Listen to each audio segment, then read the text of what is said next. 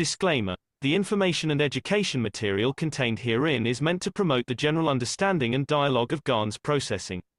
Such information is not meant or intended to serve as a substitute for a healthcare professional's clinical training, experience, or judgment. For patients and individuals, such information is not to be a substitute for professional medical, therapeutic, or healthcare advice or counseling. For medical issues or concerns, including decisions about medications and other treatments, readers, viewers, listeners should always consult their physician or, in serious cases, seek immediate assistance from emergency personnel. Prescription information, procedures, and use of medical devices information should be undertaken only by properly trained and certified medical personnel. We specifically disclaim any warranties, express or implied, including implied warranties of merchantability or fitness for a particular purpose. Such information is provided, as is, and is believed to be accurate at the time of its publishing, but it is the viewer's job to evaluate the accuracy of any information found in this presentation. Every case presented is of their own experience, applied by themselves for themselves, and it applies to their case only. Every person experiencing health problems should seek professional medical advice and consult their course of treatment with a doctor. The processes of plasma balancing described herein are a natural process which supports the body but does not replace medical advice or therapies one is already subject to.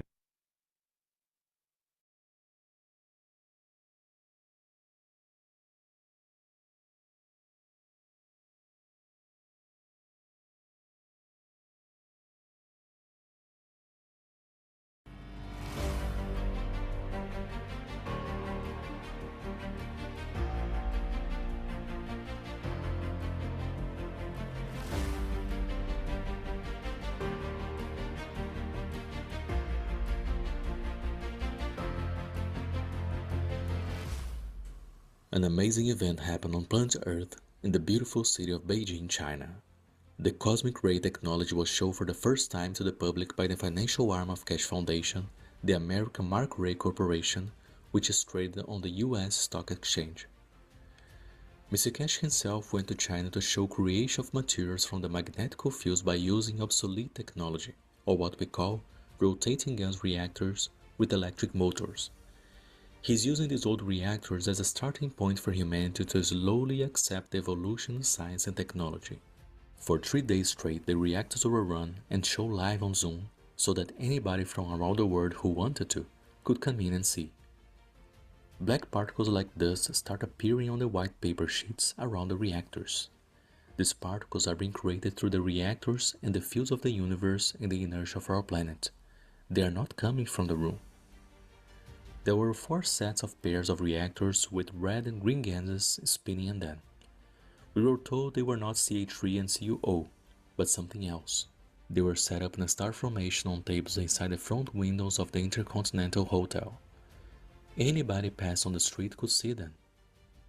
White papers and spoons were spread around the reactors to catch the materials being formed from the fields.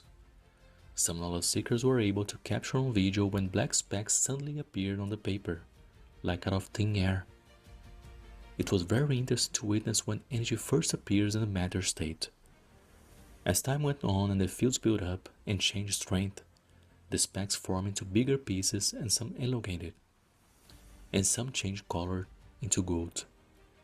This is the first time the public has been able to freely witness the creation of matter from energy. At the end of 3 days, Mr. Keshe collected more particles and showed everyone attending. An interesting thing occurred. When he touched the black dust on the paper with his finger, it turned gold. He said it interacted with the fields of the inertia of the earth through his finger. This phenomenon was written about in ancient times when the Greek god Midas touched things and it was said they turned to gold.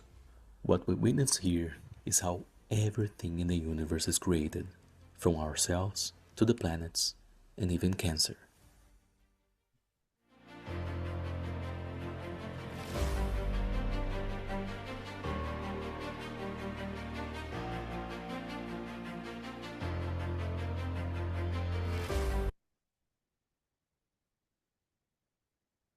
And welcome each and all to the Keshe American Knowledge Team, otherwise the University of the Universe. We're understanding more about the creation and more about the Creator And one of the key ways to do that is to understand our own structure, which Mr. Keshe is talking about, some of this internal structure, which we can all sort of play with and do certain exercises to help clean up our structure, very similar to what we saw in what's happening in the research labs in the GAN's Harvest of Agriculture, where they're creating pure seeds to transfer energy in that realm, very pure. And they're going to do the same with the fishes. So what we saw in the opening video is the first public example of the use of cosmic rays.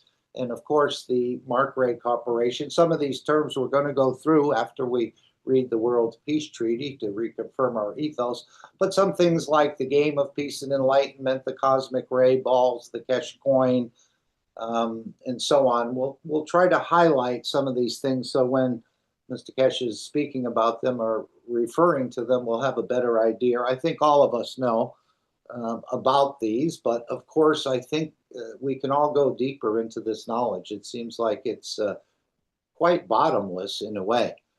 And of course, this workshop was no exception. As he said, they'll be opening up this workshop for decades and centuries into the future. So there must be a lot there hidden in a way. I think the more you understand, the more you can understand. But then, of course, you start to realize that you don't know as much as you thought you may have known. And this is part of opening up this whole teaching about ourselves, the way we work, the universe, and interestingly enough, the star, the creation, the structure of the star, the structure of the galaxy, the structure of the universe is all in the same sort of pattern in a way. So I guess the universe is copying itself. And I know Mr. Keshe is not fond of copying, but as he said many times, we are actually copying the work of the universe or replicating it in a way. And that's why we can take one grain of rice and feed the entire planet, because they're just replicating the fields that the grain of rice doesn't need anymore or is emitting into the environment. But before we go any further, and of course, we appreciate your time and being here. And obviously, you are carrying a small corner of a very large carpet, as Mr. Keshe has one of those corners. So thank you all. We appreciate your time and thank you for your service to the community. And that's, I think, what it's about, the elevation of the soul to serve. It becomes the key and not so much an existence in the physical life. Yes? Did someone want to say something? Yeah, I was just thinking, I like the term parallel better than replicate, that it is parallel. It's not like a copy, but it's parallel. So it's same in some ways, but it's definitely different.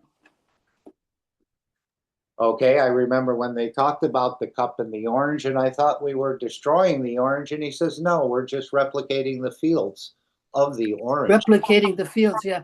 But he always talks about parallel systems. Mm-hmm.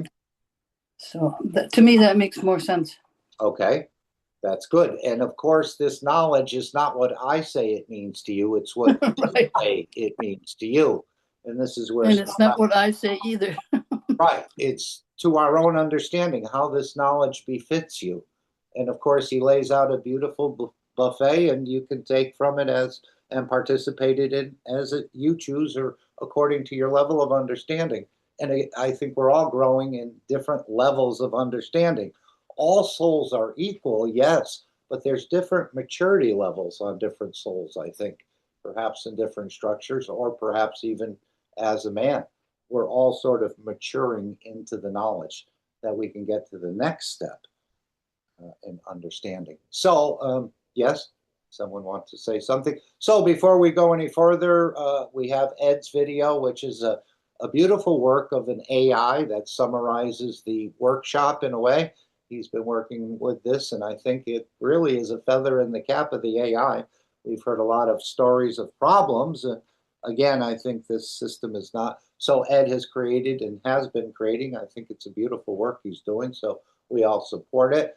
And of course, we'll give our sort of overview, and I'd like to cover the question on sin, because this is what's been sort of taught to us. And again, within that question about sin is how most of the stuff we've learned or been taught is more or less rubbish in a way, because it doesn't really prepare us for life. And this is part of the new education system based on a Montessori sort of idea, where people that are in the research center, their children will be educated in this sort of new sort of method, again, from a young age to a teenage and so on. And this is part of the understanding of the whole work of sort of educating or retuning our brains. So some of the problems of Alzheimer's or even divorce can be start to eliminate as we understand ourselves and perhaps our partners.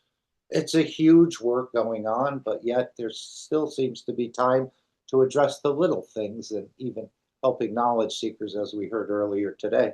Mr. Keshe made himself available to help a specific person, but apparently that didn't get coordinated. There were some issues with the communication lines, but amazing all the projects and products he has going, and still can find time to do more and to serve more. So that's why when he was in China, and he spent a number of years in China, he was given that Li Fang Award.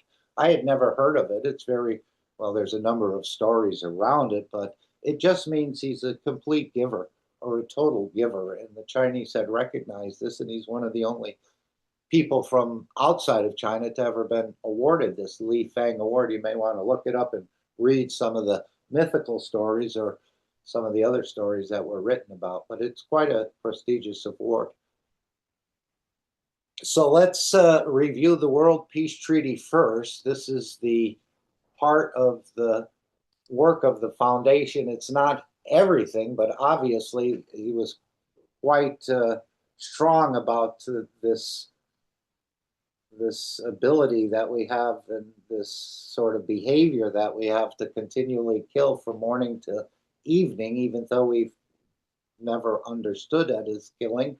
We understood it as nourishment, but as he said, through some of these exercises and other things, we can actually control the limb through emotions. And again, a phenomenal understanding. I don't quite understand it. And through that, control of emotions can move away from killing. And of course, we'll have systems to support it. But there's massive research going on, as he said, with this agriculture work in China has become the envy of the world of those people who have seen it. And I'm sure the ones who will see it in the future will also be quite envious. And it's not going to be kept in China. Obviously, it's going to be spread through the United States and other places, as he said, even mentioning Texas, and perhaps even helping them out with a little bit of moisture and creating new plantations all across Texas. So again, this is to get the East and the West to sort of cooperate, these superpowers, and sort of the Keshe Foundation is in the sort of in the middle of it, sort of hoping these two powers will work simultaneously in cooperation and work towards peace. This is the main idea. This is the World Peace Treaty we're asking world leaders to sign and religious leaders to sign, and perhaps some of them have already signed it with a pen, or perhaps many of them have signed it with the pen of their soul. As I say, when you go into the universe, you'll probably, in the energy dimension, you'll probably never see anything written. So this is something you can find. It's between you and your soul. You find peace within yourself first, and then you start to take care of the others once you've become peaceful in a way. But you can still share what you understand. We normally read this. Maybe we'll just have a moment of silence and just take a look at this, and you can read it through for yourself. No one is forced to sign it. However, if you're going to do any extensive sort of work with the Keshe Foundation, you're going to have to sign and, in a way, be moving in the direction of world peace, peace within yourself, peace within that universe within yourself. As he said, man exists and operates in the universe, and the universe exists and operates within the man.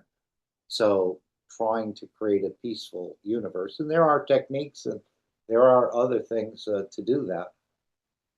But the ethos of Mitra is what comes in. So would anyone like to read it? If not, we'll just take a moment of silence and look at the World Peace Treaty. This is just reconfirming our ethos. Remember, we're sort of laying the conditions down for this, the scene of the new technology to appear in so many ways. And this is part of the new science, where the science meets the soul of the man, the idea of the new ethos, which is a peaceful ethos of giving and serving rather than taking and destroying. And then, of course, a new language, and this will be the language of love, I guess, something along that line. But there's many terms. Even this past week, I think Dr. Gatwa included a new word in the Kenyan language. And I can't think of what the word was, but he's introduced a new word into that language, and probably about 50 or more by now, just to describe this technology. So perhaps that's part of the new language, but I think the new language is going to be the language of love and serving and giving and kindness. And this is the beauty of this new child of Mitra that's being created in a way. Would anyone like to read the World Peace Treaty?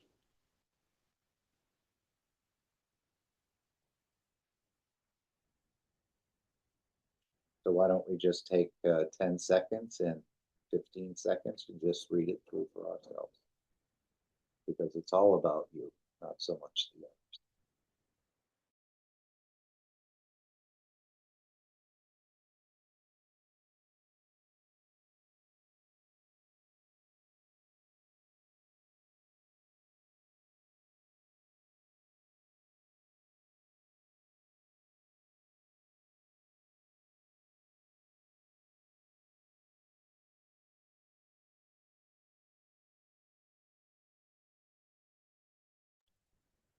Okay, any comments on the World Peace Treaty?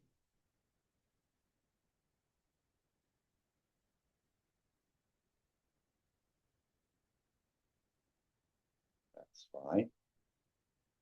Again, we're all growing into it, and we're probably not as peaceful as we think we are, or maybe we're more peaceful. He said most of us are already peaceful, but then we have to deal with this idea of, in a way, taking other entities from other structures to maintain our own, which he was quite strong on this in the last teaching about how this behavior is a cancer to the universe. And this is why, in a way, one of the reasons they're here is to eradicate this problem, that we can just enjoy the beauty of a flower or a piece of lettuce or a seed without killing it and destroying it. And of course, we never looked at it that way. We thought it was our right, other than killing perhaps another man. But now we're learning a deeper understanding that once a soul is created, this is sacrosanct and must be respected. And if we're made in the image of the Creator, we should be able to operate in the same way, where the Creator doesn't kill or destroy any of its creation. And once the fields are made into an entity with a soul and emotion and a intelligence and an ability to reproduce, it has to be respected. We didn't really understand that, as the holy books, at least mine, told us it was my right to dominate over all of the others, in a way, all of the other sort of created things on this planet. But now we're learning a deeper understanding. Again, that was more or less of a rubbish talk if you understand the process and how the universe works. Of course, this is one of the reasons man is warned off from the universe, because our etiquette, our behavior has not been parallel, if I could use that word, with the universal community. But we're learning. And again, what has been promised will be delivered. So perhaps we'll hear an overview. Again, the 6:45 workshop was about 3 hours and 15 minutes, many questions and so on, and much in the teaching as well. So I thought we'd hear the overview of the workshop as created by the AI. I think this is LM Notebook or Notebook LM. And Ed has been working with this quite strongly and has really perfected it. And I think it's quite unique. And many people around the foundation are appreciating these sort of synopsis or summaries of what Ed has been creating. And I think we'll be able to do this with the Q&A as well, as Mr. Keshe uniquely answers or not answers so many of the questions that are posed to him. perhaps we'll pick this up in the future and continue with the Q&A that we were doing. But we've done a number of the Q&A questions. So let's see if we can find Ed's video here. This is the workshop, and this is the what the AI, I guess, is named decoding or summarizing in a way, or deciphering. Again, some people like to use the word deciphering. But as he said, this will be deciphered for decades and centuries into the future. He called this a universal teaching, and maybe that's one of the keys, that some of this will be understood sooner, but some of the universal teachings will be opened up. It just apparently can go deeper and deeper, but when you don't see it, you don't realize it can go deeper. You can just hear it the first time and think maybe you've absorbed it all. But as he said, you'll connect it to a paper, to a book, to another workshop, perhaps to something else that's going on in the research centers, and all of a sudden a novel or a new creation will come to be. So let's hear what the AI and how it summarized the last workshop. And then if there are any parts that touched you, perhaps you can share with us any parts of the workshop that you would perhaps want highlighted, or share your understanding. And this is part of it. We're all students, but yet we're all teachers, where you can share what you think you understand about this knowledge.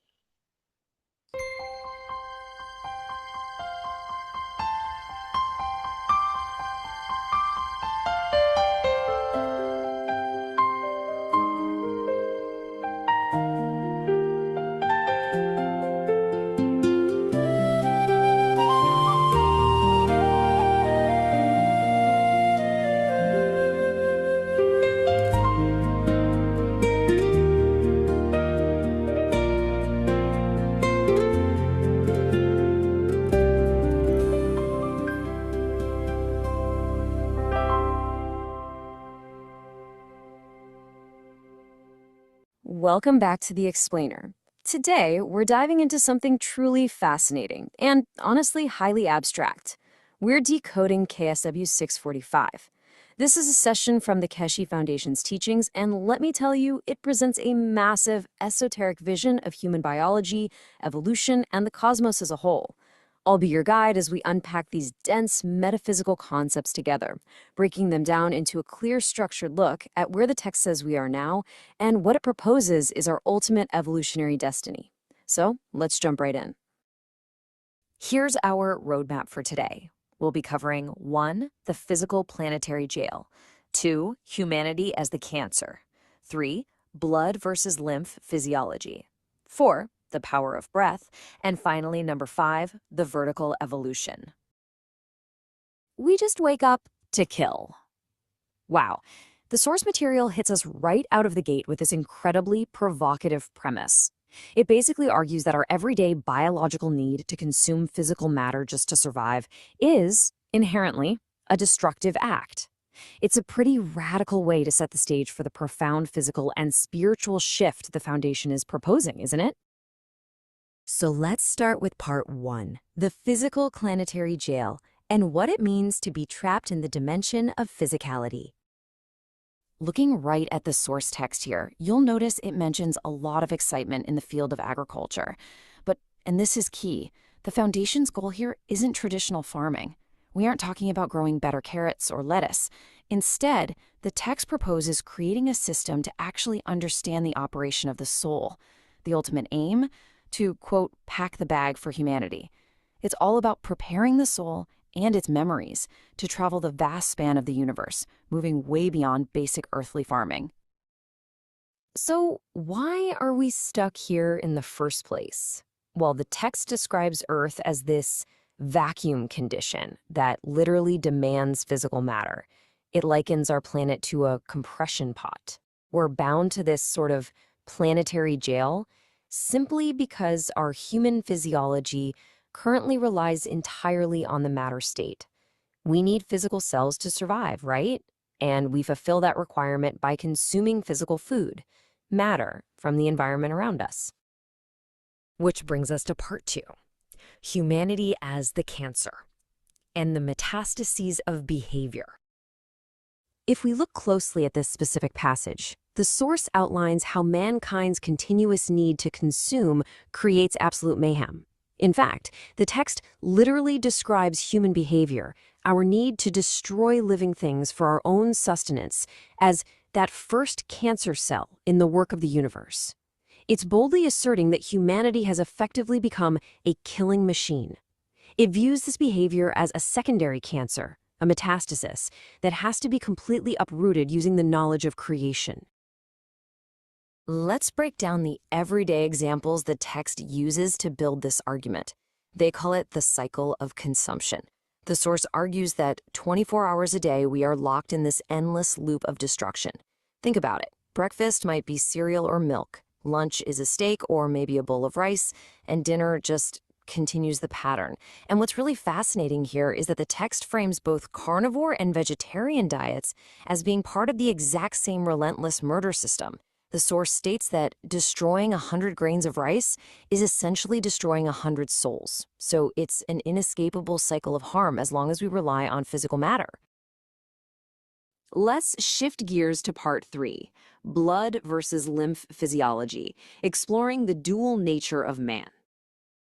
Okay, so the text claims human physiology is fundamentally split into two separate systems. On one side, you have the red liquid, the blood. This connects directly to the mouth, to physicality, and to that act of killing for consumption we just talked about.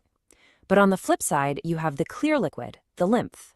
The text connects the lymph to the nose, to the soul, and most importantly, to absorbing universal energy. And this is energy that is freely given rather than taken by force. Now, KSW 645 actually redefines modern medicine's understanding of the human heart to fit this duality. The text asserts that medical science has basically hit a wall and fundamentally misunderstands blood pressure. According to the source, the heart actually has chambers specifically designed for the lymph. It even claims that the lower number on your blood pressure reading, it doesn't measure physical blood at all. It says it actually measures the pressure of the lymph, the energy that's feeding the soul. To explain exactly how this universal energy is meant to be received, the text uses a really beautiful, nurturing, maternal metaphor, the kiss of the mother. The absolutely crucial point here is that universal energy is meant to be freely given to feed the soul, exactly like a mother nursing and gently kissing her newborn child. The text asks a pretty profound question. Why do you kill for sustenance when you have already been, quote, kissed by the Creator with infinite, freely available universal energy? Moving on to part 4, the power of breath and feeding the universal soul. So how do we actually do this? The Keshe Foundation proposes a specific method of energetic transmutation. Step 1, calm the soul and bring your emotion under control. Step 2, use the rhythm of your breathing to connect to those universal energies. And step 3, absorb the energy you need without destroying physical matter. The text claims that by simply using the breath and the nose, humanity can bypass the mouth's physical consumption entirely. We can tap directly into cosmic rays to feed the body. But what actually acts as the bridge in this whole process? Well, the text identifies emotion as the magnetic key to physical reaction. Emotion is the controlling mechanism here. It bridges the gap between the physical brain, which the text says protects the soul, and the soul itself, which is what absorbs the universal energy. So the source states that by mastering our emotion and our conscious breathing, we can entirely dictate how our physicality reacts and exactly what it absorbs from the universe around us. And finally, part 5, the vertical evolution, becoming universal beings.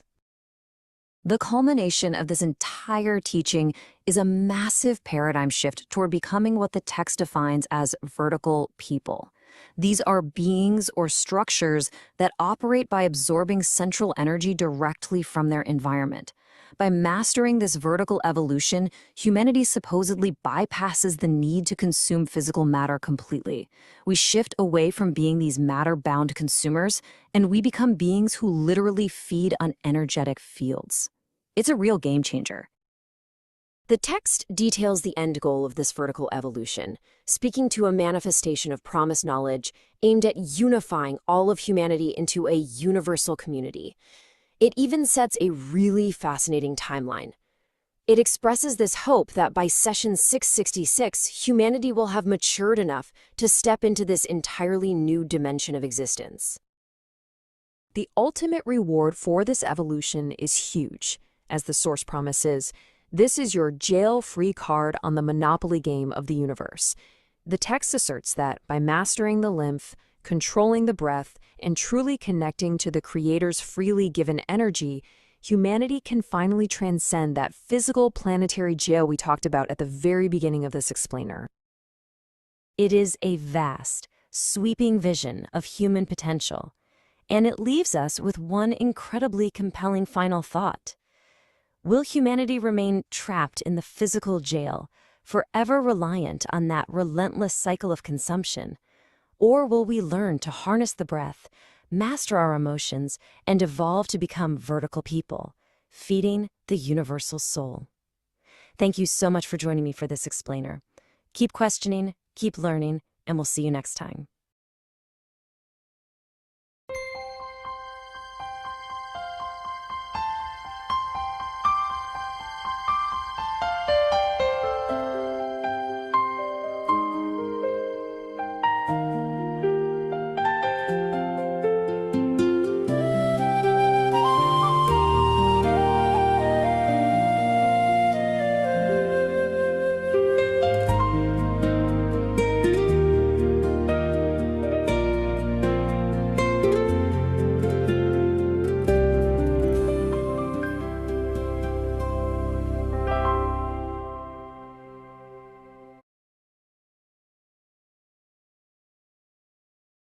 Okay, thank you, Ed, for that. Any comments? That we can live like the Creator lives. I made the man in the image of myself. Oftentimes in the past, I've read a few stories about breatharians, where apparently, and again, I thought this was very strange that they could breathe and take their energy. And even one was reported that they got pregnant and carried a child to full, and the child was born healthy, and they continued with the same practice. Again, there's something some people know, and it seems to be in line with the what we can all do. But of course, we were told we need to eat. You need all the nutrients and the rest. But apparently now through cosmic rays and everything, and we can learn to absorb it from the different systems of the Keshe Foundation, and that will ingrain this understanding within our own structure. As I see it, anyone want to make any comments? Anyone want to get out of this trap of physicality? Or at least operating in the way we've been operating in the physicality. I think you can still have the physicality and enjoy the beauty of the creation at the same time. And if you can absorb the energies, why, once you understand it, as they said, esoteric knowledge, secret or hidden knowledge in a way, and if you can absorb energies and communicate that way, why do you have to kill and destroy? And what about the fact that we already received 80%? We already do it. We just have to get the last 20% from the universe. Yes, yes. We haven't, I never realized that we're absorbing 80% of the energies we need every day from the environment and the universe. I was always under the impression that it's what you consumed, more or less. I had no idea about this energy dimension, and this is what the Keshe Foundation is opening up, the mystery of the matter state of the entity to its energy dimension. Thank you, Gail. I'll try to answer your question why we should be consuming these animals. Why we should be consuming the animals, you said? Yes. Okay. Yes, that's what I said. The thing is that it is possible to do what Mr. Keshe has said. I have tested it for like several years. And nowadays I eat alternately. One day I eat, one day I don't. So, but why do I eat I don't get hungry, but I still can eat a lot, but I can't go without it. So why do I eat? So if it's possible to do it, and it's not that difficult to do, the emotion, I actually worked with the emotion more than the breathing. The one thing that can be observed is that once you worked on the emotion, you start to see that the breathing pattern is changing as you do the energy absorption. But the question is that why do we need to eat? Because everybody around me is eating. Yeah, my mom told me I need to, or I'll get sick. Yes, exactly. And my mom also told me that if you go in the rain, you'll get a fever. So mom is the biggest patient you can have. So you have to be careful with those people. So moms have all kinds of stories like that. And I mean, their intentions are correct. But as Mr. Keshe pointed out, mom gives us the milk at the beginning of our journey on this planet. But the next step, she's feeding us all kinds of food. And then we get all kinds of fake news after that. So She gets us addicted to a lot of things, doesn't she? yeah, so see, these mom kind of people and other relatives of that sort, those ilk, they're always, uh, you know, putting pressure and all that, in various ways. They have the devious methods. But again, Mosfeg, as you said, this is very innocent, right? They're not doing it to harm. They're doing it because they've been taught this way. And they, Yeah, I know, but they've been taught this way. How do you make them see, or do you have to make them see? Sometimes you just have to show them that, yeah, you can still eat, but you can do it without it.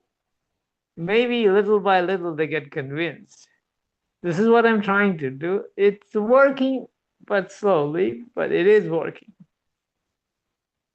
And so this is the part. When you go out with your friends for a drink or for something, you consume some stuff. And this is not going away very fast, for sure. right.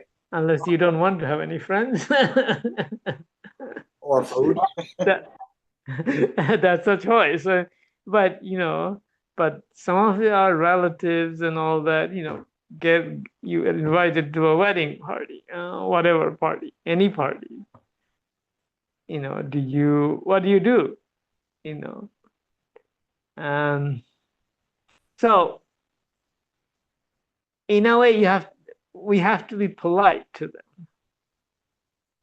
This is also part of being, in our physicality and live in the energy state at the same time. So one day I live in the energy state, one day I live in the physicality. So it's not difficult at all. I do not get hungry at all. It's for real. This is not anything that's untested, shall we say. So, but at the same time, we have some ways to go before we can completely disengage. In a sense that we have to follow the ways of the planet a little bit. May not be fully, but a little bit. But at the same time, what is important is that it is possible to learn it, even when we are faking it, let's call it that, with the fake news people. So this is my point of that we have to eat or consume and kill others. Well, it's kind of like, I mean, I'll give you an example from some of the people who are in my religion, the head chopper that you hear about, the Al Qaeda people, but then again, they're funded by non-head choppers. But I mean, so this attitude of killing other animals have reached to the point that we have wars and things like that, where we kill our, essentially our fellow beings and the planet of our own kind. Because of course we have the leaders who are in the Epstein class, so they're into this heavily, more so than people who are in the war. So there is a whole lot of this affliction. The cancer has deep-rooted stuff to the point where we are actually consuming ourselves. I mean, I'll just keep it to the war. Killing others is essentially the same thing. We are consuming their energy, their resources by killing them. I mean, it's not that their body here, but their land, their families, they get tortured and all. War has a side to it which is not announced, which is what the soldiers do when they occupy somebody else's territory. We went through a civil war here in Bangladesh, so I know what happened to the families and the women and some of the elderly people got killed and all that. All of these happens as a part of this is what I call consuming. We're not just consuming like Epstein files people do, but there is still consumption going on here. So this is far deeper than we want to go into. I'm just touching the very surface of it. But still, we have to be a little bit polite to those who are still not quite there. So I'm just this is my feeling. This is practical of living a life among those who consume. So Yeah, I remember when I heard that you could feed yourself without eating, I said there is no possible way you could feed yourself. This is years and years ago when I heard this. And there is no possible way. I thought, how are you going to get the food within you if you're not eating it? But I didn't understand. It was too simple. I didn't understand how my own structure is working. So I said, there's no possible way you could feed yourself without eating. But now we're seeing the actual systems being developed, and some of us have tested some of these systems. I know Gail has talked about it often, where that need to eat, even though I went through it as well. It lasted maybe over 24 hours, 36 hours or something like that. But I opened the refrigerator many times in that period, but yet I didn't take anything. I sort of caught myself. It was almost habitual, where you open the refrigerator and look for something to snack on, something to kill, something to take its energy from, when we can rely on our own. As he said, with this new system, we don't need your cell phone. We don't need your food. We don't need internet. There is what Keshe Foundation is providing is an assist mechanism. They're supplying they're making the supply of the energy available to us. But this is kind of like to help those who are still consuming. It's a stepping stone to the place where we won't need any of these. Technology, whether it's Keshe Foundation or anybody else, whether it's a spaceship, the spaceship is needed before transmutation. the feeding system is needed before we are on our own. So it's a kind of like a more advanced crutch, much less, it's kind of, think of it kind of like we have a physical crutch, then we have an energetic crutch, and then you're on your own. So this is really where we are going, whether it's a spaceship technology, whether we are talking about feeding technology. So, what I'm doing is not with the assistance. At the beginning, I was connecting with the enhancement unit, but then I realized that I don't need to. So it's not that difficult. The step is very easy once you kind of come to terms with the fact that we can do it. And again, he said the plants or the vertical people, he said, have a lot to teach man. And I think this is one of the reasons they're studying the vertical people, or the soul of the vertical people, that they can transfer this understanding into the man in a way.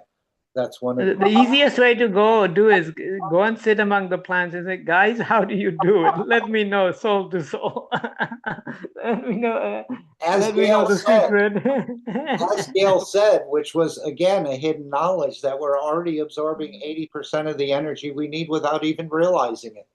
It's not, and as we understand, that 20% is not a major gap to be filled. But we need to understand more about ourselves and how we can control that. And this is part of the future, the current and ongoing of this lymph cleaning and using the emotions, as he said, to be able to feed ourselves in a greater manner than the environment is actually, or the conditions created in this planet allow for. That's one of the reasons we've fallen into this, is because the creation left us 20% short, and we didn't know what to do about it, apparently, except grab the next bunny rabbit that was hopping by. Or we had it and we've lost it, so on, over a period of time. So we're coming back again to understand more about the energy dimension, and we're all this way. But I don't think it'll be a complete stop or switch over from one to the other. We'll have to see. You don't want to drive the car 120 miles an hour and then put on the brakes. You cause all kinds of problems. So it'll probably be a step-by-step progressive, again, as you wish it. Yeah, exactly. Well, we're very soft targets to these cosmic rays, apparently, and so you'll be fed perhaps without you even knowing it. Perhaps that's part of these cosmic torches, not only the elevation of the knowledge. It's very difficult. The convincing is difficult. I mean, the people around me, they see how much I eat. The days I eat, it's very little still. And I tell them, look, the amount I eat, according to what you say that I have to eat, the amount I eat, an adult like me cannot survive on this amount of food. But you still don't believe me that it is possible to live. And I don't have any health issues or any health problem at all. So, yet you don't believe what you see happening in front of you. I tell everybody around me. They still try to convince me that I need to eat, because that's the way it has to be. It's that difficult, really. Even with evidence, people don't believe it. And I tell them, look, this is the amount I eat. This is the amount I used to it. And this is, it's really not possible to have the same build as I had before with this. So how do you explain this? It's hard to convince people. Yes, it seems to be a question, Marsvick. Did you say you are not, that you don't look the same physically, or you look the same? What would you call it? Yeah, I look pretty much. I mean, I was always skinny, and I'm still skinny, but my weight hasn't changed. No, I was curious, yeah, because and physically, I mean, we can do what Mr. Kesh was telling us, like the athletes in the Olympics are trained to go run through their particular program in their mind. And that's what I think he was talking about in the last workshop. So the athletes actually do way, way better when they exercise in their mind. And then they go and perform, and it's far better. So there is something to be said for our emotions and our thinking on it, so that you can still be the very same. And then Mr. Kesh is talking about not being out of breath the way the young people are. That sounds like he's kind of in the envelope of the soul in a way. So I think there's so many things that we can do. And I'm very happy that you're doing what you're doing. You're a good inspiration, Moshfegh. Thank you. Yeah, you must have a cleaner lymph, and this obviously this helps the brain and all that. Your intellect is not failing; it's probably expanding. No, it's not my intellect that's the problem. My mom, I mean, a few years back, I bought a blood pressure machine for my mom. My mom has a little bit of it, not too much. But so I went to the shop to buy a machine, and this was a couple of years back or so. And they gave me the machine, and they said, "Oh, let's test it on you." They tested on me. My blood pressure is both. I mean, it's fairly low. It has been from my childhood. And they said, "You need to go and see the doctor." The pharmacist told me. I I laughed, but so so in that sense, uh, I have a lot more problems in a way than just what you guys are talking about. So uh, the thing is that we think that the blood pressure has to be a certain level. So my lymph level is also low, and along with the blood pressure. So I don't know that it can contribute to my health, but it has been like that for a long time. So in any case, so we, I don't know how low the lymph should go. There is no number for it yet. But I don't do anything specific for like the lymph type of exercise. But I do kind of some exercise, so that physical exercise I do. I mean, and so in a sense that and my physical ability hasn't changed much since my teenage years, so that I can tell. So I'm very close to that ability, or if I would say now that I do what I do, I think I'm better than I was when I was a teenager. And this is Anyway, this is just another beauty of an exercise that one of the beautiful knowledge seekers put together and sharing an understanding of this exercise. I think there'll be multiple exercises coming in. And the important thing here is the spirit of the exercise. This is what Mr. Kesh was emphasizing. Spirit of the exercise, what do I mean by that is that the basic thing is that one has to go into a relaxed state with the limbs up. So you can hang from a bar in a relaxed way, which he was referring to when he was talking about this exercise. You can hang for a bar in the gym or in a tree or whatever. Then you essentially your lymph is flowing back towards the body.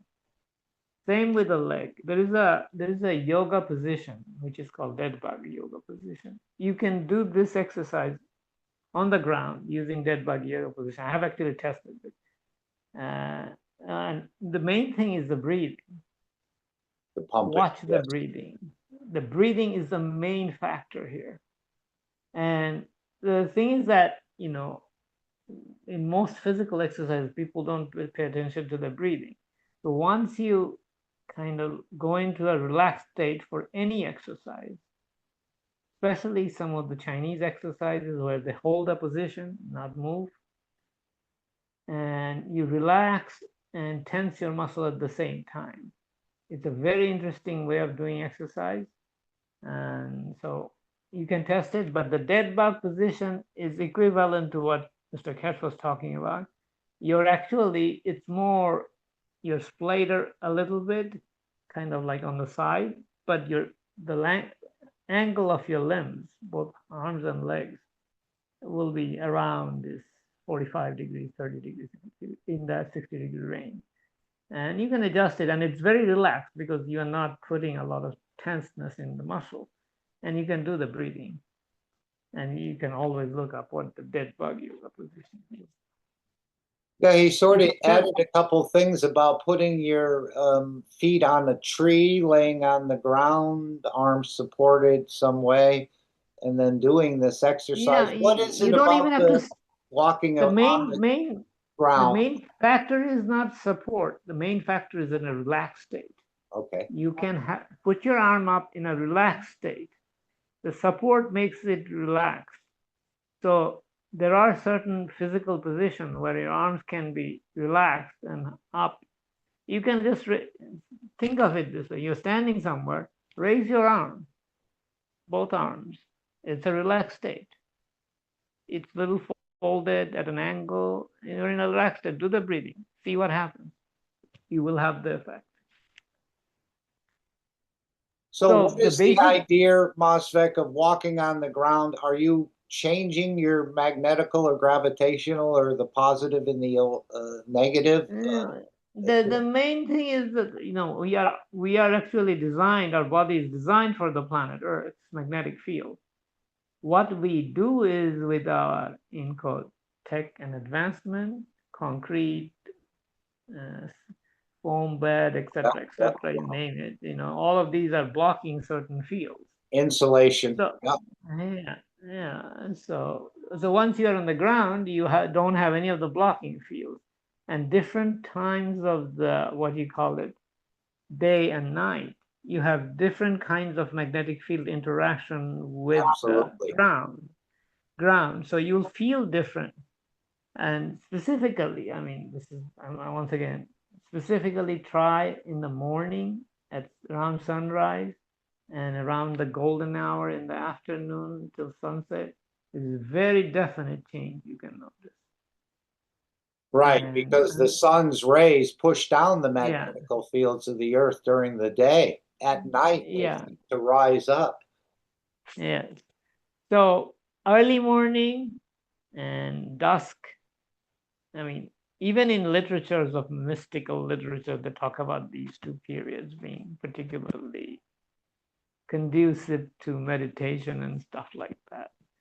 So the reason is that if you are sitting down on the ground, like the Buddha used to sit down under a banyan tree or whatever, all this kind of thing. It's essentially you are connecting to the field naturally.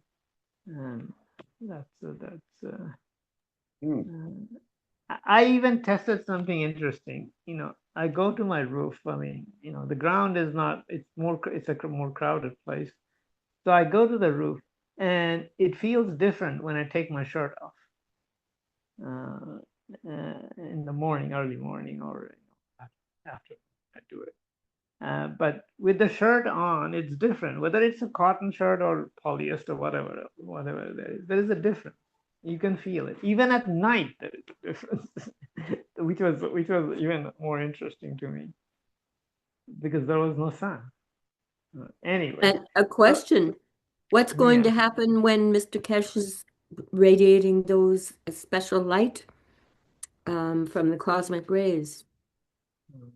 I have no idea when it happens. Well, you've got a good chance to let us know.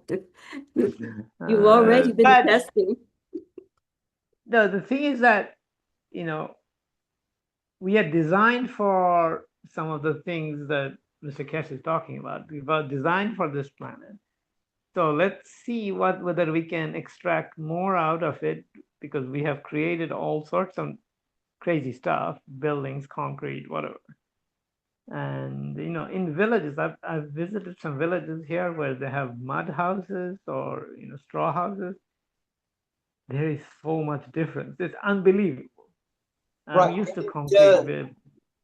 Didn't It's Mr. Keshe, unbelievable. yeah, didn't he talk about working with a bed or something, creating some sort of Yeah. beds? I know our current, at least in the United States, with all the metal framework and metal coils, it definitely creates a blocking mechanism. This is one of the reasons some of the I have to find out. There is some people in Bangladesh, they're making, since bamboos are very, yeah, available, they're making bamboo beds.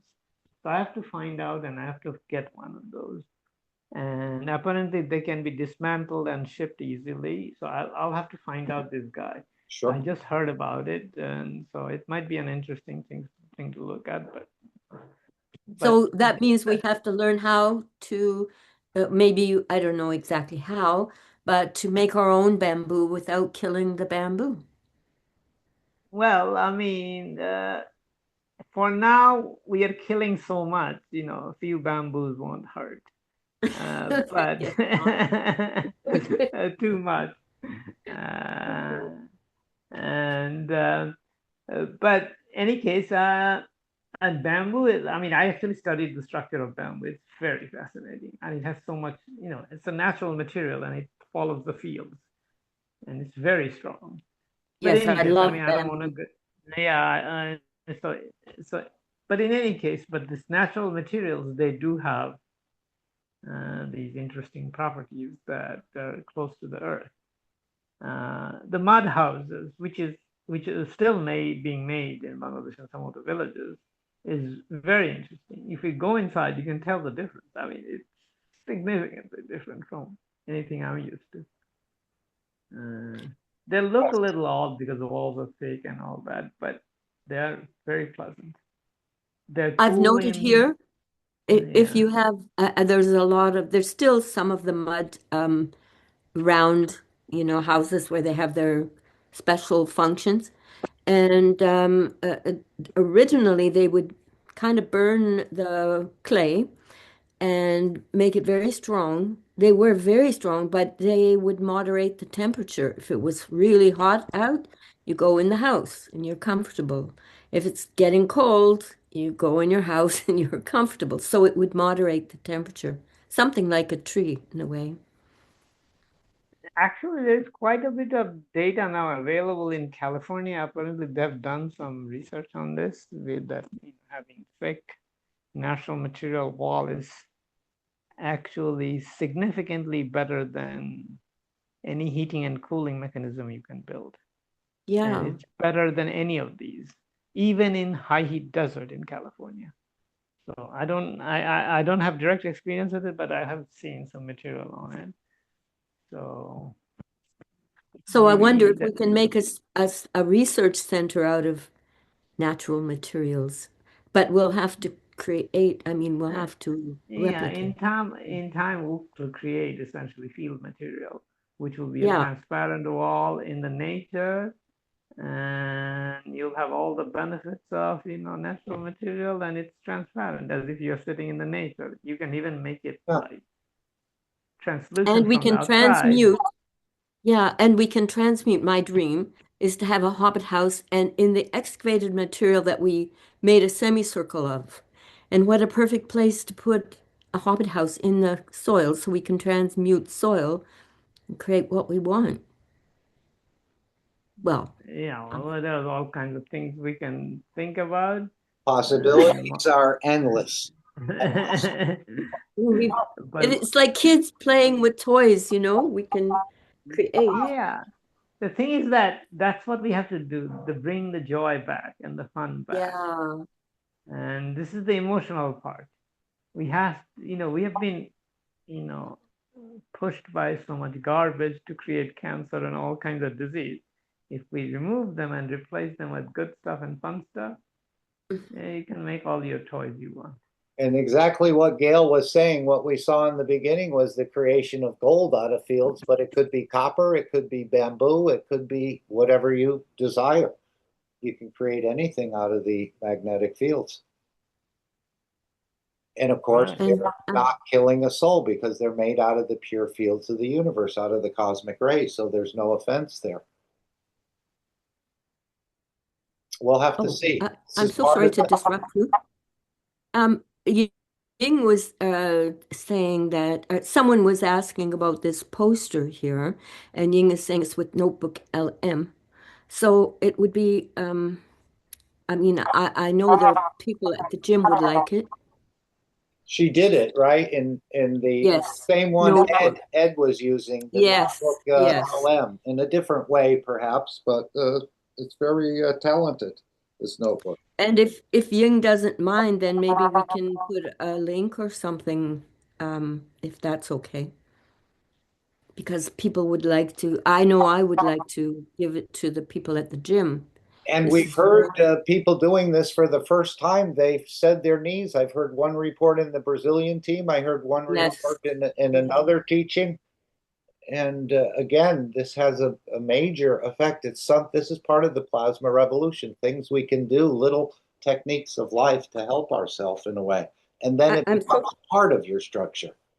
yeah, sorry for taking you away from what you were talking about. I just wanted to, I noted the chat. Okay, if you want to put this into the chat, feel free. I How don't do know if we, I can do it from here, but anyway, thank you for the work. And of course, we'll see another sort of, the Brazilians have also made a chart, or again with the lymphs. And as Takesh said, a lot of people are doing that. Maybe we'll go to the announcements. First, we'll play again the use of the cosmic rays as it's touching the agriculture. In the opening video, we saw the cosmic ray technology touching the creation of materials. Now we'll see how it's feeding and sort of balancing and elevating the agriculture. I think Rick plays that first in the announcements, and then we'll listen to the announcements. Thank you. Yes, I have this chart, kind of parts of it in my mind already. I don't even need the chart because we've studied a little bit. And again, the breathing is very important, or really the key in a way. But Mr. Keshe said he explained it in the first part of the teaching a little deeper. And again, the lymph is feeding the brain. The blood is for the physicality. So clean up the lymph, you clean up the brain in a way. And that's part of the system that the soul uses, I believe. That's why it's so close, and the soul has embedded itself in there. And it's not the pineal gland, as we've heard.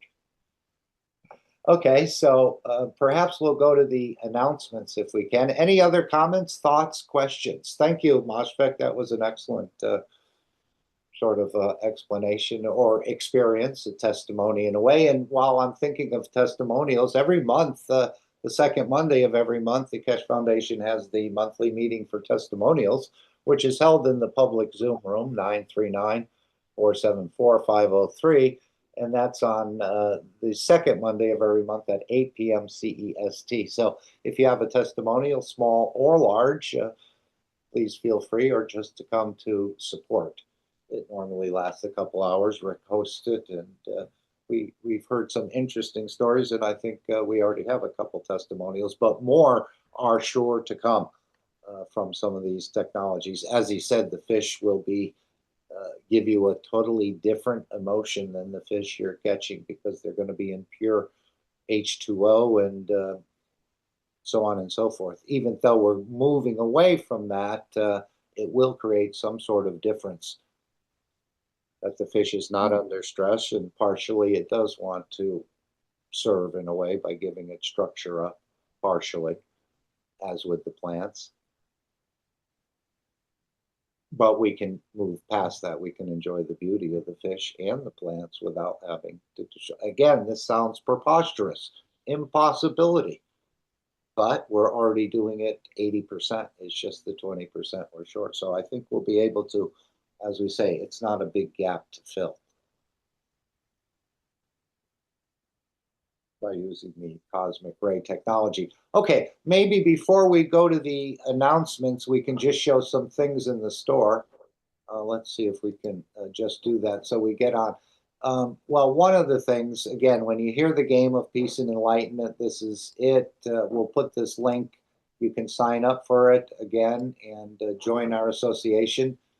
Let's see. Access to the file restricted by your account administrator. I don't know who did that. It's not me. Ying. So this is the game of peace and enlightenment. Again, the ethos sinks in, and some of the knowledge also sinks in. The compression technology. It looks rather simple, and of course it needs to be perfected, but this is where the technology is hidden behind this game. Much of the development will be delivered through this game, and so on and so forth. We don't have the full scope of it, but continue to play it. You can earn up to 2 cash coins a month once you've reached a certain level, which may take you a few years to get there. But if you start now, you'll be there in a few years, perhaps. And I think the feeding will be coming through here. For an apple will cost you a penny. And of course, you'll get the energy of the apple, not so much the apple, and wellness and other things. Energy, perhaps, as the cosmic ray antennas get added. So continue to play the game, explore the countries, this little village of Earth, we're calling it. Learn how to contribute to yourself. And again, there's a number of little features that pop out on each side. It gives you some modicum of control. Let's say you can set your gravity where you'd like it to be and answer some questions perhaps on the daily quizzes and so on. Again, these are all taken out of the Knowledge Seekers Workshop, but this will all be embedded into what we call the game or the One Nation Network. That was the game of peace and enlightenment. This is the units that the foundation is planning on releasing 10,000. That'll handle about 1 billion people, so we may need 100,000 or so of these units. Some of these will go below the ocean, but this is where the cosmic ray antenna will be added on, and then you'll start to see where we don't need the current structures internet, and we don't need the current structures water, we don't need the current structures telephone system and wellness system and the rest.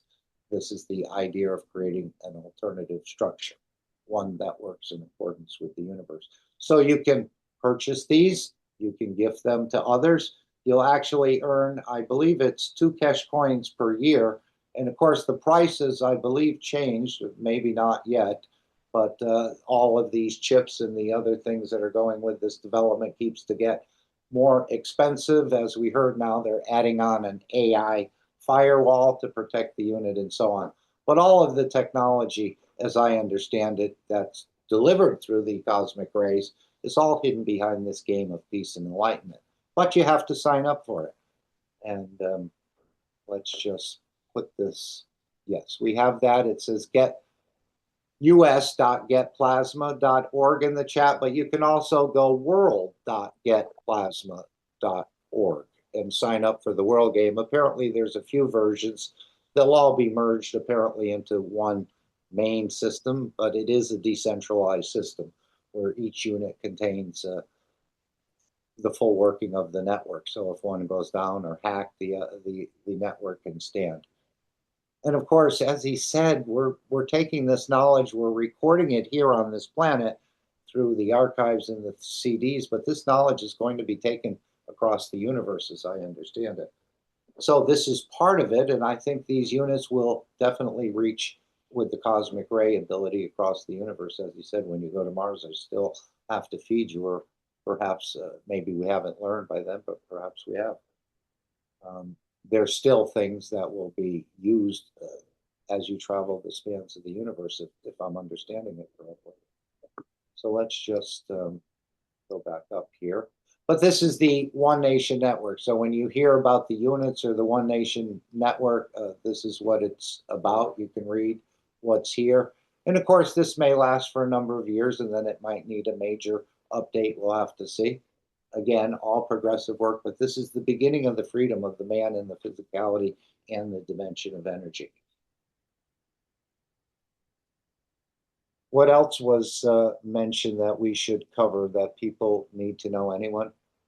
Oh, welcome, Joseph. I was just thinking about you earlier, the last few days. So glad to see you've appeared and everyone else who has. Of course, the Markray Corporation was mentioned.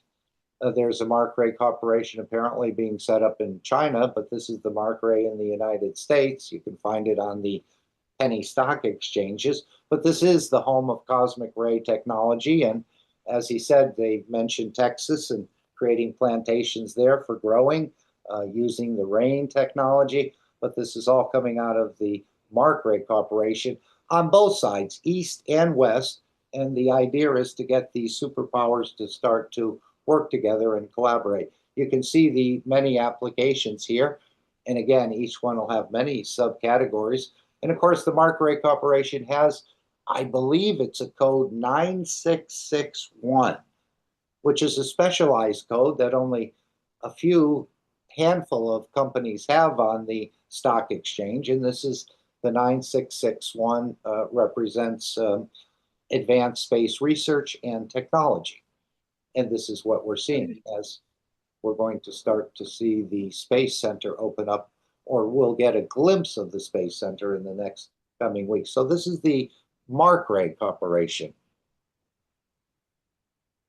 And there is one in China, which will go on the exchange, and perhaps there'll be something in Europe as well. So we covered the Markray.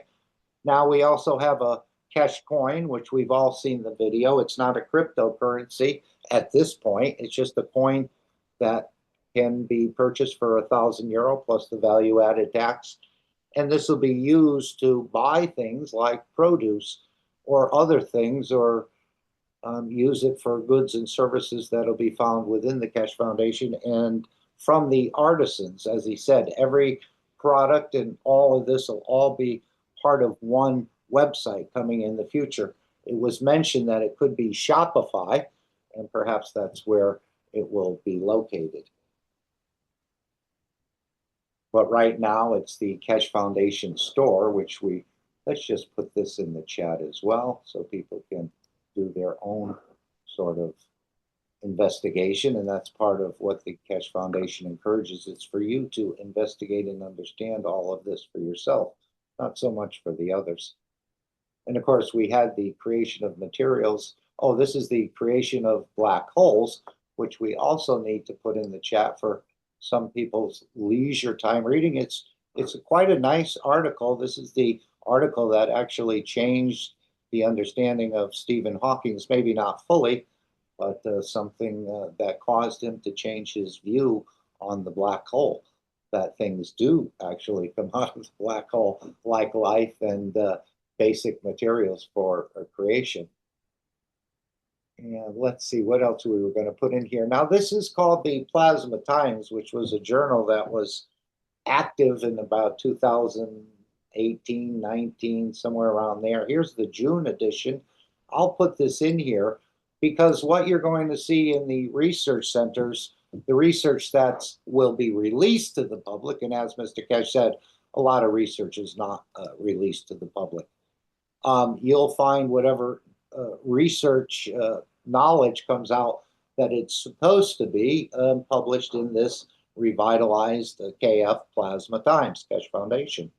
So you can look at one of or many of these articles, again, converting carbon-14 to deuterium, magravs. He talked about a new magrav coming out. Your older magravs are obsolete and so on.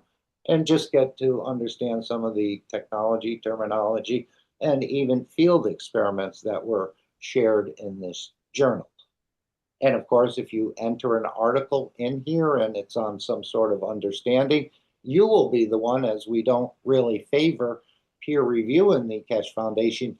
As your knowledge grows, you can then add the new knowledge to your article that you've written in here. At least that's the way it was couched in the past. Perhaps it'll be the same. Of course, all being overseen by the Keshe Foundation internally, that you don't put anything glaringly wrong or false. Any comments from anyone? So that's the scientific journal where you'll start to find some of the research. And again, there'll be research for fish and plants. And then, of course, the Space City, which is going to be shown, as I said, in a number of weeks if that comes to fruition. Anything else we need to share? We covered the Mark Ray, the cosmic ray balls, of course, which are still available as I understand it. Let's see, is this the website here? And let's just go to all products. And again, this website is a little bit funny. It comes up with some things, just cancel them out. But these are the cosmic ray balls. And this has a way of, this is apparently carbon-14 within here, and it opens up the universe to you, or in a way minimizes the physicality and opens up the energy dimension based on your emotion or your wish. I don't have these, but many knowledge seekers do, and I think there's still a time where we need to learn how to use them. But he said these would become very valuable in the future as well. Maybe not in the value as we think of money, but maybe so, but in the value as a resource where you can create what you need from interacting with systems and perhaps holding these balls in different positions, as he called the carbon-14 creator rays in so many ways. Milan, did you want to say anything, or Gail? I see your mics are open.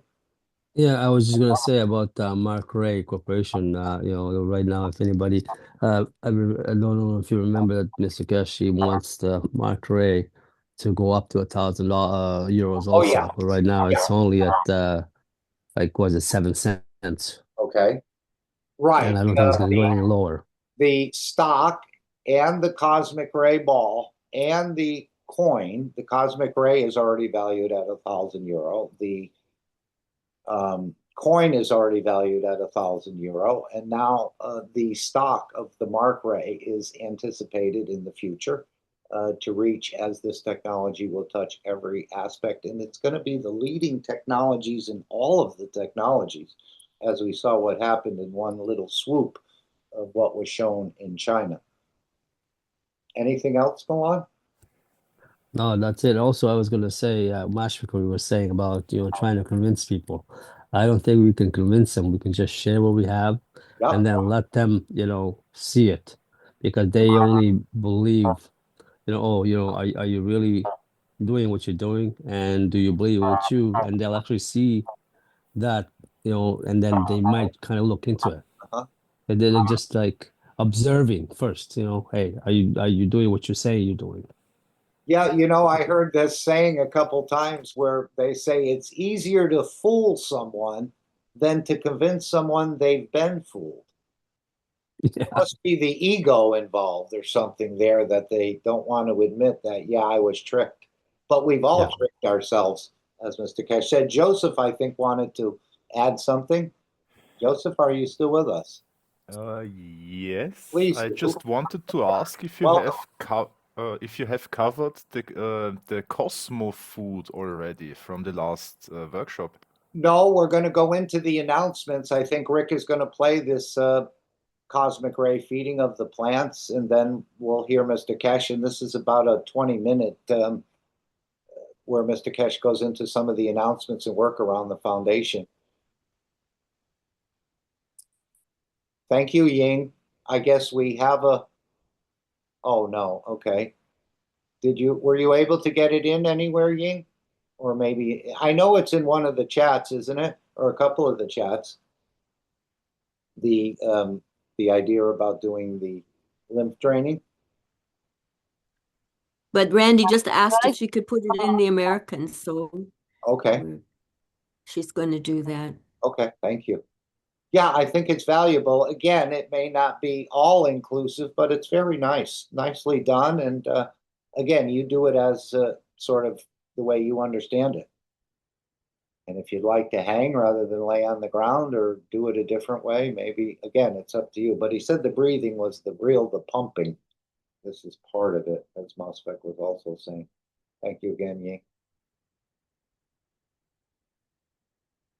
So this will be the premier space company in the world. And of course, they're getting invited into different space agencies. They're probably don't want to admit it, but they're very anxious to cooperate and collaborate with the Keshe Foundation in developing more advanced space research.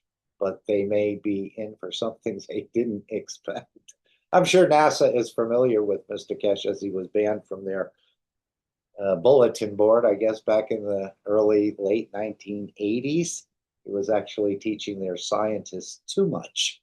So they said, we have to sort of block you. I don't know if they ever found out who did the blocking, but we're back around to the same position again. And now I think they'll embrace this work. At least we see the Chinese and the Russians, as he said, the Russians are quite far advanced as well in this, and the Chinese are catching up, and so on and so forth. So we all have a little bit of it. Iran is 50 years ahead in the nano coding technology, so it's already been spread in a way. And of course, now certain governments are moving in that direction of peace because they're seeing this last 3,000 years on this planet with 5,000 wars. We're not getting out of it unless we elevate the soul of the man or its central energies and learn a different path to follow. But the killing and destruction has been a norm, as he said, morning, noon, and night. One endless conflict after another, just a few years in between. And of course, many more people will become wealthy during the periods of peace than with war. It has a lot of benefits, and of course, it gives us an entree into the universal community. As we can become more peaceful, we can interact. But we're learning this etiquette of how to operate in that energy dimension, so to speak. Okay, I think we should go to the announcements. Anyone want to say anything else? So the Mark Ray, the Keshe coin, the ONNs, the Game of Peace and Enlightenment, the Cosmic Ray balls, all connected, all different combinations of things. And there's more to it in the background. As we know, we've only been shown about 5% of what the foundation is actually doing. But more and more seems to be getting revealed. Again, some on the government side, which is proprietary, which will never make it into the public at this point in time, and some put in for public consumption.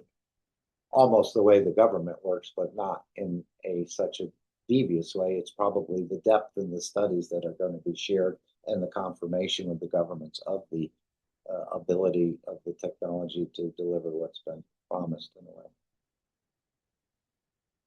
And what's been promised is quite phenomenal in the agriculture about the growing seasons and shortening the length and the not as much of a need for water, harvest increase, and so on. But let's go to the workshop here. And this is kind of an example of the cosmic ray, isn't it? Isn't this what we saw going around the Ubisos? And look at all those interaction of it crossing itself, interacting, and all these are new creations, kind of like preemptics and things. But you have to know how to play with these things.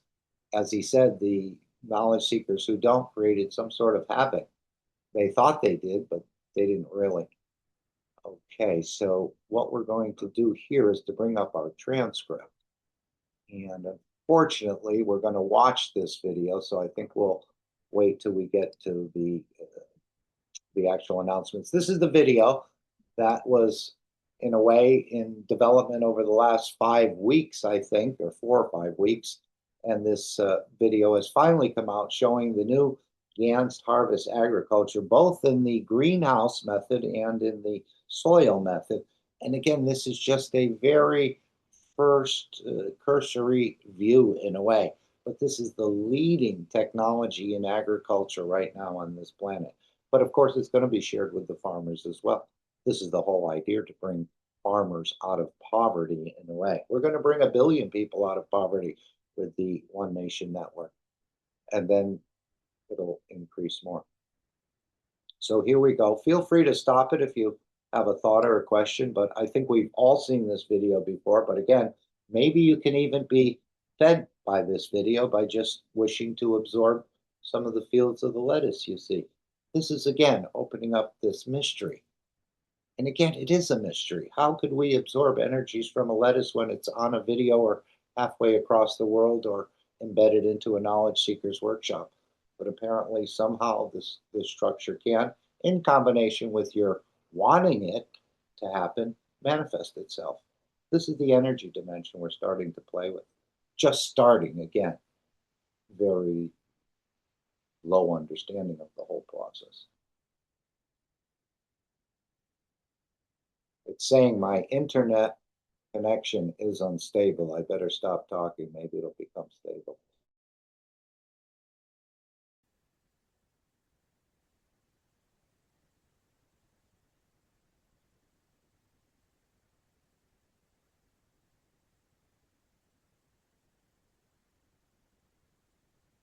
I think Rick is jostling with this video a little bit. Sometimes they refuse to start. Let's see. There we go. Just bear with me a minute here. I'm having We're learning patience. technical difficulty. That's part of the game of peace and Will enlightenment. resolve shortly. To learn a bit about patience.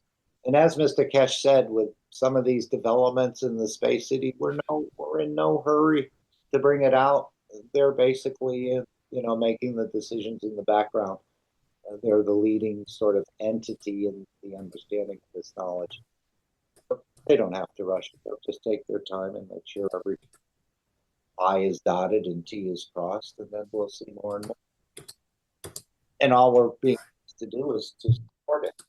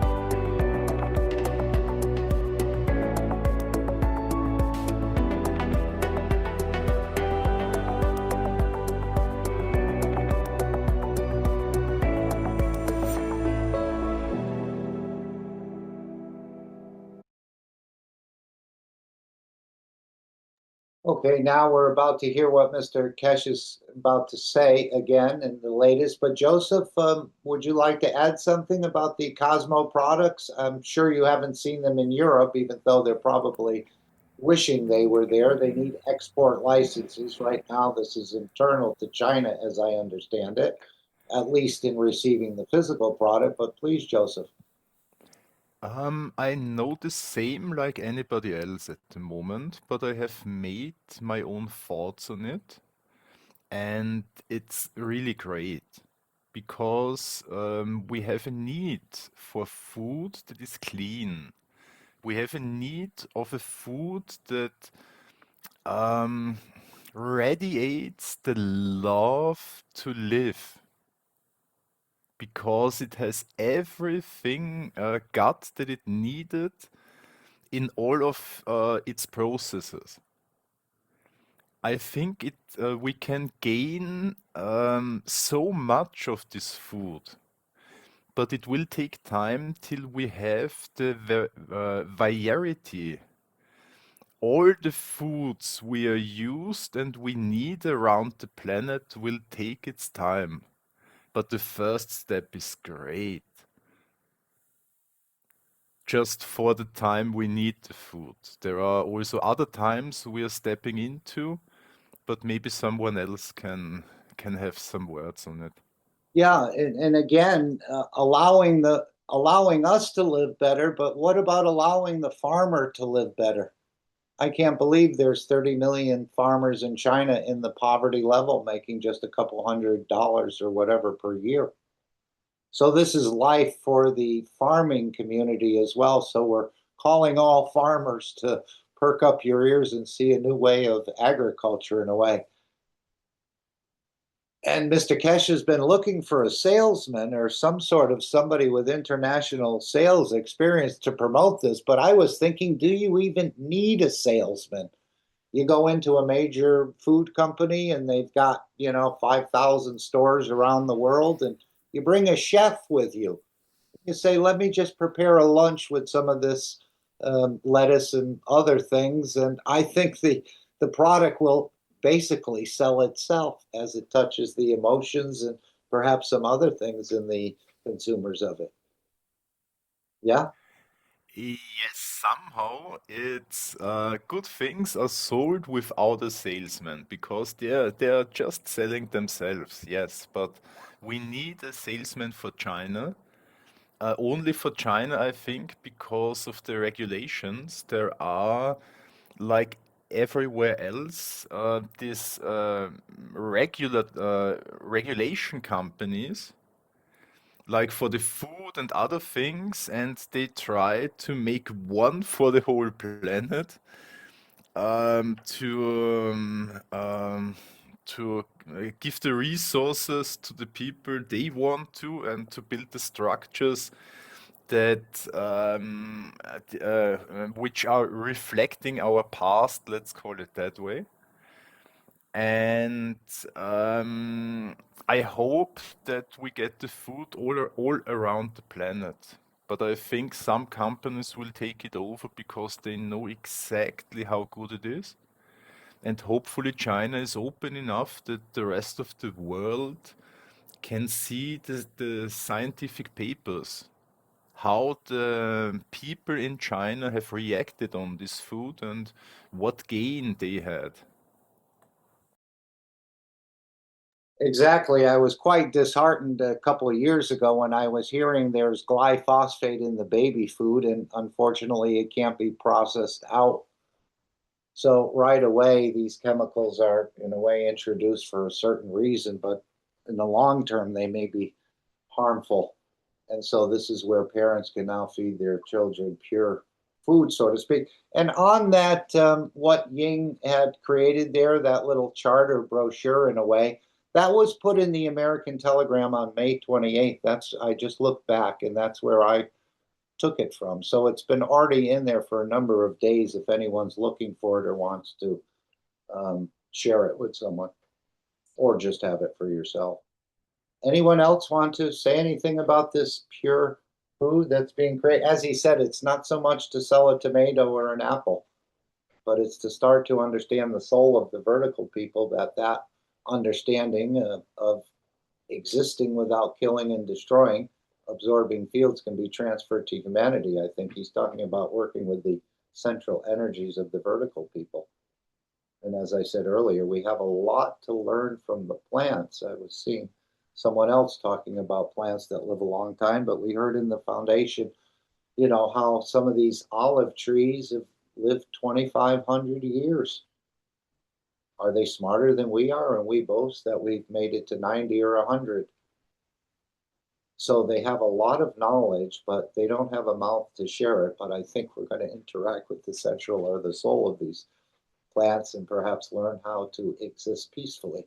And we won't be rooted in one place. We'll still be quite dynamic and be able to move around as the plants seem to root themselves in one location. So let's hear what Mr. Keshe had to say about this. We'll be a little off on our timing. I would like to play maybe this clip and one more before we go to the Peace Dome, and then we're going to have Alex's video to share. So let's see. Thank you, Joseph. Anyone else? Yeah, I just wanted to say to what Joseph was speaking. It sounds almost, and I feel it too. It can't be, we can't sell the same way that has supported those particular past strong organizations. It would have to be something a bit different, almost like mothers and children, mothers and fathers and children, spreading the word in a way. Different focus, I would say. I'm fully with you, but I think it's a good way to use the structures we have at the moment to reach the break even. We know what the technology is able to give to us. We know what the technology is able to just the words are missing. It's great, but most of the people have no time to tap into that far that they can grasp what we know because we are confronted with this technology for years. So we know it, and the others need some time. And it's good to get a salesman involved because so we can reach the break even much further, in a shorter time, if you know Yeah. what I mean. And then we will see a change, and then we will see what comes up instead of the salesman of the past. This is my viewpoint on it. So we start with what we have and work on forward. Exactly, since the last year. And we are trying everything, we are doing our best, and we will succeed at the end. Oh, yes, we will. Imagine having Quickly. a feeding system in your car. So you have the wife and the family in the car, and you press the feeding button, and you just wave to the Outback restaurant or whatever restaurant you're going by because you really don't need them as much as you've needed them in the past. But Or they can be needed in a different way. Yes, yes. Okay, let's hear what Mr. Keshe had to say about this monumental development. And again, we're privileged and humbled to even to be here to bring it to broadcast it, because otherwise, if I wasn't in and around the Keshe, I would have no clue of any of this. I'd still be like that proverbial squirrel trying to gather more nuts and thinking this was the end all. But now we know that the energy, the fields of the universe are free. We just need to tap into them. Here we go. I think it's about 20 minutes, so it's going to go on for a bit. Feel free to stop it, of course. Okay, we're back again at the 645th Knowledge Seekers Workshop here on Thursday, June 4th, 2026. And we are in the second part. Therefore, as promised, there will be an opportunity for questions. But before we begin that, Mr. Keshe always has some announcements and other surprises to unveil. So please go ahead, Mr. Keshe. Thank you very much. There's one note. The Chinese friends who've been trying to get access, go through the Old Keshe Foundation if you're placing orders for products from China. At the moment, we cannot export these goods as until the licenses are achieved, then you can have it worldwide. In the structures which we can ship goods out of China, agricultural products, fresh, the way they do with a lot of other things nowadays. But in the process, we have to trigger this process with the government, with the transport companies, that you can have fresh products directly from the farms of the Keshe Foundation in what we call the Wofan, what we call baseline of the agriculture of central China. This place where you see the agriculture is what we call the breadbaskets of Central East China. You see nothing but greenhouses when you travel on the train, kilometers and kilometers, tens of kilometers is just covered with greenhouses. This is how China feeds itself, and is not like us in the West dependent on seasons. They have developed what we call these greenhouses you see in our work, and don't like this. This is the European greenhouses. The Chinese greenhouses are very simple, but can be used 12 months a year. Actually, it's warmer during the winter sometime than what we call they need to leave some panels open. It's not what we are used to in the West. The greenhouses of the Chinese agriculture runs for hundreds of thousands of kilometers. Soon, hopefully in 2027 season, we move into a massive structure, hundreds of thousands of square meter. Negotiations have started.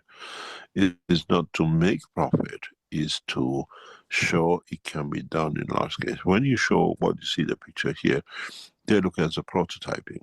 Does it work? We've done the trial over past years. Now we brought in the greenhouse, showing how it works. And now the next step for us, we asked the team in China to look into 300,000 and 1 million square meter under control of the Keshe Foundation growth. We go to show industrialization scale, and this is on the way.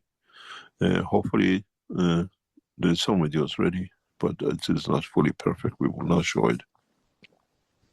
You will see over 20,000 square meter of a limited 4 or 5 products, or what we call structures, which is getting ready for Chinese herbal medicine. And the Chinese herbal medicine is a corner of the work of the Keshe Foundation in China. And so you will see larger scale. So again, these herbal medicines in China have been sort of indented with all the problems on the soil and the air and the water. So these are going to have a total revitalization. They don't work as well or even as good as they used to work. But now with the purification of the herbs, this is one of the next steps coming.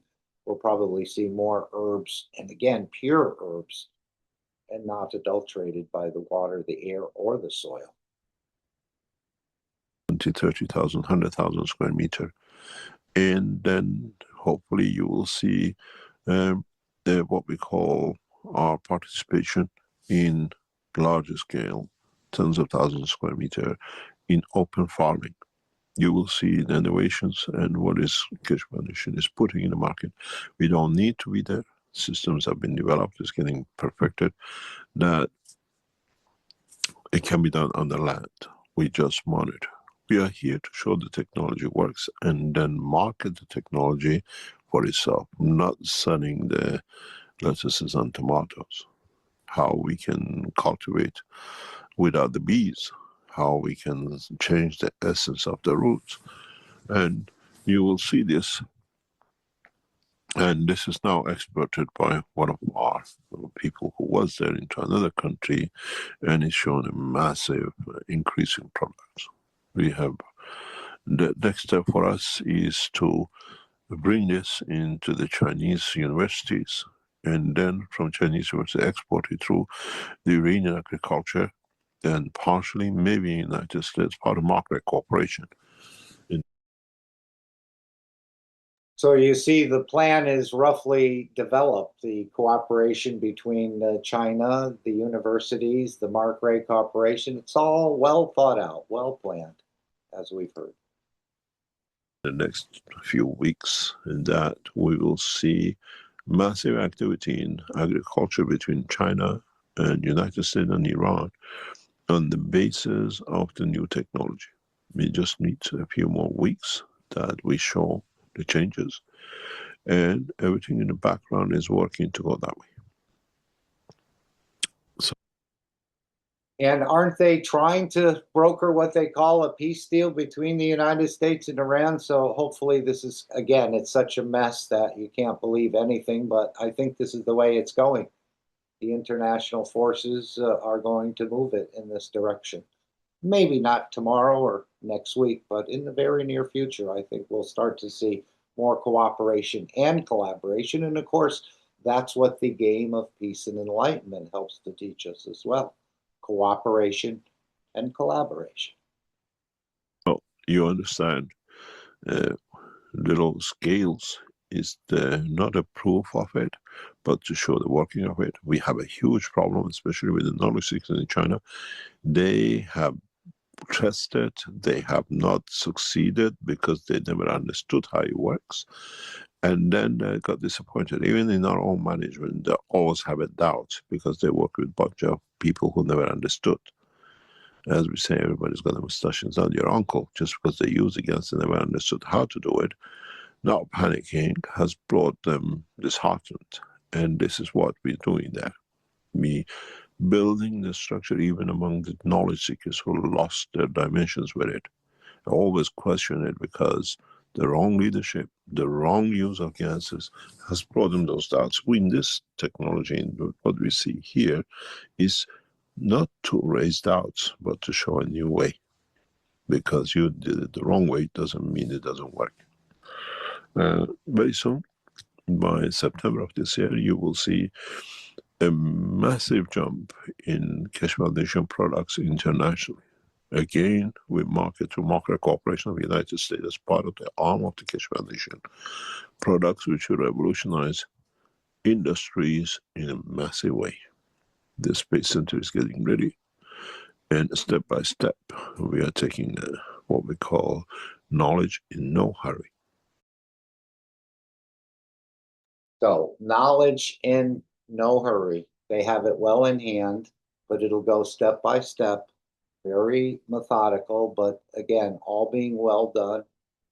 And of course, we haven't seen the Space Center yet. We've seen the Agricultural Research Center. Again, small and will expand, but the Space Center will start to get glimpses of in the next period.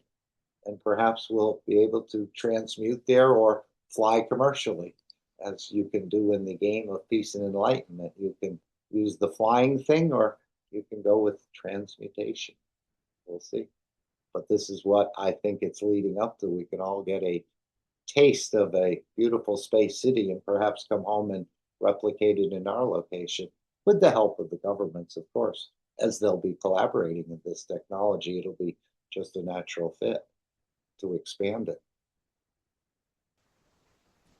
We are not there to commercialize. We are there to inform and bring the way it can be done. Be it agriculture, being space technology, step by step. We have been told unofficially that the Keshe Foundation will become part of two of the world leading space and nuclear nations in the coming time. Agreements have been signed. Now it's bringing it into process that you will see Keshe Foundation space technology will fly along the side of some of the most leading nations on this planet. And it just takes time. Next few months, next few years, we'll fly from the same places as you were never allowed to be in. and we become part of the space technology of the 12 most leading nations on that side, and we take you inside to see how new space flights are done. And you will see step by step. A lot of work is getting done, a lot of things are sorted, but we need a lot of help. And we have a lot of arrogant knowledge seekers. They think they know they have to have everything, and in a way it doesn't work, because as knowledge seekers, you have one bad point with all of you, and this is that many of you have learned from the same hymn shit. Just because you come and you develop it with us, it doesn't make you the owner of it. I was with some friends in the past few days. We said the same. We set the company in your country, but the nation has to benefit by it. The knowledge seekers of the nation has to be part of it. Doesn't belong to no one, it belongs to all of you. If you operate in the United States, operate in Germany, operate in Australia, the part of the funds of the Keshe Foundation is done with cooperation with you as knowledge seekers, and we allocate it to the knowledge seekers company, which means those who develop with us get the benefit of it. They don't own the technology. We don't give you the knowledge. We helped you, we taught you, and then now come back because I did this twist, I want that much of it. What about the other was knowledge seekers who helped you to do? So the shareholding of the companies in your countries and what they call intellectual rights, your intellect is ours collectively as a human race. But you can have some benefit of what you've done, what you came up with, as long as it's used and not just because I bought, I own. This is part of those of you who become in collaboration with the Keshe Foundation in our, what we call the spin-offs. This is the ethos that we bring forward. Collectively, the knowledge seekers become part of the collective ownership of the Keshe Foundation. The knowledge is ours. We could have given you the license, the patent, fight you in the court. You sit with us, we give you the room to advance it, but you don't own it. It's owned by all of us, with the benefit of what we call the spin-offs, that those who participate in it have a better position in benefiting by it. Then you understand, gradually we are learning as much as you do, but we're setting up a new structure of life. Don't forget, you produce energy of an apple, 1 penny soon will give you that energy of the apple. And we are learning more. And we have to be correct, because we're setting the structure for the future, that in managing the spin-offs, we don't create the thieves of the future stealing technology from one country to another, one company to another. So you can see why the Keshe coin will become the effort of the man when you can get the apple and the emotion of it and perhaps the taste for a microsecond and be satisfied. Where if you went to the store, you might pay $6 for 6 apples. With the Keshe coin, you can pay 6 pennies for 6 apples, and the entire family can enjoy it. I mean, through the energy connection. And this, of course, is system assist, as Mosfeq was saying earlier. Once it becomes ingrained with you, you may use those funds for something else, perhaps traveling in the universe, because now you know you can feed yourself, so no problem leaving the planet, as they say. It stays within the soul, or stays within the structure, and it has to be correct. Our conduct creates the thieves of the future, or the people who are part of the participation of the future. If you help with the product with other knowledge seekers, and one knowledge seekers come forward with it, that benefit of that product belongs to all of you. This is why you sat in KFSSI teachings, why you sat into classes together to develop it together. So it's not one person, it's the whole of you have to be part of that benefit or development. And this is how you have to do the same with your community, with your society and the people. It's sharing, but enjoying that I was part of it. Not sharing, I control it because I own it. The knowledge of the creation was given to you freely. Own it, you lose it. Because it's all the time you put your eyes shut, it's not yours. The name is gone. This is what we'd like to do. And as part of the message, we have a critical position in Keshe Foundation. Massive critical position, and it's open for immediate taking. We need people who understand sales, international sales, sales in China, who know how to market. We have a marketing team with us. We need the sales team. If you are good in selling and you have a track record of it, join us. We move you to China. We give you every facility to bring the latest technologies and latest connections into the markets, worldwide markets. We have noticed, we have identified a very weak point in our structure, and this is our sales team. Selling, understanding the knowledge, selling the technology to government, selling it to industry, selling it to the market people, selling it on the internet. You're an influencer and you're a knowledge seeker. Get in touch with us. We need you. I don't know if one salesman can handle the whole territory of the planet between the different industries and different governments and the rest, selling it on the internet, and now he's reaching out to influencers. But as he said, if it's your money, your ego, or something else, so leave it alone for right now. Let's hear this. You are an influencer in China. We would like to have your collaboration to bring this technology across. You are an influencer in any other nation. Get in touch with us through the same info@keshe.foundation. info@keshe.foundation. Get in touch with us. And we need the support to market. Everything is set up. We have found the weakness in our structure and we need to ratify, correct it very fast. As a number of new products in the next few weeks and months come into the market, we need people who can take leadership and help us to set it up, as even the marketing companies have found the weakness that there is no one in the world, in China, who can cover all aspects of the technology, and they're afraid to get into it.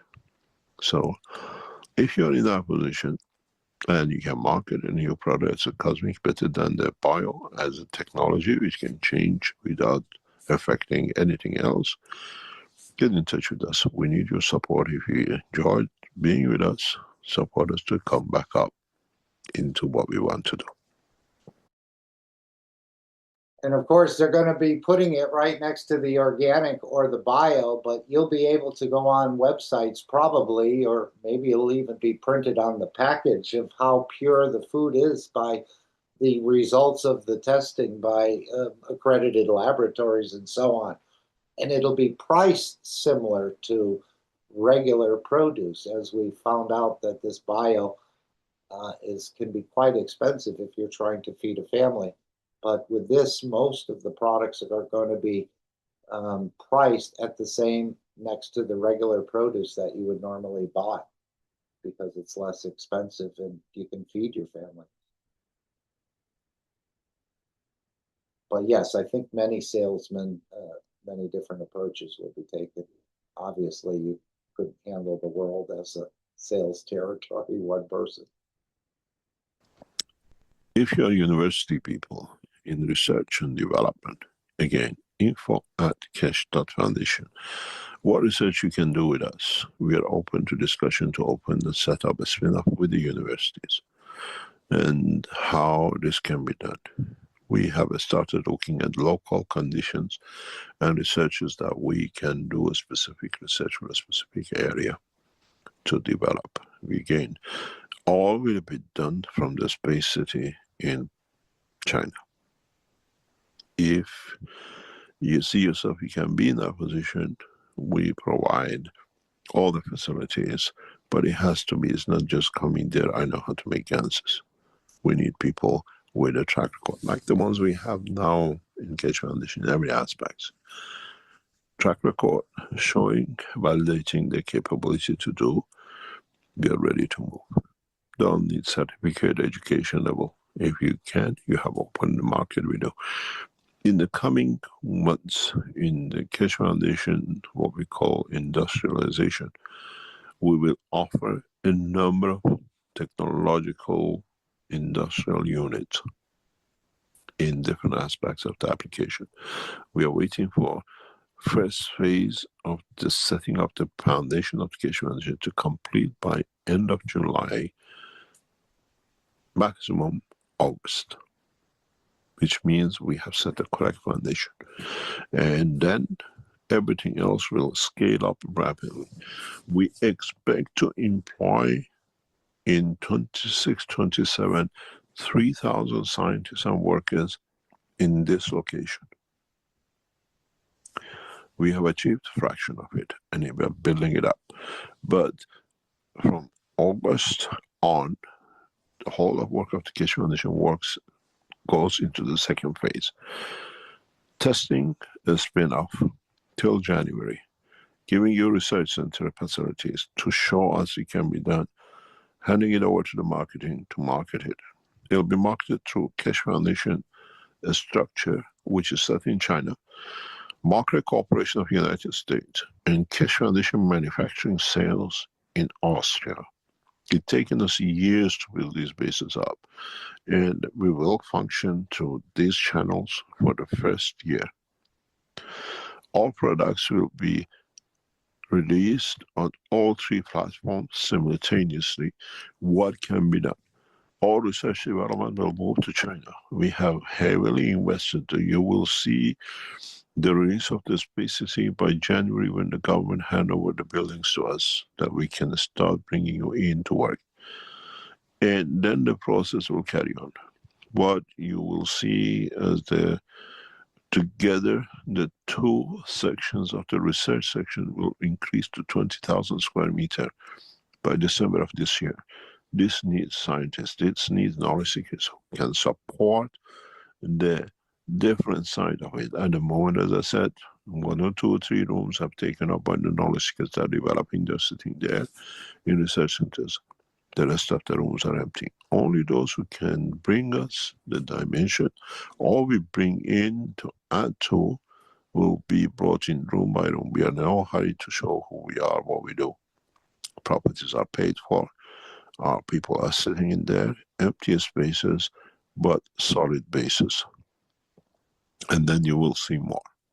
In next few weeks, when you see the Chinese herbal section, then you will see a pool where we start a fishery to show that the water given to the plants is the water given to the fish. The way we saw in agriculture, we reduced the growth time from 69 to 39. We literally halved it. This will allow the natural production of the fish industry halving the time, which means increase in production. But yeah, that's great. I think they do a lot of shrimp farming in different places, but I understand they use massive antibiotics to keep everything, and of course the sort of pellets for food in the rest. So these will be quite a marked difference, I guess, between what you buy, which we'd consider fish farming or shrimp farming, and opposed to the ones that were free and open to swim or accepted their conditions and gave a different emotion if you consume them. Oh, see, Gail is must have went in and out. Let me just confirm here. Okay, good. Any thoughts or comments? I know you've mostly have heard this before, but it is always good to review it again. Anyone have a better idea of how to release this technology simultaneously to the governments, to knowledge seekers, research? All has been set up in the background and they're just inviting you to participate if you have a product or an idea that they feel is viable, and you can visit the research centers for a period of time. Could be a week, a month, a few months, a year, and even bring your family. So this is quite a great accommodation for research. And again, using the most advanced technology in a way on the planet or developing it. Without any chemicals, any fertilizer, any what we call fake feeding. The fish will feed itself to the energy of the universe the way we set it up, and we feed it the way we do with the plant. There is no difference feeding a fish and a plant. And we show this fish, it's about 200,000 liter swimming pool. Inside the Chinese herbal section, you will see it in the next video, which will be released hopefully next week, that the fish eats what the plant eats, but it grows to the dimension of its beauty. And the fish is a source of what are called new dimensions of the feet. How do you feel and what does it change in your wellness? This is what the whole purpose is. At the moment, our knowledge seekers working in the factory, what we're calling these greenhouses, are busy with producing the next phase in the next few days, weeks, can we monitor what effect will have on consumer? How do they feel? We'll employ people in the what we call supermarkets. When you buy, can you fill in the form what you feel after? What has changed in you after? Oh, I see Randy has made a comment. In Thailand, we've seen a fish farm that used massive amounts of absorbic acid in the ponds to stop bacteria growth. I believe that's vitamin C, or is that rose hips, as they call it? Well, it's called vitamin C, but it's really not a vitamin. Okay. It's just a I think marketing they said ploy. some of the vitamin C now. Didn't Mr. Keshe say it's based on corn? Yeah, the stuff in the US is mainly done with corn. But if you buy the Yeah, stuff out of China, it's made properly. except that it has lead in it. I got lead poisoning, Randy. Oh, I couldn't believe my eyes. It actually said this product contains lead. After I got sick, I found out. that's not good. No. That's why Mr. Keshe is talking about herbs, I think, because they realize there's huge contamination. So I'll be happy when they sort that one out. This was in the early 2000s, so maybe back then we just happened to get, we bought a ton of it, so to use in our Oh, spa. So I think we got a pretty good source. But like you say, it's hard to anything anymore is the air is contaminated and it's just like yeah, trying to say it's exactly. trying to like say you have an organic farm. Well, what about the guy 3 miles away that sprayed all the chemicals on his land and the wind blew it to yours? So Exactly. You can't, there's no more being safe. And here they talk about organic, corn or mealie meal as we call it. It can't be because the contamination from GMO, genetically modified, is everywhere. well, I asked a simple question. If a cow eats corn and he's got 4 stomachs and it comes out the other end not processed, what's that mean for us? Wow. I know they don't like it. I mean, if you give them a pile of ordinary corn and the other GMO corn, they won't touch the GMO. They'll go for the ordinary corn. That's why we need that lettuce that's over in China Yeah, I want some of in my cupboard. it. Yeah, we're waiting. So maybe we can transmute to China and grab a case and bring it back with us that way, and we don't I avoid was shipping wondering, charges and no customs duties. but we'll have to go through the foundation to be honest.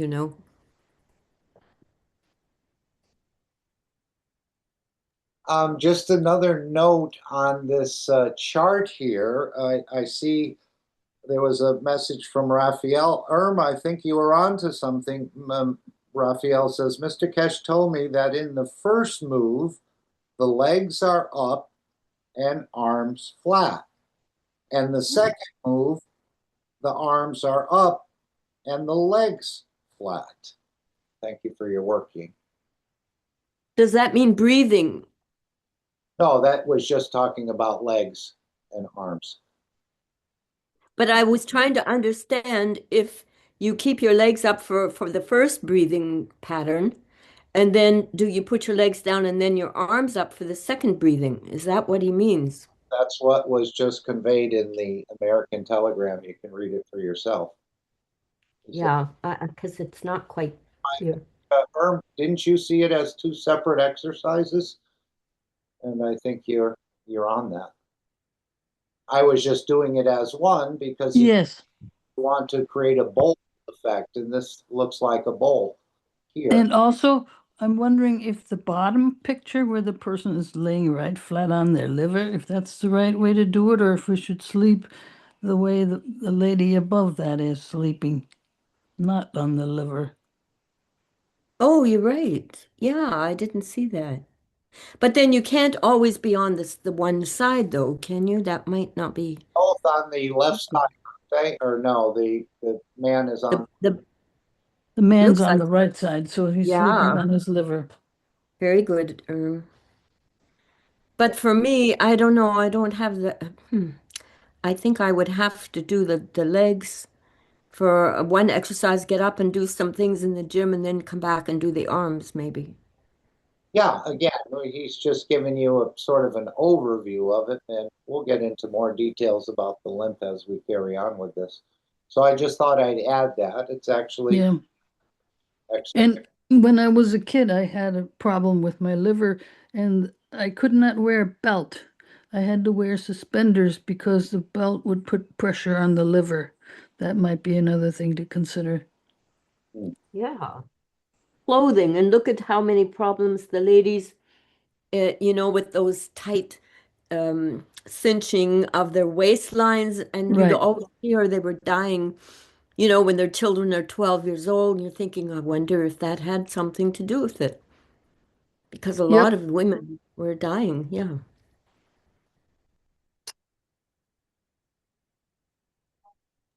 Okay, shall we continue? Any other comments? Thank you, Worm. Just another little confirmation there. Tuning our structures. We stop building the structure. We still need a lot of AI people, specialists who can support us technologically and to develop what we call full mechanization of this system through computer system.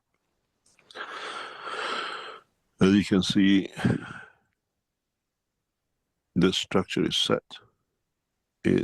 Depends who would like to play the game. If you have a game to play, if you have a knowledge, you have used our technology in conjunction with your knowledge and what you see, join us. We provide you the facilities and we provide you the spin-offs. If there's any questions, let me know.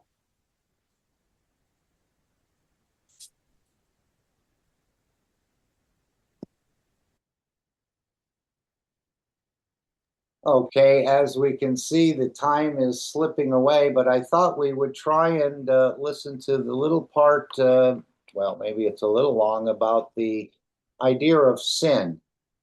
And of course, this is something people think about and so on and so forth. So I'm just trying to find where I had this marked here.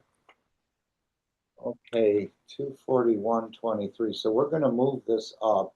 We'll hear this question, then we'll go to the Dome of Peace, and then we'll hear Alex's teaching. And again, no one's required to stay, but we're glad you're here and sharing. So we're going to go to 24123. Just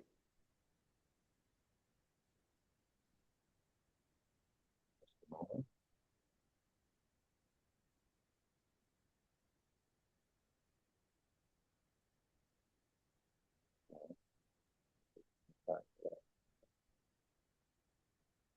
Then we're going to move our beautiful transcript. Thank you to the teams producing these transcripts. It used to be weeks, and now it's just hours. So a beautiful improvement and elevation for all of us through these transcripts. Okay, we need to go to 241. Let's just hear this question about sin and how, again, the priest knew how to work with this in a way. Okay, here we go. Feel free to stop it if you have a thought or a question you'd like to share. But again, we question ourselves and so on and so forth about this. Let's go to higher class. The physicality of the man. Did I hit it right? In a school, you have to graduate, and you call it 80 years, 50 years at a time after that.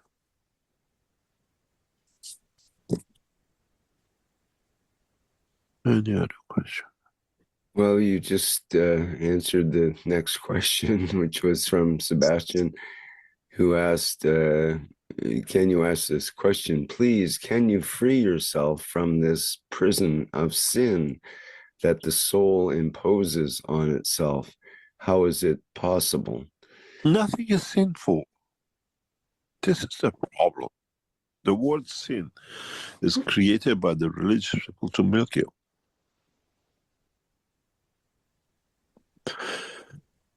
You call it a sin, but you have to understand why you came to this point to be the sinner. But what did you learn from it? What evolution it brought to you, and what dimension did it open to you? And in that process, which other soul you touched?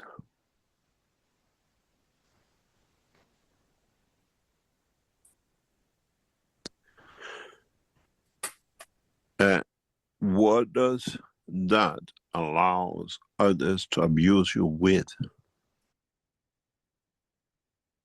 So he goes into this about sin, and then he goes into about the life processes we've never understood, really, all the rubbish we've been taught, and so on and so forth. So this is becoming clear that we'll start to understand how to plan for a child, how to interact with a spouse, and so on and so forth, and to work together.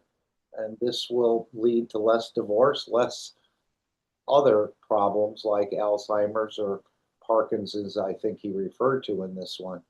And again, quite a bit about the menopause, which was always strange to me understanding these processes, but they actually happen and we can work with them in a way if we understood in a deeper way. Any comments or thoughts? Feel free to share. Any. That's where the word sin came in. There are some people who are very, yeah, Mark, there are some people who are very, very good at helping couples. And, there's a lot of things that we put up with. We don't even have to physically. So I don't know if I'm allowed to say anybody's name, but Dr. John Gray is fantastic with understanding a lot of things about relationship. So, Right, but heard that old expression, it's hard to teach an old horse new tricks. well, he does. And he's an old horse, as he would call himself, I suppose. Imagine children that 4, 5, or 6 started to think about their future children or their future relationship and mixed in with the teachings, understand how to create a more perfect, in a way, union, so to speak. Yes. That can be done. Like we used to have little baby carriages and little baby doll things, and yeah, even the boys would join in. Yeah, even the kiss of the mother, as he was saying, it's just not the physical kiss. It's actually sensing what the child, we look at it, oh, the mother really loves, but what's going on, and I'm sure she does, most mothers do, they're trying to reassess what the child needs through the lips, through the touch, the reading of the aura, which seems to be all unconscious in a way, to create the next cycle of milk with what that child needed based on those interpretations that every mother apparently has this ability to do subconsciously. They're kissing, they're cuddling, but there's a bigger work going on the energy dimension. This is what I was seeing. And it's control. The word, the emotion, the word of sin is made by the one who wants to control you. and show superiority to you. If you, let me explain to you, this is it's part of the research we are doing. This is not, I'm not talking something theoretical. You see is in the culture of the man. A couple live together. We talk about the psychology of it in the later part of this. You have a couple living together, having a perfect child, brought up in the family, they have a perfect family. The family, the couple got married, had children in their 20s, had a beautiful life, comes to 40, 45. And then there is a word in some languages says, when a man becomes 40, 45, he stops playing because the children have grown and everything else. And then the mistress comes in and playing outside comes in, you call it a sin. But other men don't do, or if they do, they do it in hiding, but this punishment comes from the soul anyway because there's nothing hidden to it. But if you educate the man, for the man to understand that why he get to that point, if you educate the woman that don't allow to come to that point, we are together, we sort it out. There is no sin. Done. No ground for doing wrong comes. Why men, age of 40 plus, start looking for somebody else in the relationship of physical, sexual, whatever? You have the word, but you don't understand the word. You call it menopause. It means you put your man on the pause because you're hormone changing. Listen to the word, menopause. Pause means stopping. You put. So imagine if, as a young person, as a child, or maybe 8 or 10, you can sort of predict what's going to happen to the physiology of your partner in a way, and plan to look for it and accommodate it and keep the structure together if that's what you'd like to do, apparently. So these relationships and everything will be much more positive than we are today because we haven't understood, unless, as you said, Gail, then you go to counseling at 40 or 50. It's kind of really hard to learn a new way, even though it can be done. But if you grow up in it, it's all natural. Oh yeah, I can see she's going through menopause or he's going through menopause. Actually, he said here that the men go first through a menopause and then so on and so forth. But you'll understand what's coming around the corner, perhaps, and be able to. But I think it's even more than that. Like, for example, extreme stress upside downs your hormones, both men and women. So those are things that you need to understand, and you need to look after yourself from the beginning, not waiting until everything goes wrong. The changes don't have to stop the relationship if you look after your body properly and keep your stress under control. There's many things that we don't understand, so we need to learn about ourselves. That's what I was just going to say. We haven't even understood our own structure. How are we going to understand another's? We haven't. Yeah, I mean, there's so much we can do. Yes, I agree. So this is, again, another gift in a way to work things out. You don't need the lawyers and you don't need the rest of this and breaking up of the family and so on. If you want to stay together, you can accommodate and collaborate in a way, even though one person is maybe not feeling that at the point in time, but somehow can bend or be like the air, a little more flexible, and realize the need of the other person. Prevent some Parkinson's, perhaps, in the men or the women.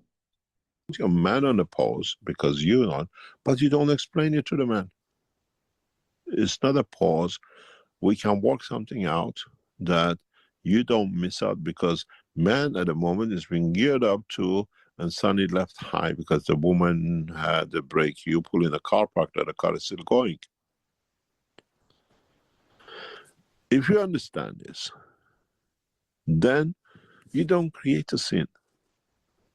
And this is what they don't.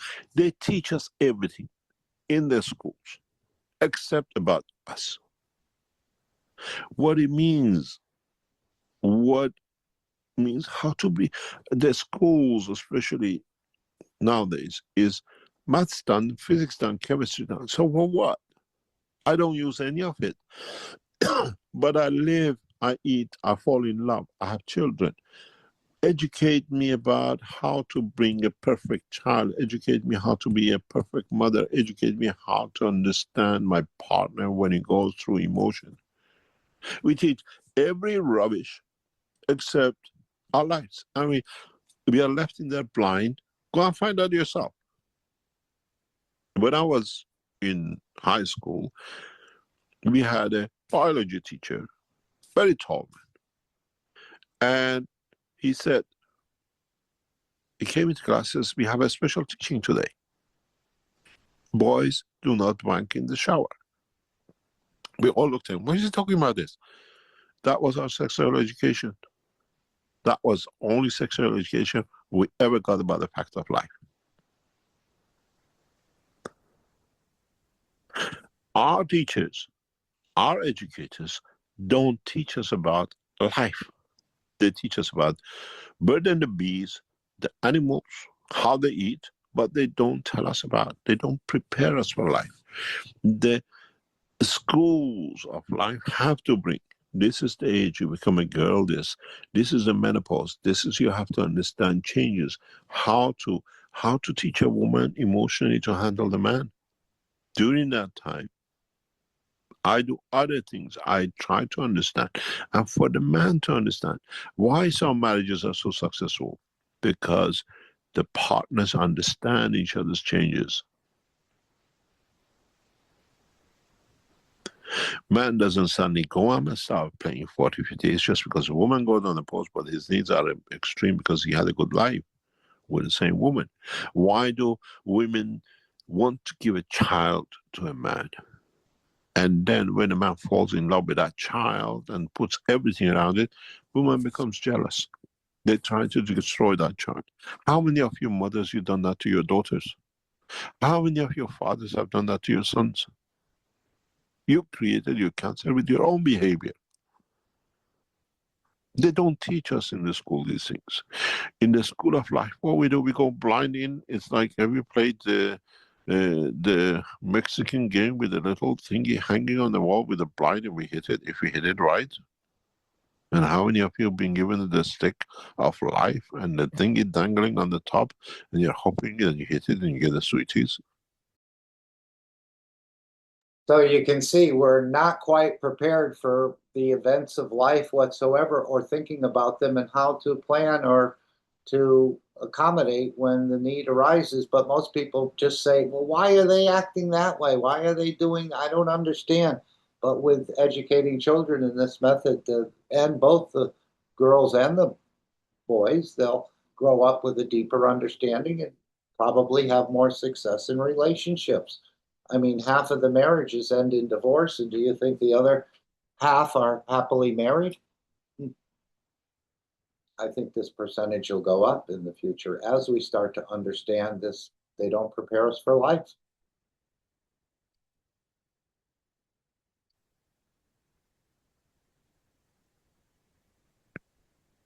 This is the problem. We have to understand the psychology, the physiology, and the emotion of life. There'll be not that many divorces because we choose wisely. We support each other wisely. There will not be that much problem in psychological and dementia and Alzheimer's because we want to forget the things wrong done to us. The husband's being with another woman and the husband, wife being doing other things. We want to forget, and once we start forgetting one thing, the other things comes with it, and then the pains our children created, we want to forget, and we call it Alzheimer's. Emotionally, we create it. And then we find a word to it to do it. If they educate us, if they put us through understanding about ourselves, ourselves than teaching us about the cats, the dog, and the mats, that we don't use 1% of it, what we learned in the universities, then we become man of life. We don't need sinners. We don't need to do a sin. We understand each other to do it. It's the same if you know we can take the energy from the space, from the condition of the black hole of the soul of the man. We don't need to kill for. How many of you, have you ever stood in front of a chicken when it gets slaughtered? Have you felt the revolt of being alive?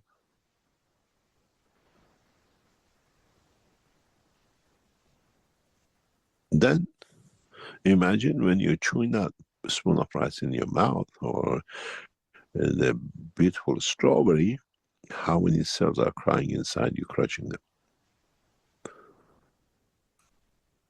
One of our knowledge seekers, you all know him, he was a vegetarian. I'm a vegetarian, I don't eat any meat. And I sat in front of him and I explained to him in detail.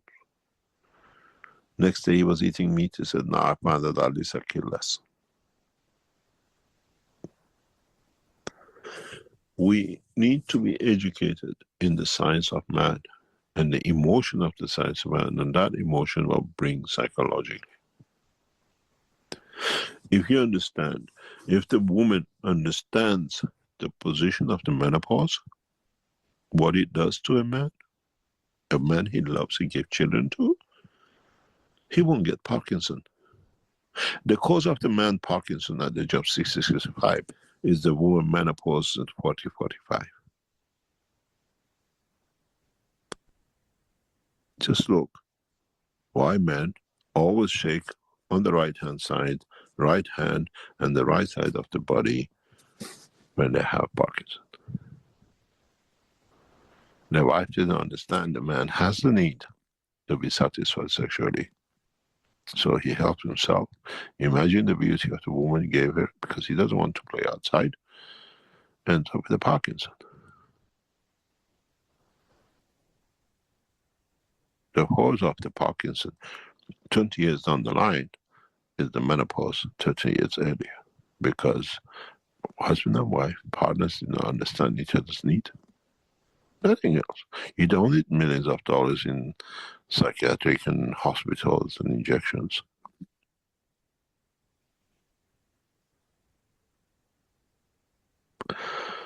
We don't understand ourselves, and they have given us a book, Sinners and Pharmaceuticals.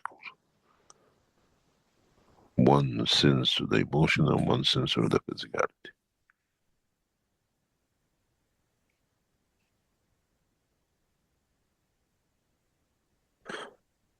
We need to understand the cycle of life.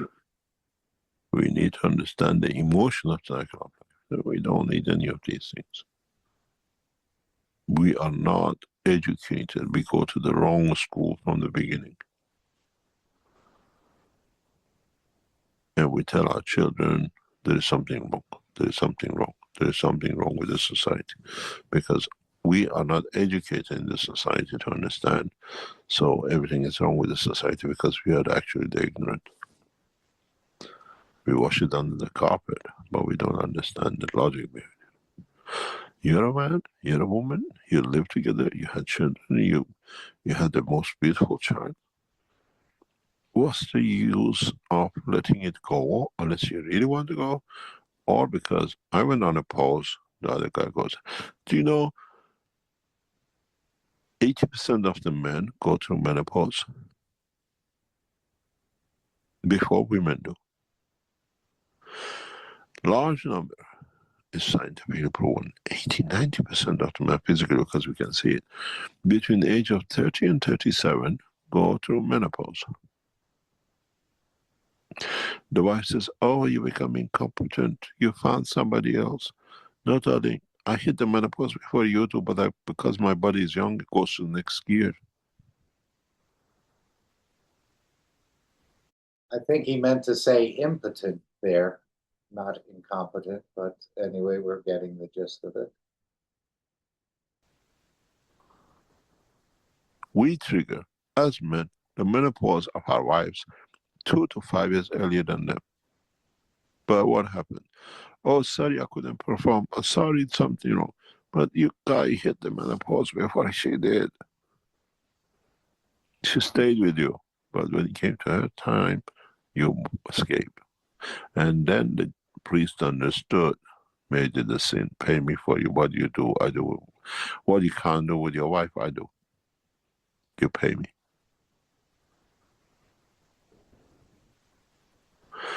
If we understand the cycle of life, there are no sinners, because we know not to create a condition for a sign. Becomes Chinese government. Don't create a ground that people can do a crime. Then you don't need to build the prisons.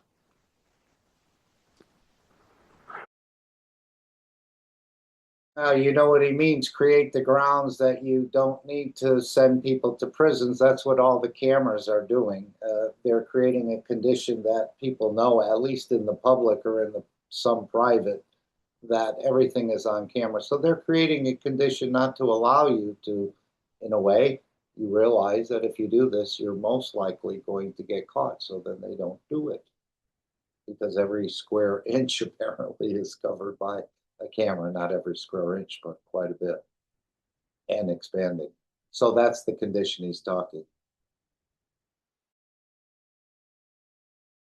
We build prisons and we make laws to make people not to fit them in, because we already made the prisons.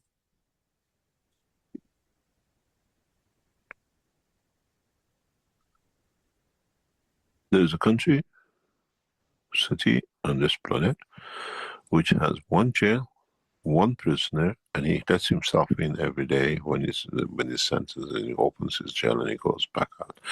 And the restaurant down the road feeds him, because there's no crime. Because the society has met all the needs.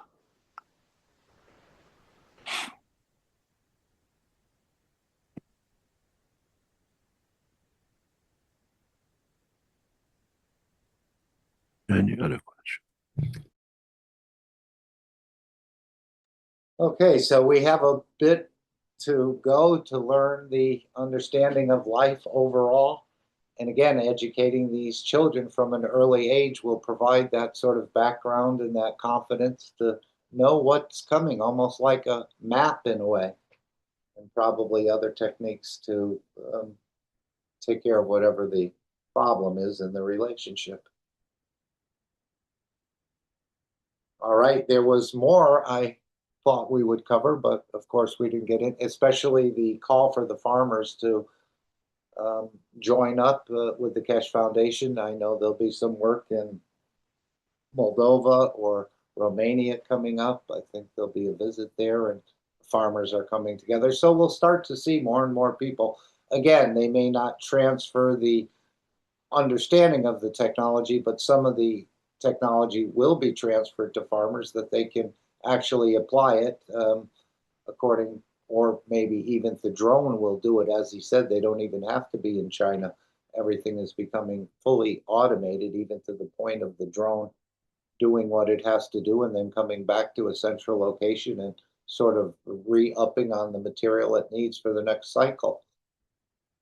And somehow it's very similar to the kiss of the mother and the way the universe works as well. Okay, let's go. Any comments? Any thoughts? So you can see it's all being set up in a way just to ask you to participate in it as you choose. But it seems to be well thought out in what's coming. And again, we're here more for the next generation to enjoy this more than we will see it perhaps in our own structure or our own lifetime structure here. As he said, we're sort of gifting this to the next generation, that they don't have to go through all the killing and destruction and the, again, relationships and uncertainties and so on, and take a lot of the guesswork out of it, I guess we could say. More of a sure understanding of what you're doing and what you're getting into, perhaps, and what could be down the road that you'll have to sort of balance out. Anyone have any thoughts? I have a question about this country or city on the planet which has no jail, one prisoner, and he lets himself in every day. In where? When he is, and when he's sentenced, he opens his jail and he goes back out. I don't know what he's talking about. I think he's And the restaurant down the road feeds him because there is no crime. I think he's talking about Mayberry RFD. You What remember is that? it's the Andy Griffith show? He used to put himself in the jail when he got tanked up, and then they have the jail all fixed up. That's just a show on television. Otis, I think Otis was the town drunk, and when he got over inebriated, he'd bring himself to the jail and he'd sleep it off there. And then when he was okay in the morning. But I thought this is the way many European countries handle not so violent crime, where the person can either live in a community with others, or perhaps, again, where you serve the sentence in the nighttime, but in the day you're out free, like a halfway program, perhaps. This is much more humane, apparently, but I don't know specifically what he's referring to with one country with one prisoner. Anyone?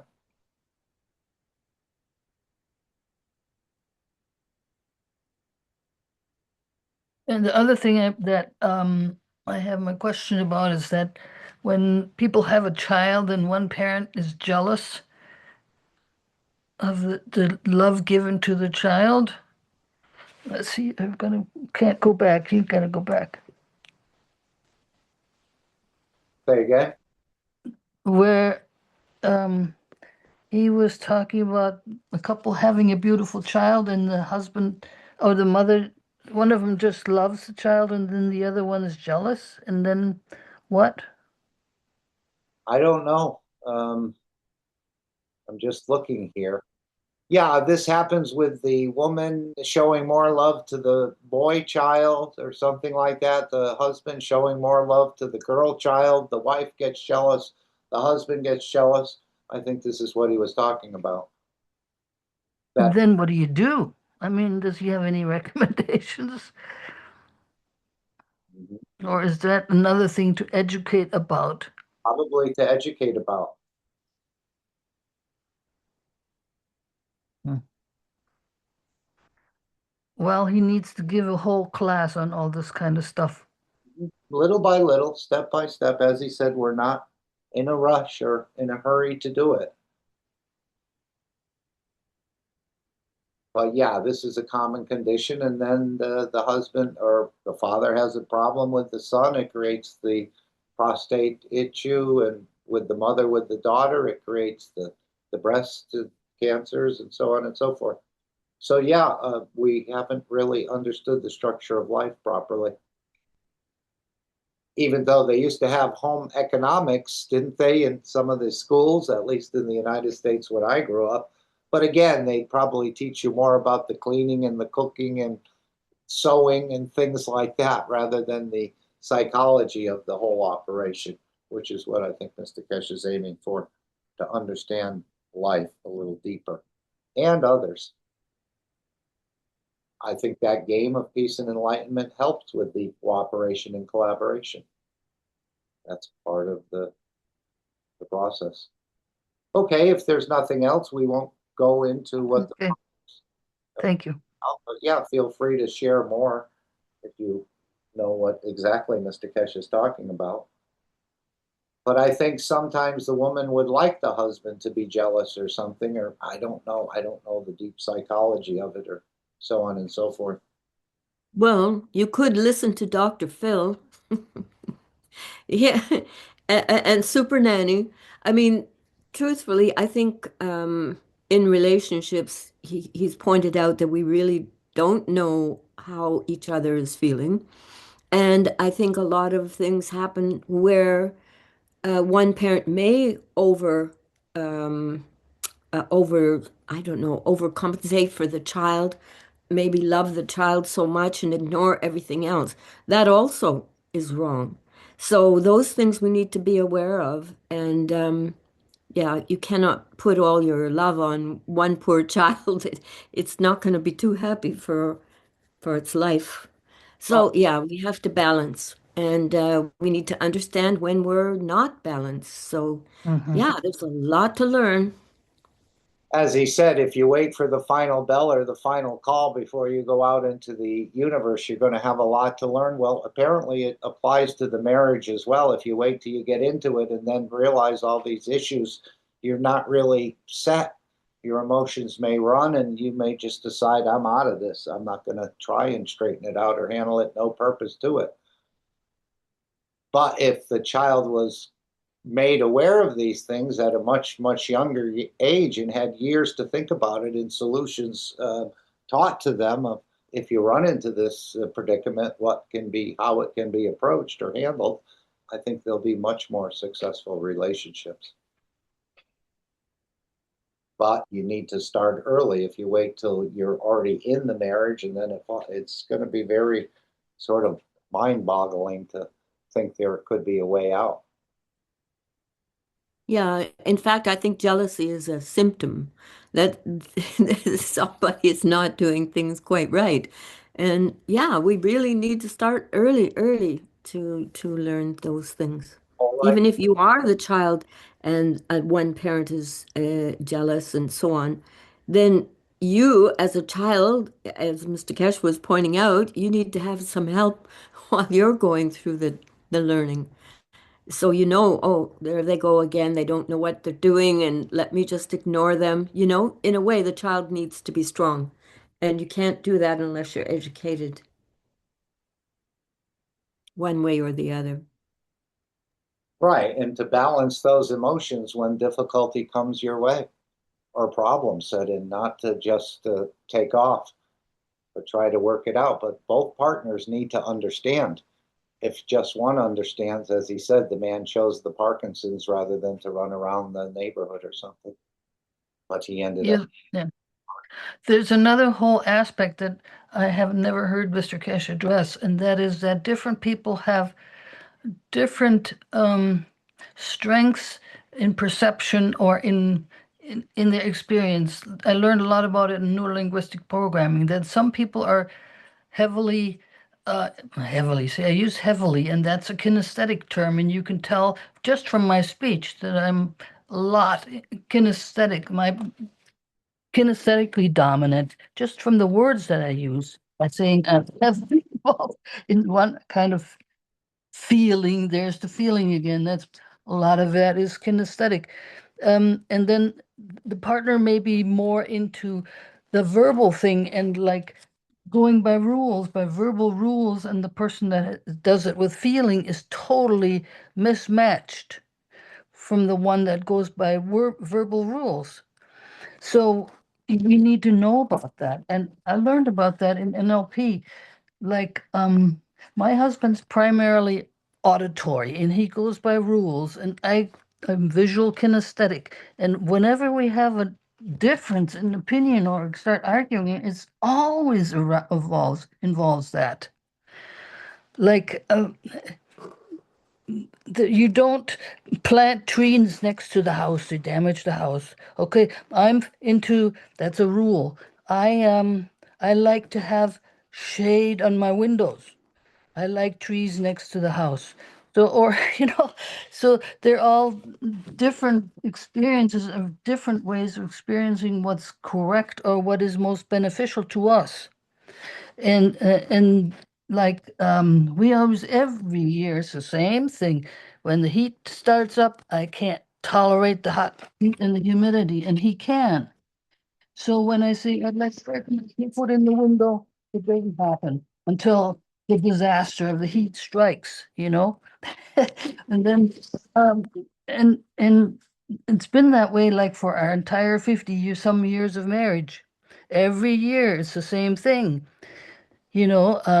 So we need to learn that type of thing also, that people have different types of needs and different sensory modalities. Or like logic. Some people have logic that's based on rules, and some people have logic that's based on their feeling. And then the logic doesn't match, and each one feels that they're right.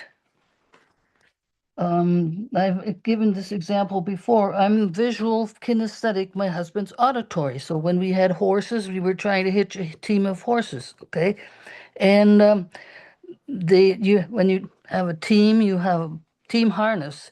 And so in the reins, your right rein goes both to the left horse and to the right horse.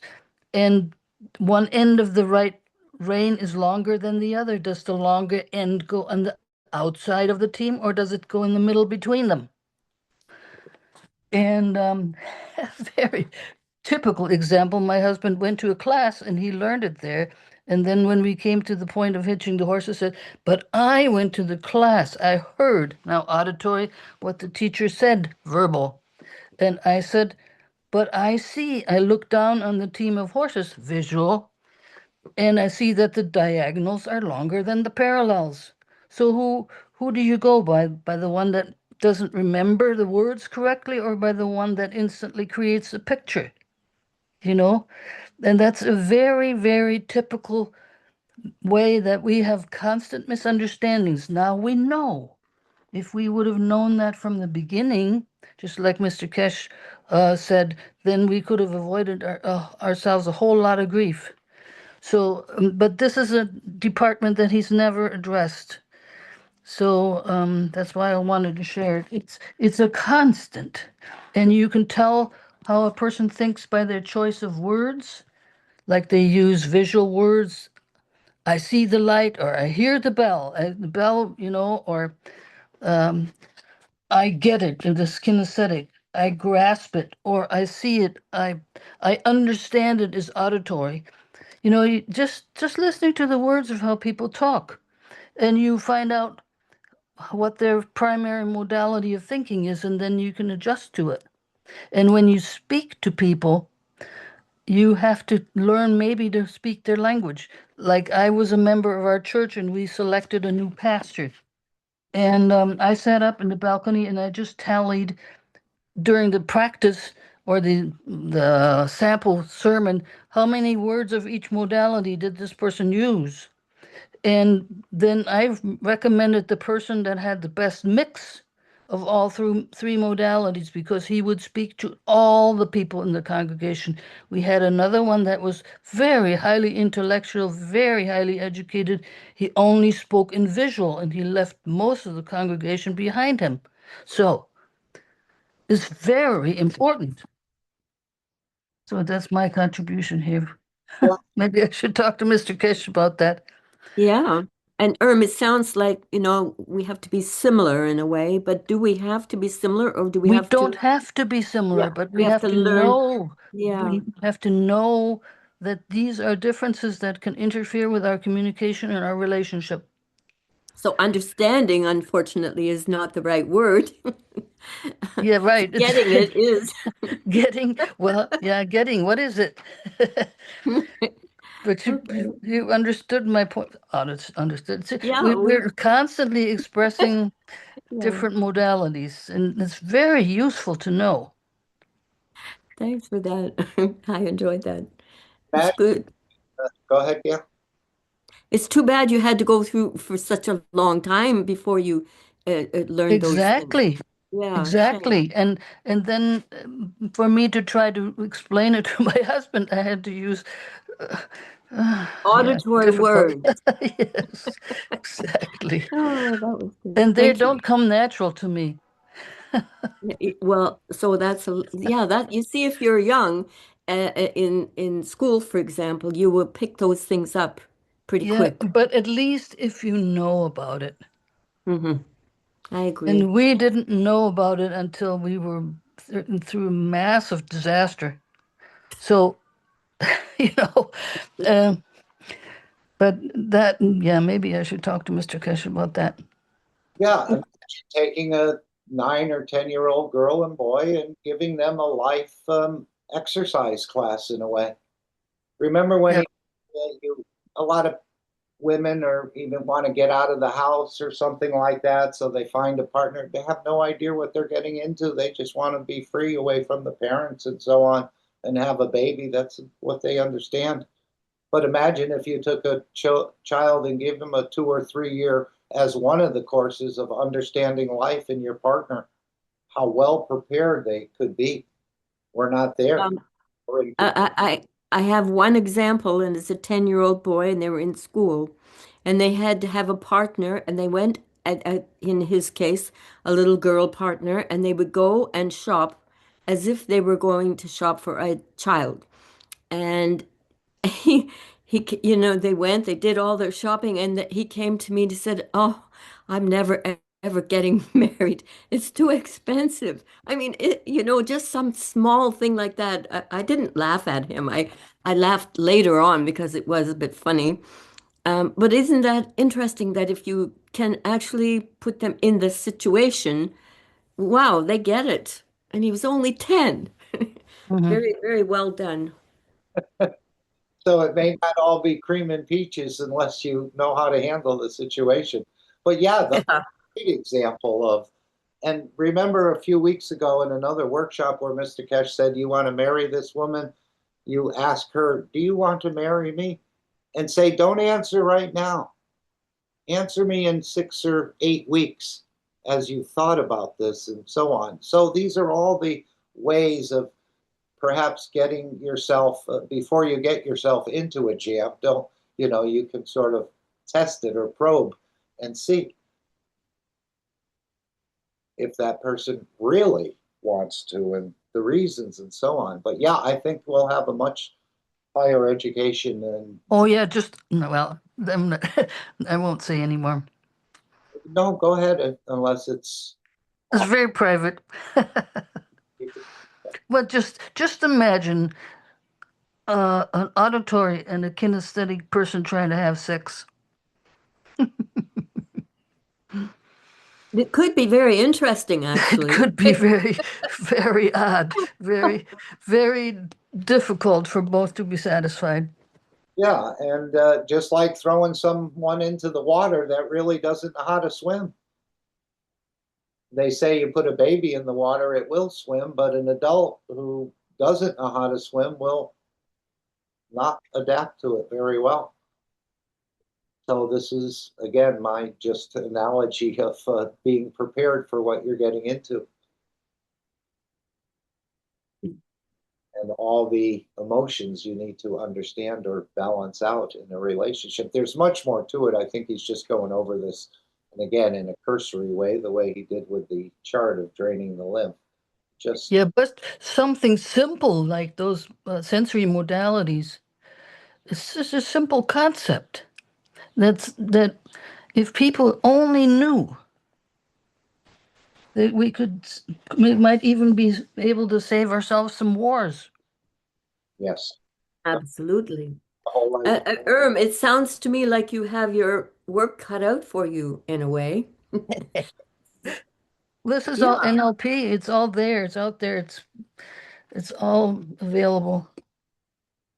Well, you need to help guide people to it, I think. Okay. Interesting. Thank you very much. Yeah, we all have a lot to learn in a lot of areas as I see it. We thought we understood, but he keeps going. And Mr. Keshe is fairly well balanced between the three. So that's why he communicates with people. Sometimes I have a problem because he's not specific enough. Yeah, he's not specific enough. There's always a little piece missing, and I don't know if it's intentional, but I don't think it's intentional. Yeah, like I was supposed to have an appointment with him with a person that needs his help, and we said, well, what time? I said, well, your different time zones. Um, I said, what did I say? I said 9 a.m. or 3 o'clock, 3 Uhr. No, 15 hours in Europe. It's 15 o'clock.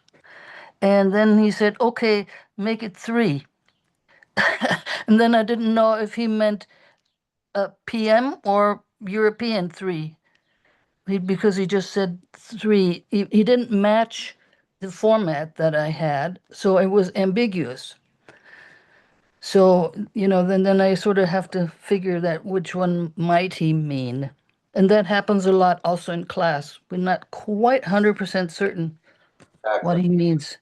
Don't forget, he's using a lot of doubleton. He's speaking at multiple. Yeah, but I don't believe he was trying to do that with setting the time. No. Again, sometimes, and this is a common thing, you know, with just basic communication, what I think I say something and I think you heard what I said, but you may interpret it in a totally different way. Just simple. Exactly. So in NLP, one of the principles is one of mirroring, where you repeat back to the person what you believe they said or what you believe they meant, so they have a chance of correcting your understanding. Okay, we're going to move into the Dome of Peace, and then we're going to go into Alex's teaching. So the Dome of Peace is a process, again, to explore the energy dimension, and we use this to elevate other souls. Again, it can be your pet or your neighbor or your partner or world leaders, and this is what we're concentrating on here to bring the peace.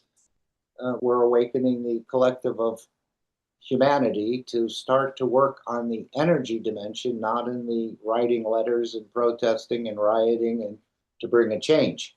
And of course, we have a mother connection with the soul of the creator, so we know we have a line that we can access and work with to touch others in that energy dimension, elevation of other souls, actually, and communication as well.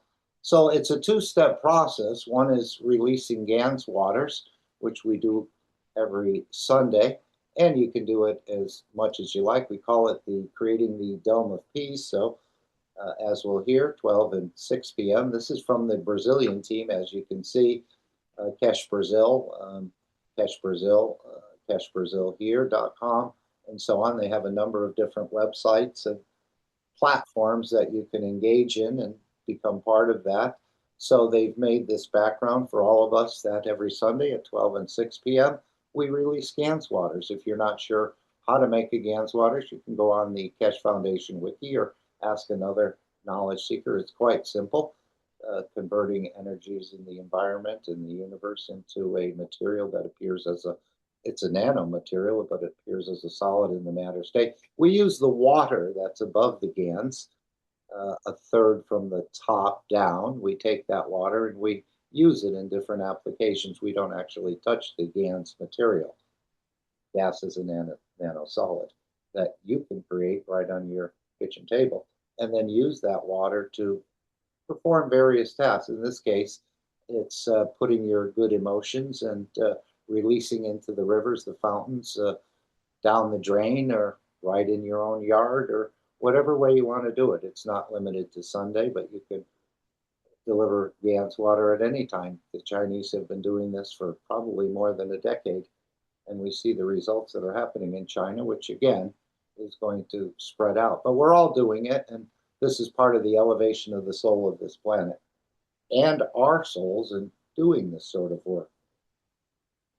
So you're all invited to participate, and let's go to the first part of the Dome of Peace, which is releasing of the Gans waters. And Stefania, thank you. She'll read this little part here, or Mr. Keshe will read it. She'll just ask if anyone is there. So again, this process continues until we reach a permanent, peaceful condition on this planet. I don't know if anyone wants to read this Dome of Peace. Anyone want to offer? I With will a nice read it voice. for you. Okay. This is what came in and what is now become a pattern. This is from a guy, I don't know him, but he says, please remember this Sunday and every Sunday from now on, till we raise the soul of this planet to a peaceful planet. Keshe Foundation knowledge seekers worldwide will spread the Gans waters around the world at 12 p.m. Central European Time and or 18 p.m. Central European Time every Sunday at the same time as they choose which time to suit them. Thank you for participating in this greatest movement by the soul of the man to bring about the peace on this planet as the permanent feature of the life of this planet. Okay, thank you, Mr. Keshe, and thank you, Stefania. But let's just see if we can just draw this, if we can. Let's see if we can pick that yellow color.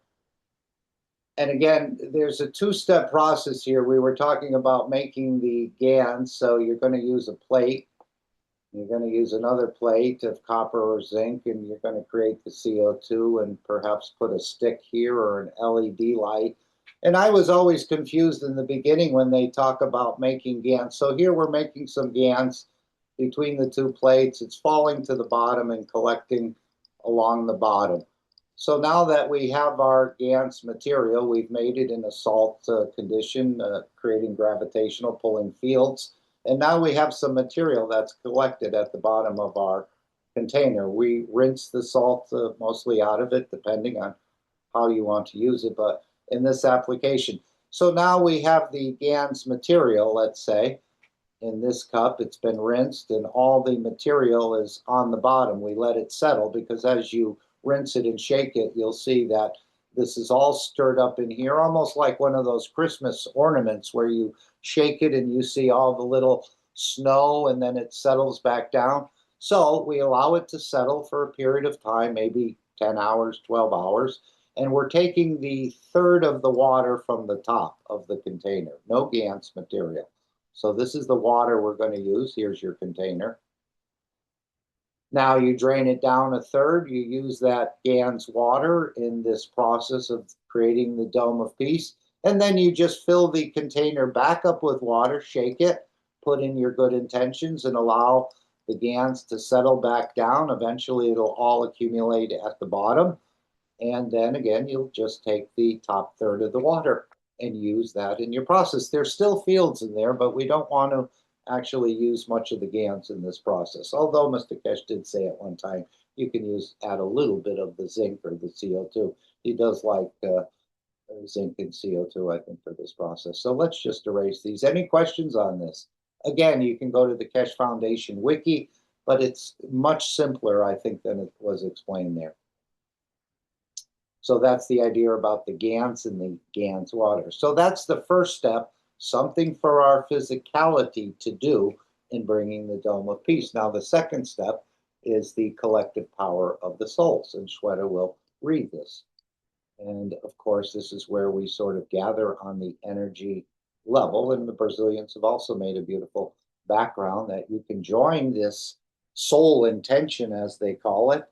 Wednesdays, it's at 6 p.m., but other days, I believe it's at, depending on whether it's CET or CEST, at 1 a.m. And you can join a physical meeting on the Zoom or the YouTube and participate in this process. Oops, I brought up the wrong one, I think. Let's see. These are the daily intentions. Sorry. This is the one for Sunday. And this is the join the daily intention. So the Brazilian put together a team where they meet and continue this process of elevation of the soul of the world leaders, not the world leaders so much, but their soul. And of course, in this process, we get nourished and we start to understand how to operate in the energy dimension. So we thank the Brazilian team and thank them for carrying on their work.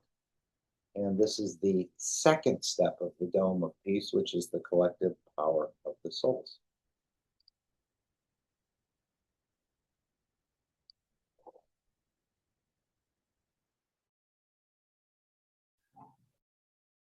Anybody wants to read the Dome of Peace? I mean, beautiful souls. Here. Okay. I'll read this beautiful presentation of Dome of Peace. And the Dome of Peace is already here. All the knowledge seekers, truth seekers, lovers of humanity has built it in a way, spreading the guns, loving each other as shareholders. So I will read this as please remember every Sunday from now on until we raise the soul of this planet to a peaceful planet. Keshe Foundation knowledge seekers worldwide will spread the Gans waters around the world at 12 p.m. CET and or at 18 p.m. CET every Sunday at the same time, as they choose which time to suit them. Thank you for the participation in this greatest movement by the soul of man to bring about the peace on this planet as a permanent feature of the life of this planet. Mr. Keshe suggests we add the next step to create the dome of peace with power of the souls, as we have already going through this with the 2 eyes. And we ask you to spread the Gans waters each Sunday. Now we give you a new path. Now try to unite each other's souls.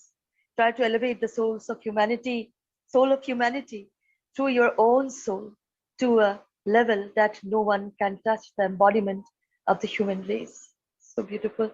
Choose a time where all of you come together on the soul level in a state of inner calmness. At that time, don't spread the water of Gans, but spread your soul. Unite, and in time, we will make a new race out of the soul of man. And then, instead of doing it once a week, do it all the time. M.T. Keshe. Okay, so just to bring up the invitation from the Universal Council, you're all invited to participate and practice this sort of energy dimension. Again, as we understand, I guess the universal community could bring it in a second, or one of us could if we were elevated enough, but it's the collective humanity that wants to bring the change. If we don't have the collection of humanity wishing to bring the change, even with the advanced technology Mr. Keshe is showing, within a generation or 2 generations, we'll be right back into the same position of killing and eating each other. So it's the elevation of the soul that is the key to bring about this process, and we can all participate in it. Again, as you give, you also receive. There's no giving without receiving. So you're invited to join us. Again, start with 1 nanosecond if this is uncomfortable to you, and continue the process and build it up. I don't think it's the amount that you do at one point in time, but it's the regularity of it that we continue to pulse these souls of the world leaders with kindness, with peace, with freedom, and so on and so forth. And of course, as you continue to participate in this process, you'll be proud of the work you do, and proud of the person you are, and proud of the difference you make. And of course, this keys into the ethos or the gift of the 3 wise men, the idea of thinking, speaking, and acting good. But it's something the Christians have missed, and the foundation has made us aware of. The true gifts of the foundation were not matter state, but they were this idea of thinking, speaking, and acting good. And as I said, it's easier said than done, but we want to move in this direction where more of our thoughts, more of our words, and more of our actions become more in line with the creation. But only you can sort of apply that to yourself. I certainly can't. I'm trying to apply it to myself, so I'm busy. So anyway, that's the gift of the 3 wise men. And of course, you'll feel good about the work you do because you're really banking ahead. So join us every day at 9 p.m. on the energy level. It's not a formal meeting in Zoom or Telegram or YouTube, but just the creating those spectrum of fields collectively, that one of those fields or a combination of those fields will touch the soul of the world leaders. And you say, well, that's it. But apparently these souls are so low that they need a lot of elevation. So this is not a day job, or for those with the faint of heart. As he said, a lot of knowledge seekers became disheartened when they used the GANs, but it didn't work as they thought it should work. But as he said, just because you didn't understand how to use it and you did it wrong doesn't mean it doesn't work. So we're all part of this process, and we create those spectrum of fields and just freely give. This is what you'll use in that dimension of the universe, in the energy dimension. There won't be anything written, and there'll probably be no hands or legs. It'll just be emotions and fields, giving and receiving. So you're all invited, and the beauty of it is nobody fails this test. So you're all successful even before you start. So let's just, maybe we'll just go through this for 1 minute. We're going to take 1 minute of a moment of calmness, and we'll just do this process. And you can put in any world leader, any religious leader, or another soul that you feel needs elevating. But this is the part of the process of creating this peace dome. It's the second step of the process. It's almost like a twinity. So let's just take 160 seconds. And again, you could be working, changing the baby, preparing dinner, and still participate in this, because I understand the physicality is not involved in this. It's completely on the energy dimension. And that's what we're opening up the mystery to, in a way, in a very soft way to start with, but it'll go deeper as we're hearing from the Keshe Foundation of what is to come. So let's just take 1 minute and we'll start now.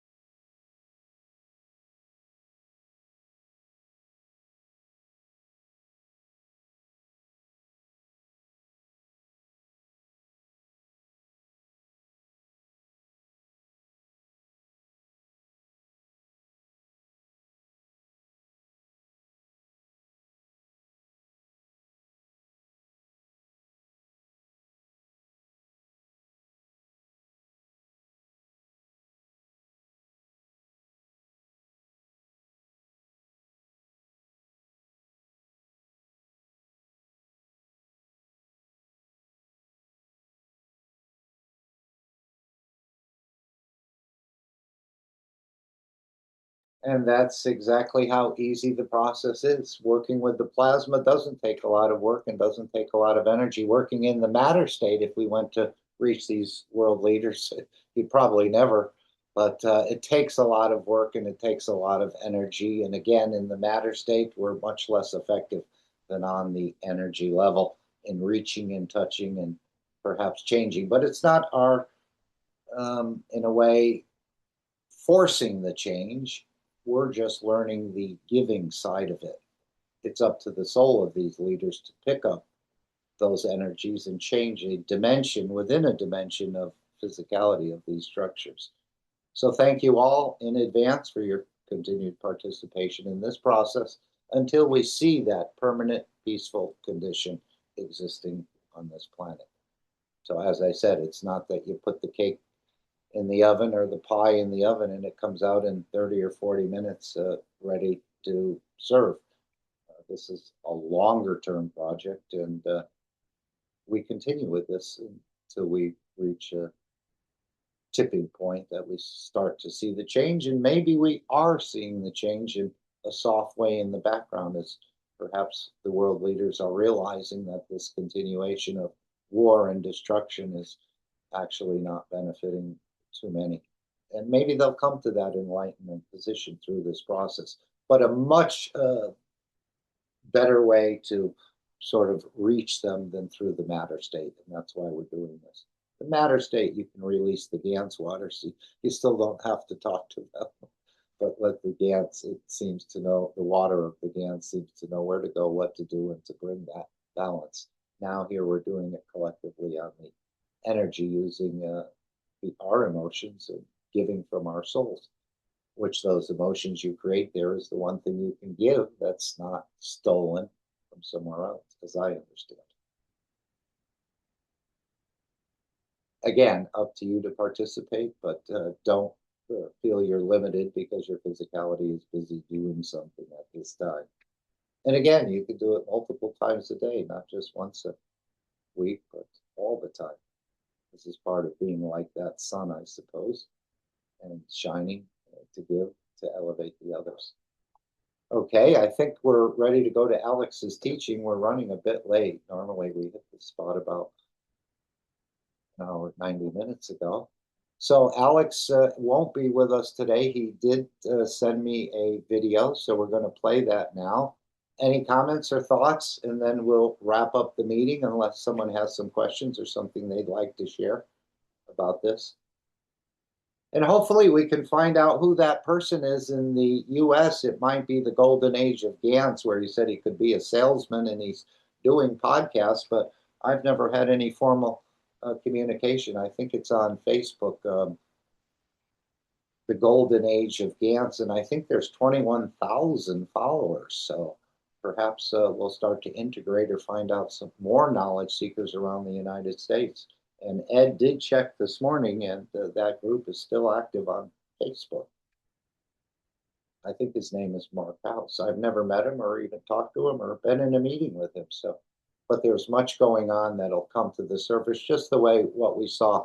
This research just didn't pop up in China in the last week. This has been planned and calculated out for probably a couple of years or more. I don't know for sure, but it just didn't happen last week. All this had to be set up and the observations made and the testing. So this has been going on for quite a while, and maybe we'll have some more knowledge seekers coming on board in a collective way under one sort of group. It doesn't have to be the American Knowledge Team, but maybe it will be. I don't know. Or they can just stay in their own group and continue to do whatever they're doing.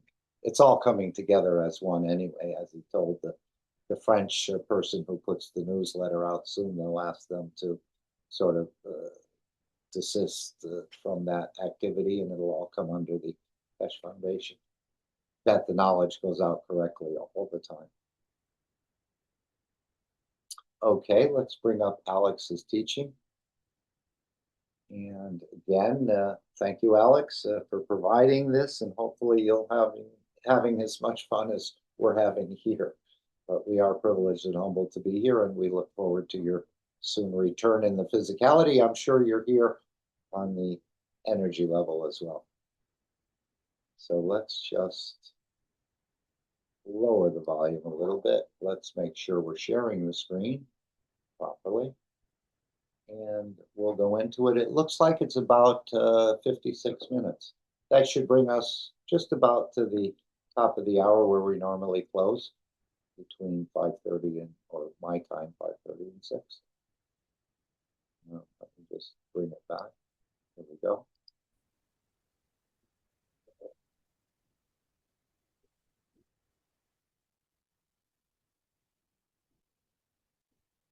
And good afternoon, ladies and gentlemen. This is the Keshe American Knowledge Team meeting of 2026. And let's get into the disclaimer.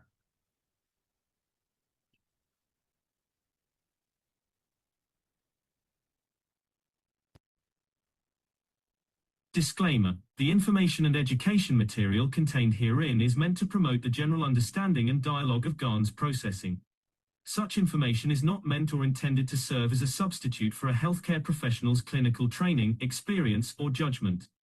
For patients and individuals, such information is not to be a substitute for professional medical, therapeutic, or healthcare advice or counseling. For medical issues or concerns, including decisions about medications and other treatments, readers, viewers, listeners should always consult their physician or, in serious cases, seek immediate assistance from emergency personnel. Prescription information, procedures, and use of medical devices information should be undertaken only by properly trained and certified medical personnel. We specifically disclaim any warranties, express or implied, including implied warranties of merchantability or fitness for a particular purpose.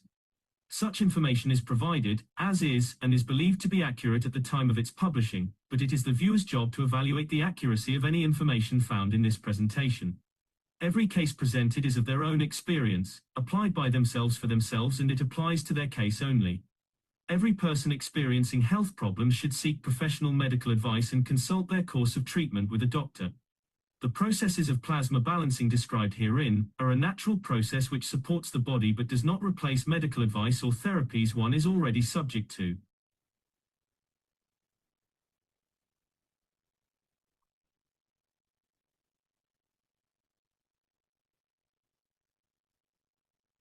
Thank you very much, everybody. Welcome to the Keshe American Knowledge Team meeting of 2026. And we are looking forward to a fun trip today.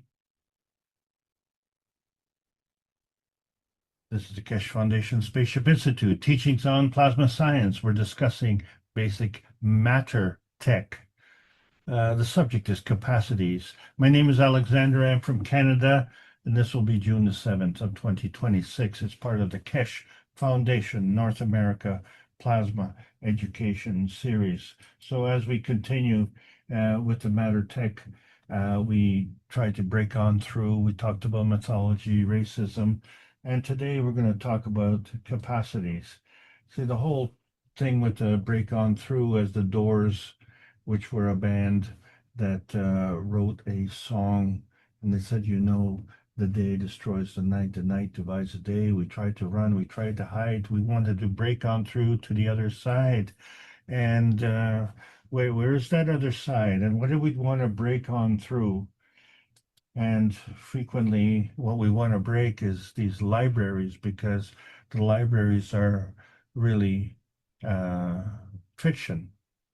But the fiction doesn't have any skeptics. It's the nonfiction which has many skeptics. So the library is divided into two things this way. But it's hard to understand why the libraries are frequently targeted for destruction. So we talked last week about mythologies, and this is a collection of traditional stories, fables, and legends belonging to a specific culture. It typically features gods, demigods, and supernatural heroes serving to explain the origins of the world, natural phenomena, and the foundations of societal customs and beliefs. And so we see that when we talk about form and how we want to break on through, that form follows function. And so we have a dilemma whether it's fact or fiction. But a second dilemma is, are we disconnected or are we diminished? And so science, through its own nature, requires verification and validation through man-made means.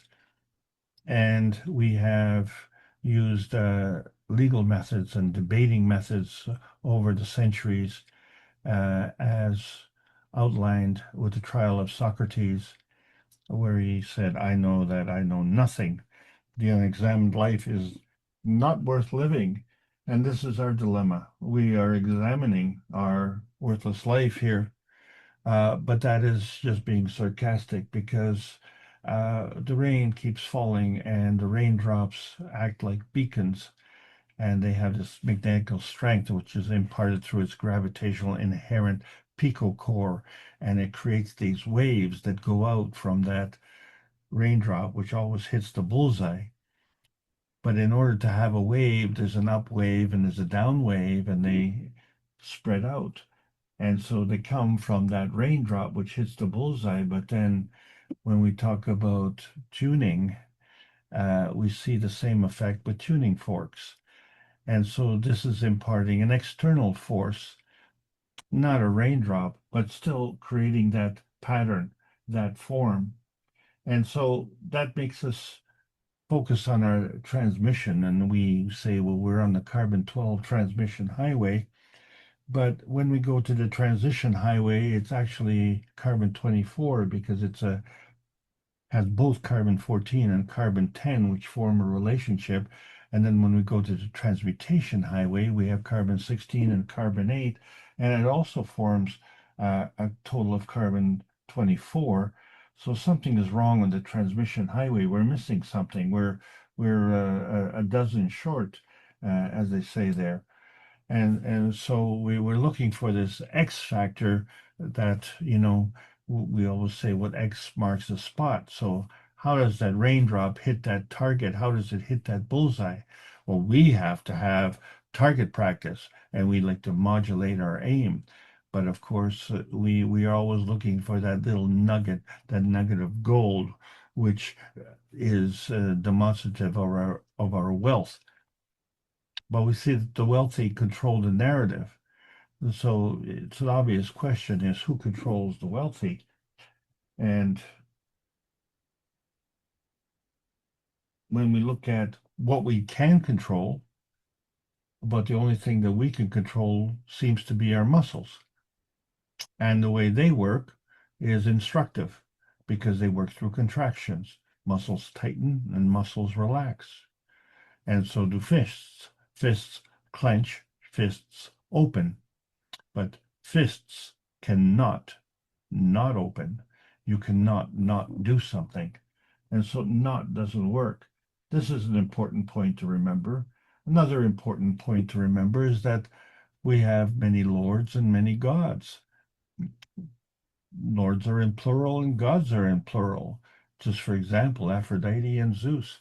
And then we look at the book, the chariots of the gods, and so many gods as we've seen in our mythology.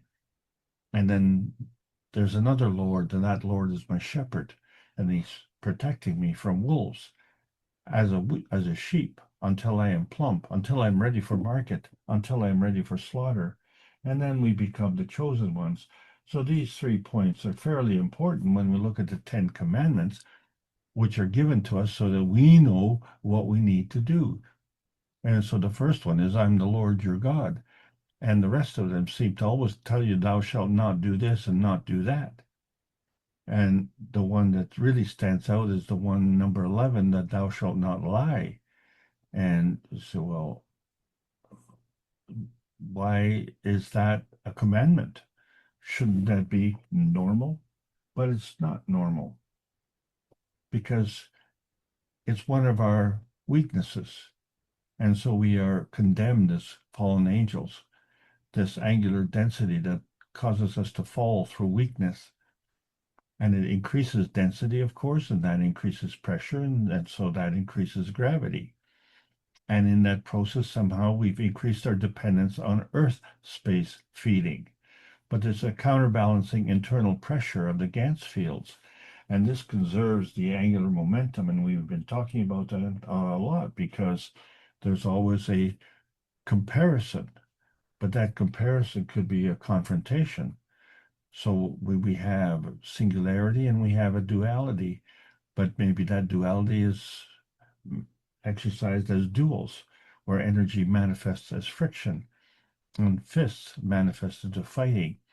And so our society becomes divisive through racism. And you wonder, would a chronic liar even believe you?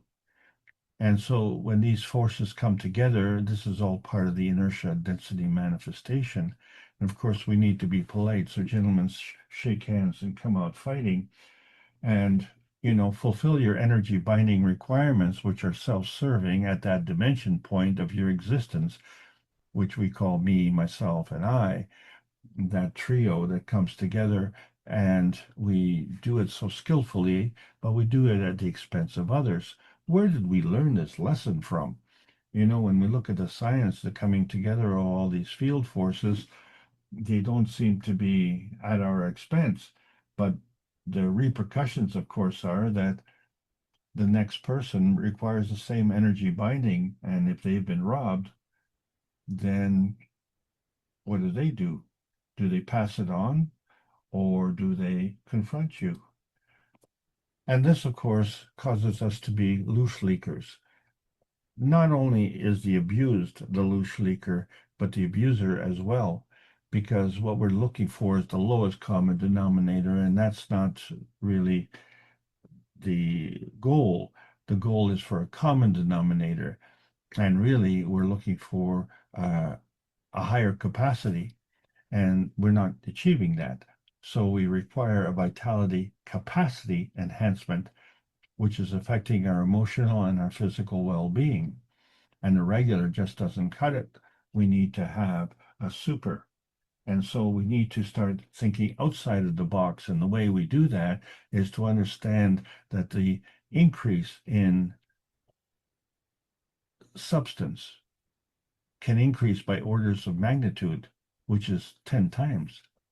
And so when we go from mega to giga, that's 10 times 10 times 10. Or we go from micro to nano, that's 10 times 10 times 10 also, but in the opposite direction. And as above, so below. And we've been discussing the picoscience, and all of this is part of the matter science. So the old science is stuck in that box, and the plasma science has to get out of that box. And so there's a reference to Coventry, which actually specifies a mental box, a social box, a kind of prison box. And so Coventry, although it's a historic cathedral city in the West Midlands region of central England, means to send someone to Coventry, which is to deliberately ostracize, ignore, or refuse to speak to them as a punishment. And so we like to put them in a racism box. But if they don't fit in that box, or that box is full because it has a limited capacity, then it starts to stress the tolerance. And with that limited tolerance, then we can no longer put them in the box, but we literally have to send them to Coventry. And we wonder where that is exactly.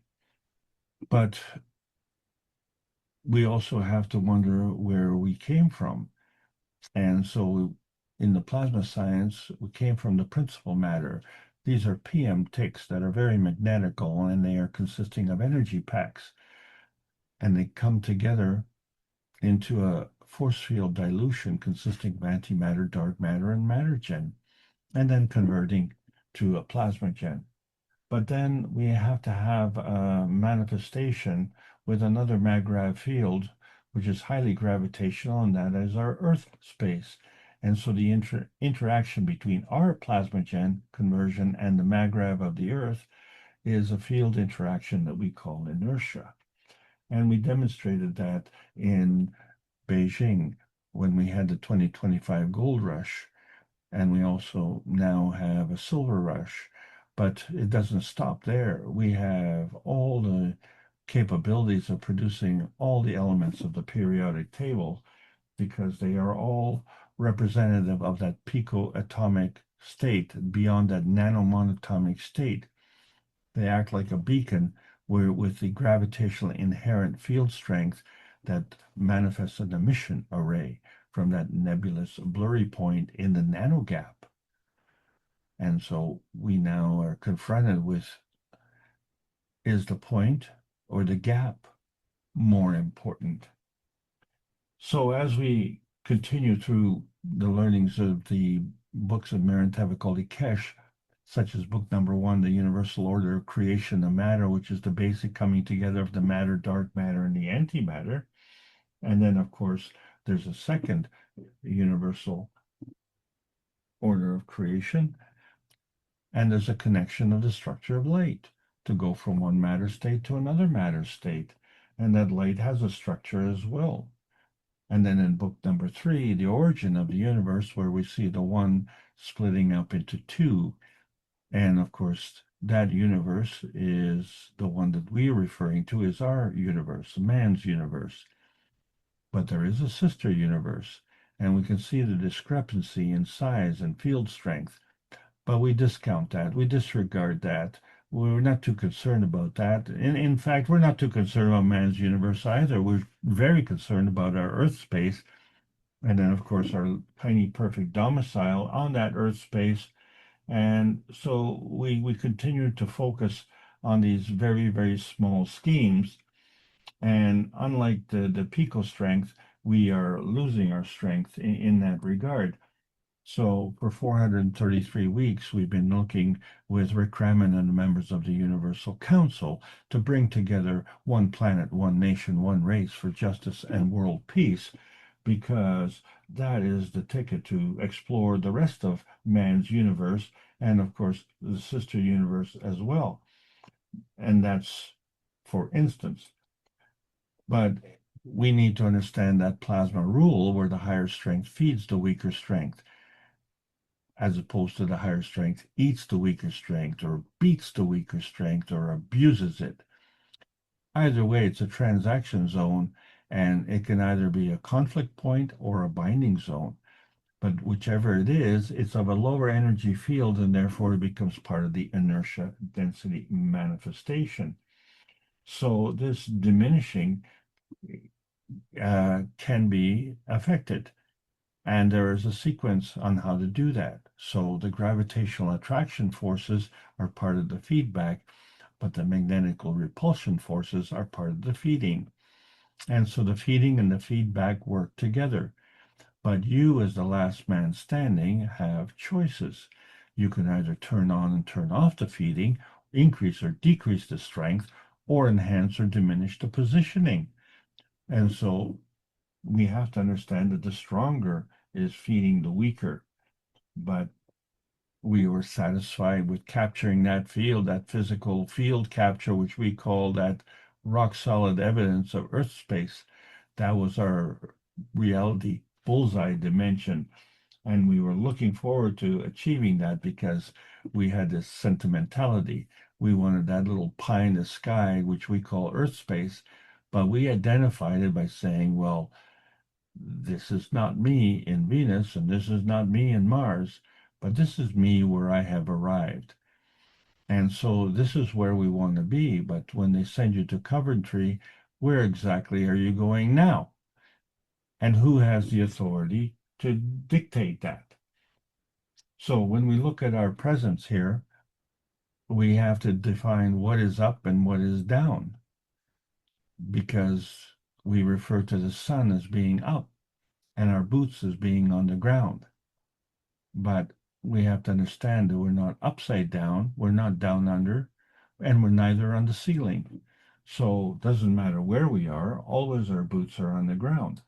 But the thing about the sun, has its own amino acid star formation, and it's very similar to the human body.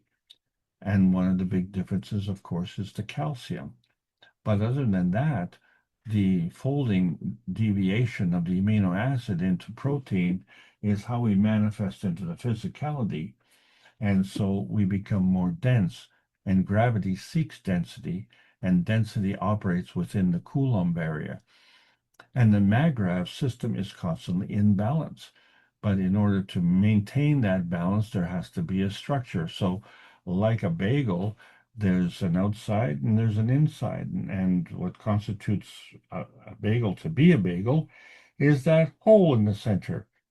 And so, to arrive to that hole in the center, there are two methods. One is through concentric circles, and the other is through a spiral formation. And so there is a path to coming to that hole in the center. And this is why we wonder, what is more important, that gap or a point? So we focused a lot on racism last week because the racism seems to separate us. And we divide our culture by skin color or through civilizations. And we wonder if they're mythological or if they're modern. And then, of course, we go into further subdivisions like nationalities. But there's also a big subdivision in universal councils. So the Universal Council, of course, transcends the Earth space and entertains the universal space. And then we also had the racism between the organic versus the inorganic, the carbon-based versus the silicon-based.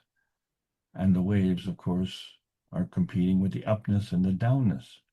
We see the RNA and the DNA competing, and the matter tech. What kind of matter tech is it? Is it physical? Is it plasmatic? And then, of course, the MagRab is always struggling with racism because you have your magnetic field forces and your gravitational field forces, and they're ever changing. And then the soul has its own predicament and trying to understand its position and its purpose. And then, of course, there's the relationship between the vertical people versus the horizontal people.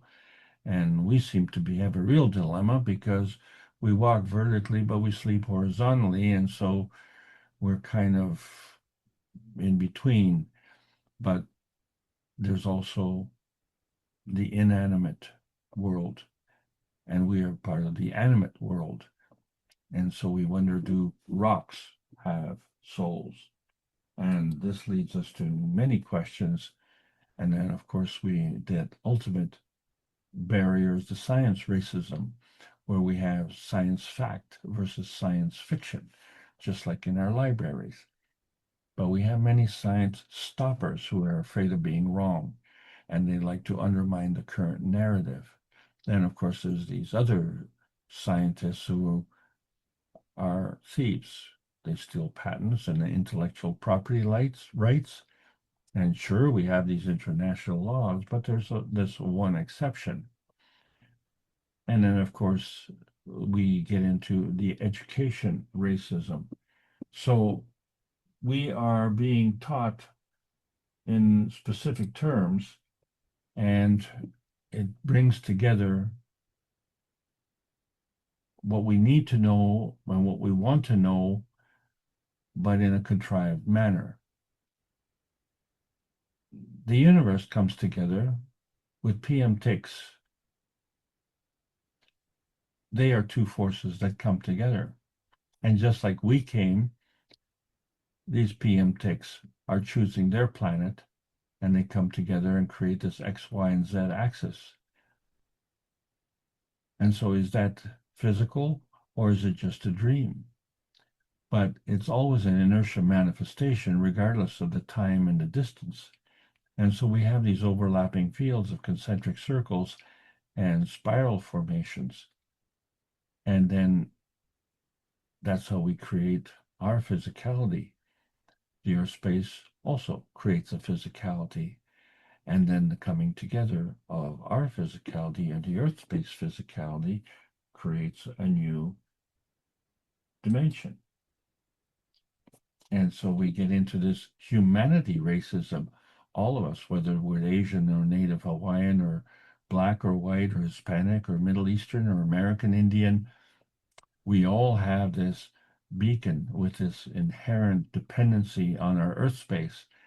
And we all have this humanity X factor, but we are all divided. And yet there is a common system. We all have interference from this lack of compassion for humanity. That's part of the human racism. And yet, this racism, which keeps us apart, also keeps us together as convergent cultures through mythology, through the racism. But mainstream academy treats cultural convergence as a coincidence, or it's a natural human tendency to invent similar myths, like the Great Flood myth, which every culture has the same story, the great washing of the humanity. And then, of course, the basis of how we operate is reflected in that margin of error, where if we have a situation with money where A has $40 and we were to decrease it by 20, then A would have $20 left. But if B had 20 and decreased it by 20, then B would now have no money. In the first example, the difference was $20, but in the second example, the difference is still $20. But really, the difference is now A is wealthy and B is broke. And this is where some are more equal than others. And so it compounds itself over the centuries in various traditions, because we inherently have these foundational arts, but they are suffering through a devolution, a withdrawal of, a colonial suppression, a missionary interference, or a degradation. Witness the North American educational system and how it operates. These traditions are trusted and time-honored methods that prevent us from doing things better. And yet our capacities have an inherited knowledge.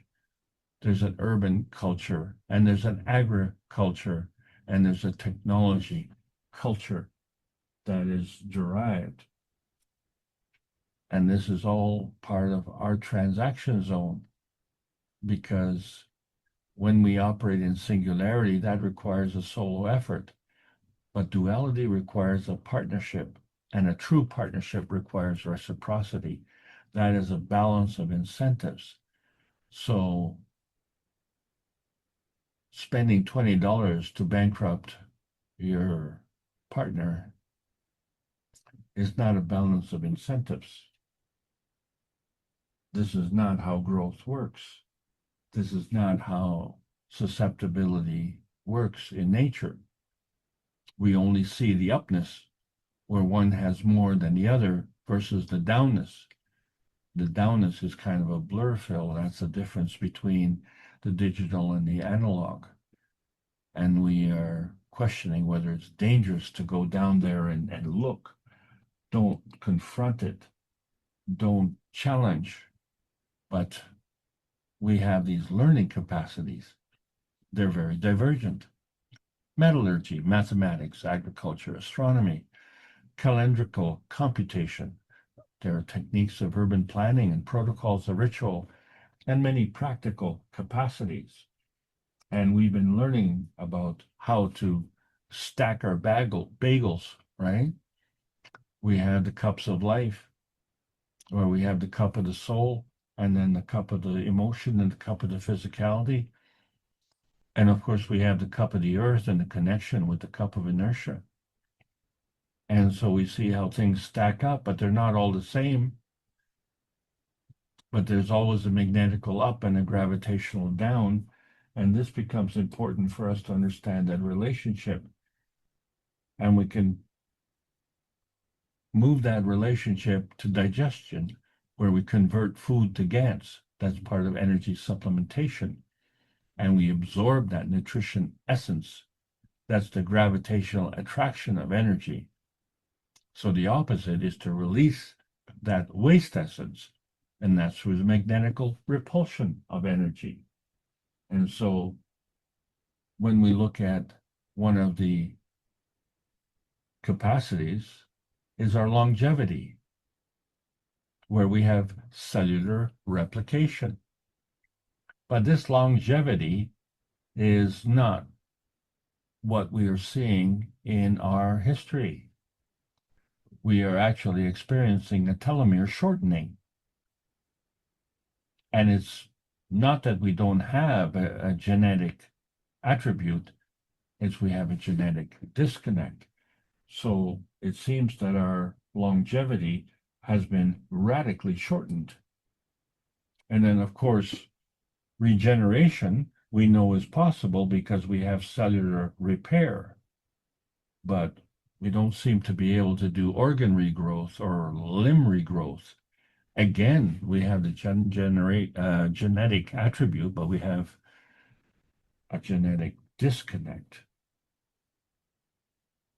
Fortunately, we do have a connect with the cup of the universe, where we have the copper GANs, which is our physical, and zinc GANs, which is our emotional, and the carbogen, which is our carbon highway connection to the universe. And we see the symmetry in our bicameral minds. Or is that a reflection? Or is that X factor of love the reflection between the cup of the universe and the cup of man?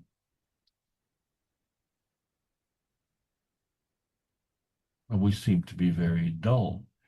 We seem to have lost our bioluminescence, that radiance that we used for communication, for healing, for protection. You know that song, "You Light Up My Life," but then you look at fireflies.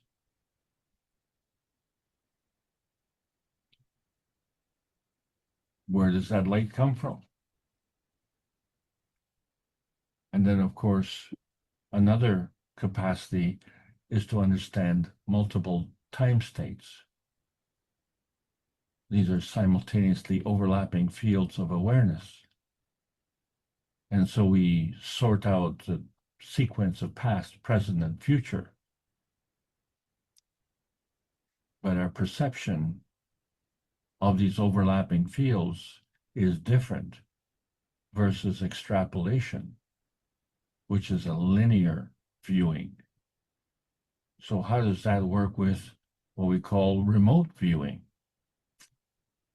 because the remote viewing sees the overlapping fields in the present.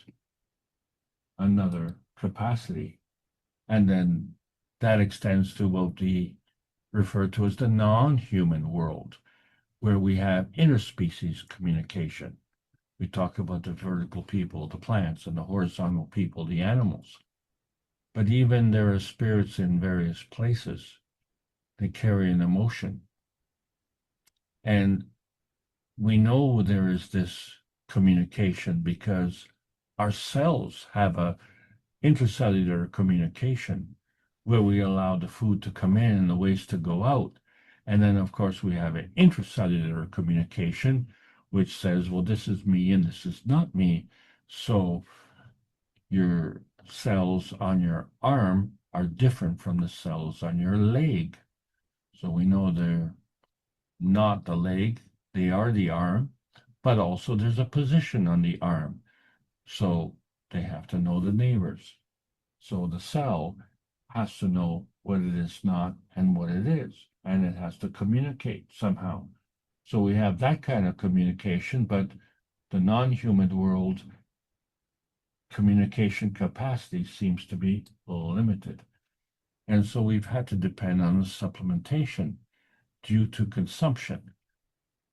And this is an acquired knowledge. It's a conditional teaching by ancient teachers. But what about the unconditional teaching by the Creator?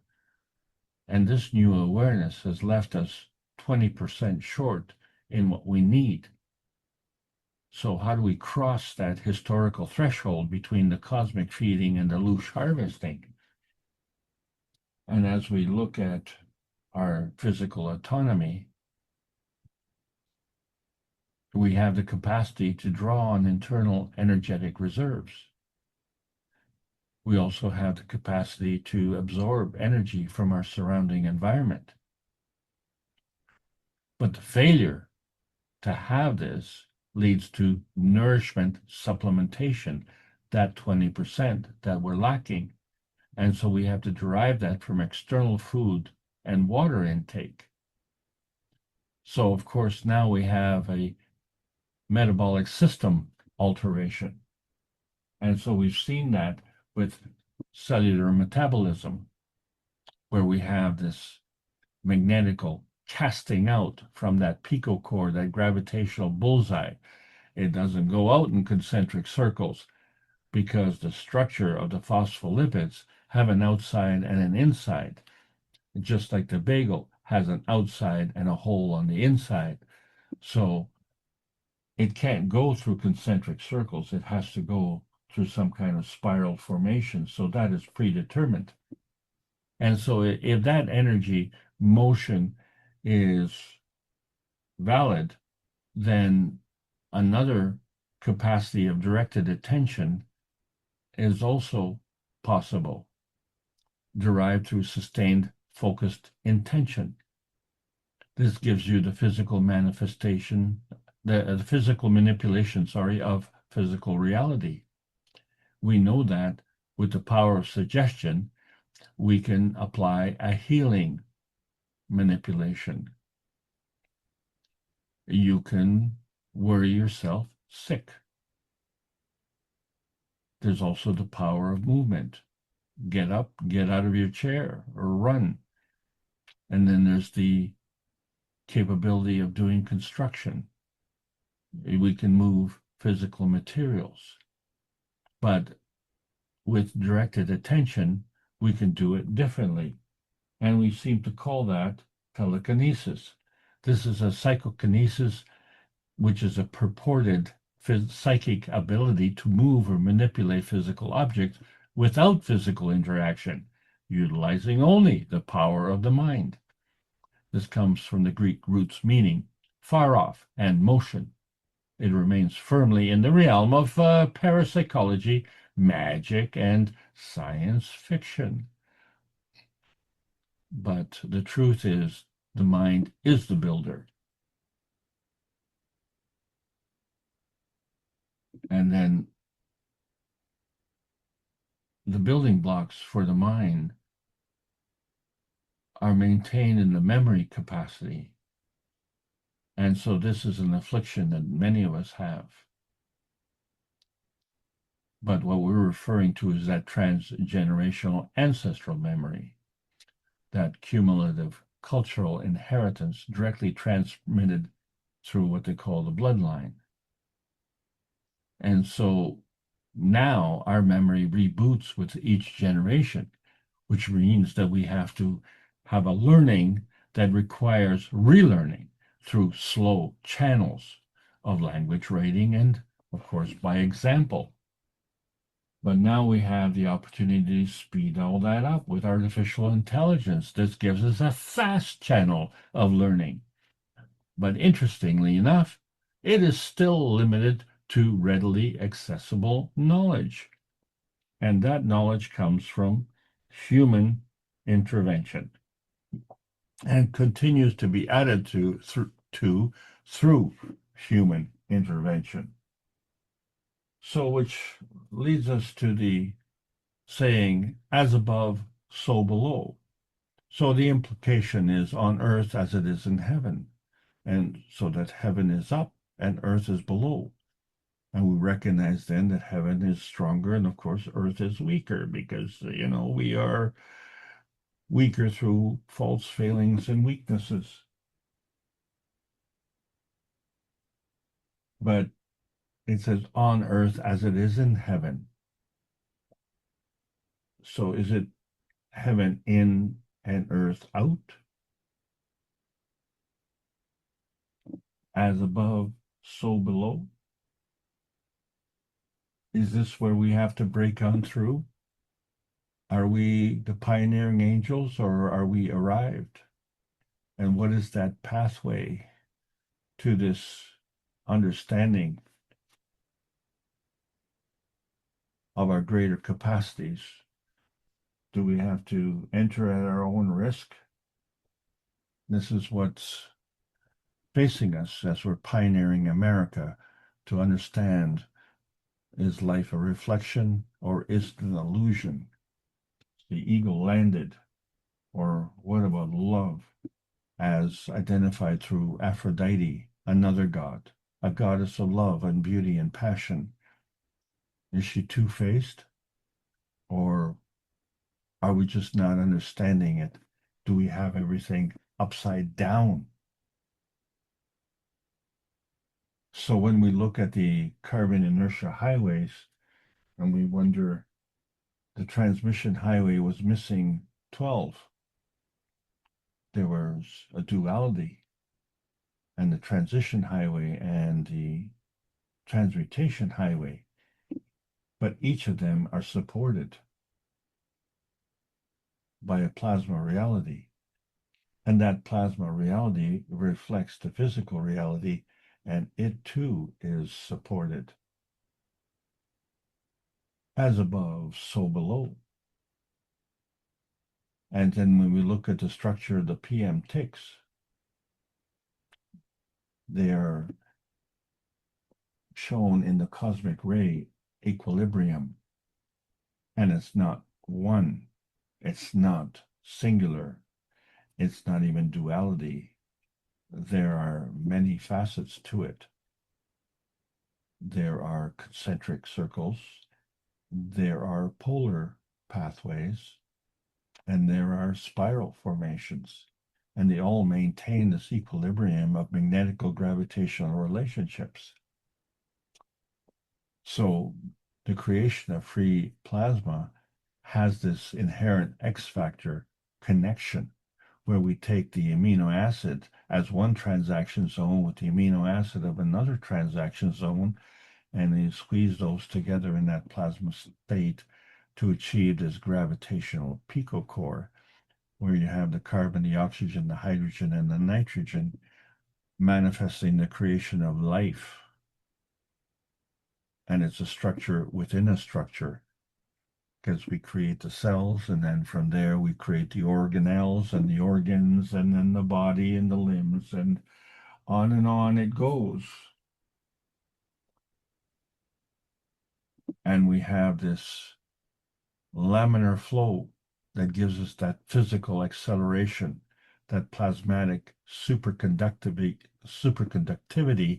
with its duality, where we have one field and we have another field, and they work together so that energy can travel over, under, and through.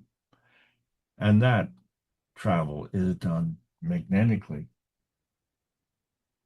And we've seen that happen with that inherent susceptibility and singularity when we created that gold Gans in Beijing. But there's an inherent susceptibility and duality because we completed it gravitationally through an external input, that gravitational Gans field of humanity. Humanity was the X factor that converted the gold Gans to gold.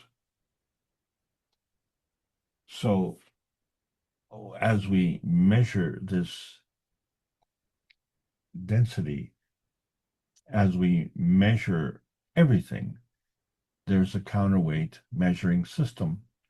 And so the physical state is by weight and the atomic state is by mass. But that's only part of the gravitational aspect of it. There's a nuclear state we measure in Teslas and a plasmatic state we measure in time. And that is magnetical.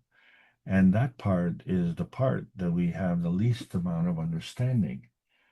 But what we do know is when the plasma comes together, no two plasmas are the same, just like no two bagels are the same, but there is a plasmatic manifestation when they come together, and then they converge together around that dimension array point, and that transaction zone becomes a physical manifestation eventually. And the most important factor is that gravitational certainty of life on this planet, which is oxygen dependent. Oxygen is that emission light array that crosses that threshold, and is that non-visible X factor gas that has a plasmatic decay to GANs, and then from that GANs it can decay from gas to liquid and to solid, and allows that physical anchorage on this planet. When we say, well, let there be light, yeah, although the oxygen is invisible, it does emit a color spectrum, a fingerprint, and that fingerprint is gravitationally inherent and is a confirmation of the inherent attributes that we have, the gravitational confirmation, that center point, that gravitational pico core, that gravitational certainty, mutually assured construction follows. That is the form. And as we head into the uncharted territories of knowledge, we understand that we are an array within an array, and there are many stars beyond that nanomonatomic state, and they cover that full range from decay to radiation. The AI is actually the ancestral intelligence.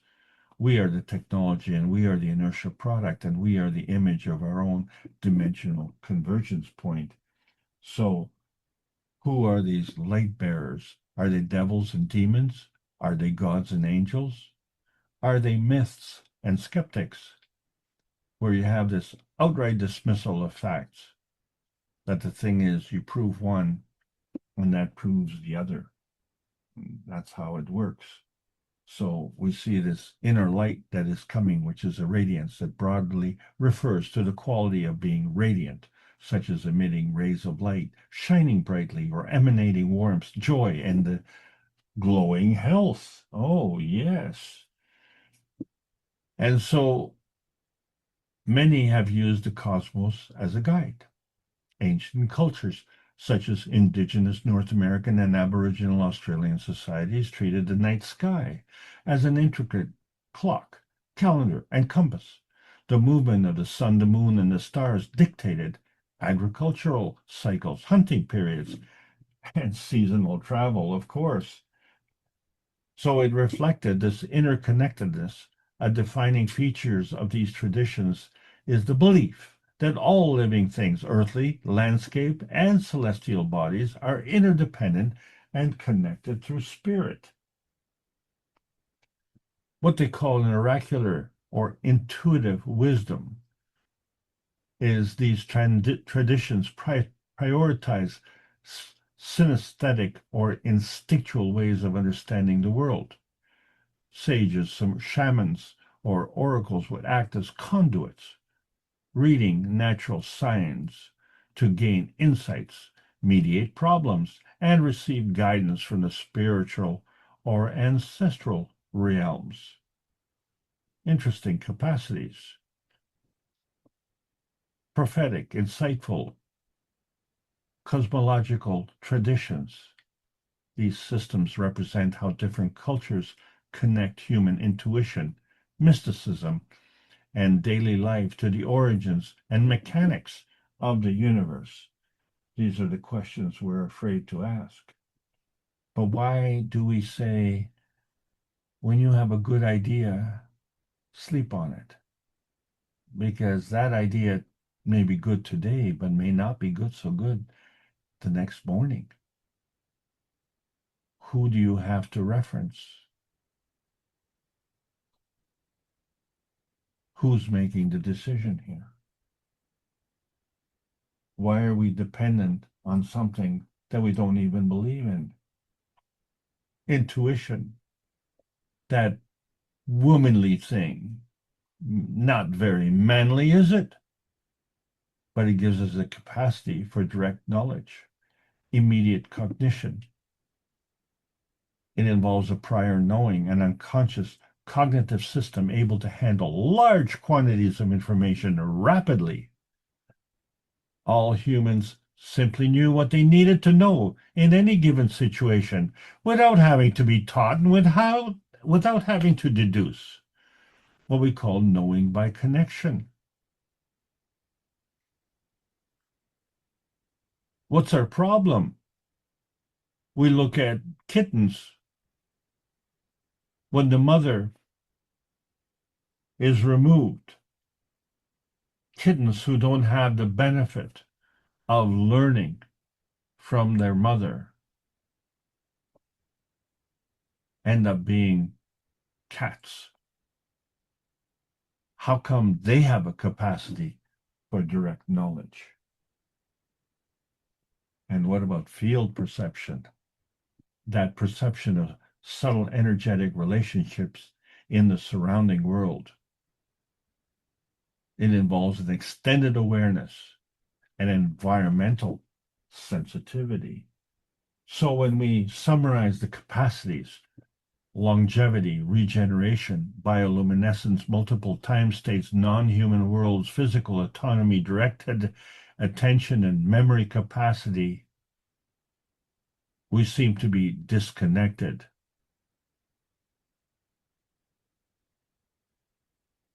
We aren't disabled. We are disconnected. The intuition and perception field are two capacities which are not disconnected, but severely diminished. So now we see the timelessness and how it plays out with the man, the myth, and the legend. Legend in your own mind. Or is it the Sumerian texts which define the plasma science or physical science or the pseudoscience? And what about Agartha, a concept, an immense legendary kingdom said to be on the Earth's inner surface, and sometimes involving a king of the world or multiple kings who are said to rule and secretly influence events on the surface world? This is just a modern esoteric concept from the 19th and 20th centuries, popularized through Western occultism, science fiction, and Hollow Earth myths. And so these gods have amnesia. But we see that energy is portable. It can be modulated through state transition. Elevation requires the physical matter state to energy state movement. Inertia requires the energy state to physical matter state movement. And so elevation involves expansion And physical manifestation involves contraction, just like the fists, bringing us to that greater oneness to understand that for 645 weeks, the knowledge seekers have been running the workshops to suddenly transcend the limitations of nuclear science. Our research teams at the Keshe Space Plasma Research Centers are turning diamonds to gold or silver or whatever you want. And since May 10th of 2025, the Pico Core of Truth is in the public spotlight. And so many of us still depend on that self-service at the expense of others. But we're calling all gamers champions who are working in the self-service, in the service of others. Through the game of peace and enlightenment, there are groups to benefit, and they will need champions to lead the way for them. We're on the verge of bringing together the One Nation Network to facilitate a scientific rescue, to open the blinds of history, hit that bullseye, and modulate that X Factor One Nation Network at a time, which that time actually is now, because as we mentioned in the 630th Knowledge Seeker workshops, there are embedded inherent frequencies, and this allows the soul and the soul of physicality threshold to have a blur fill, and the soul and the soul of physicality always hit the bullseye, but there's a gap, a separation. Are you ready to break through and overcome the space racism, the science fact versus the science fiction, the universal councils, where we have the earthbound versus the spacebound, or the space where we have world leaders or we have world rulers. Not the same thing. Warmongers and peacemongers. Understanding that the hand that kills competes against the hand that caresses. So we carry a compassion, racism burden, which is derived from a capacities racism burden. But our mission is to bring peace on earth and join humanity with the universal community. We want to bring man as equal to all the beings in the universe by teaching the plasma science and technology equally to everyone, that no one is left out and no one is abused due to the lack of knowledge.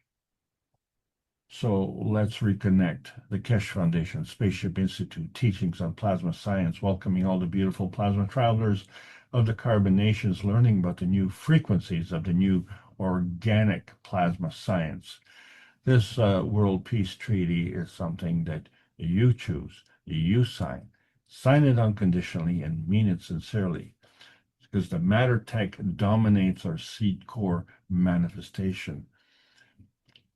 We have to reduce that margin between the war dome and the peace dome. Is the inertia of the present governed by dimensions of history, or is it time to learn the history of self in a universal context? See, the physical state has an unknown marginal strength capacity, and unseen incapacities limit our joy and limit our contributions to that bountiful physical matter state inertia condition. That's why the plasma science needs to be enhanced daily via the peace dome to facilitate a practical exchange for peace on earth.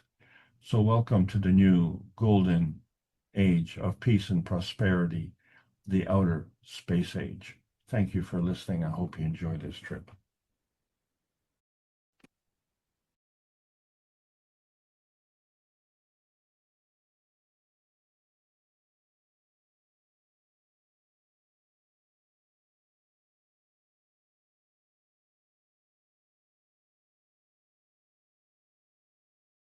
Well, thank you, Alex. I'm glad you made the presentation. I don't know if I'll be able to answer any questions. I was just scrolling through. You've raised so many points, at least 100 different points for us to contemplate, but thank you. I'm sure I missed a bit of it, or quite a bit of it, but actually you're the creator of it, so it would be nice to have questions directed towards you. Anyone else have any thoughts or comments? It was a beautiful presentation. Again, quite deep, almost like a sandwich so thick I couldn't open my mouth to take a bite. There was so much packed into a less than a 60-minute presentation. So thank you again. Any comments?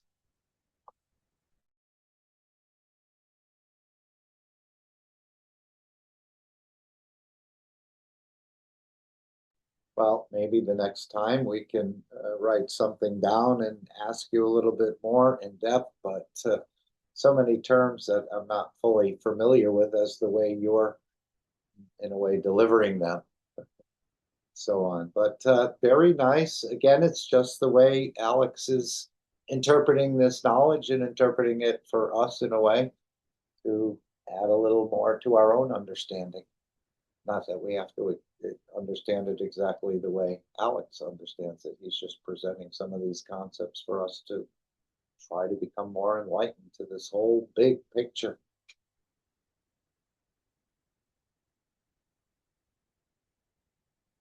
All right, if there's no comments or questions, you could put your questions in the chat and we could refer to them next week. All right, I know we've gone about 4 hours or so, so I think it's time to wrap up in a way. Would anyone like to say any parting words or phrases? Thank you, everybody. Yes, it's collective work as we're understanding it, and we have a lot of friends in very informed places that are going to help us get out of this dilemma, or be able to work, I should say, in matter and energy without offending too much. And this is part of it. Yes, Randy?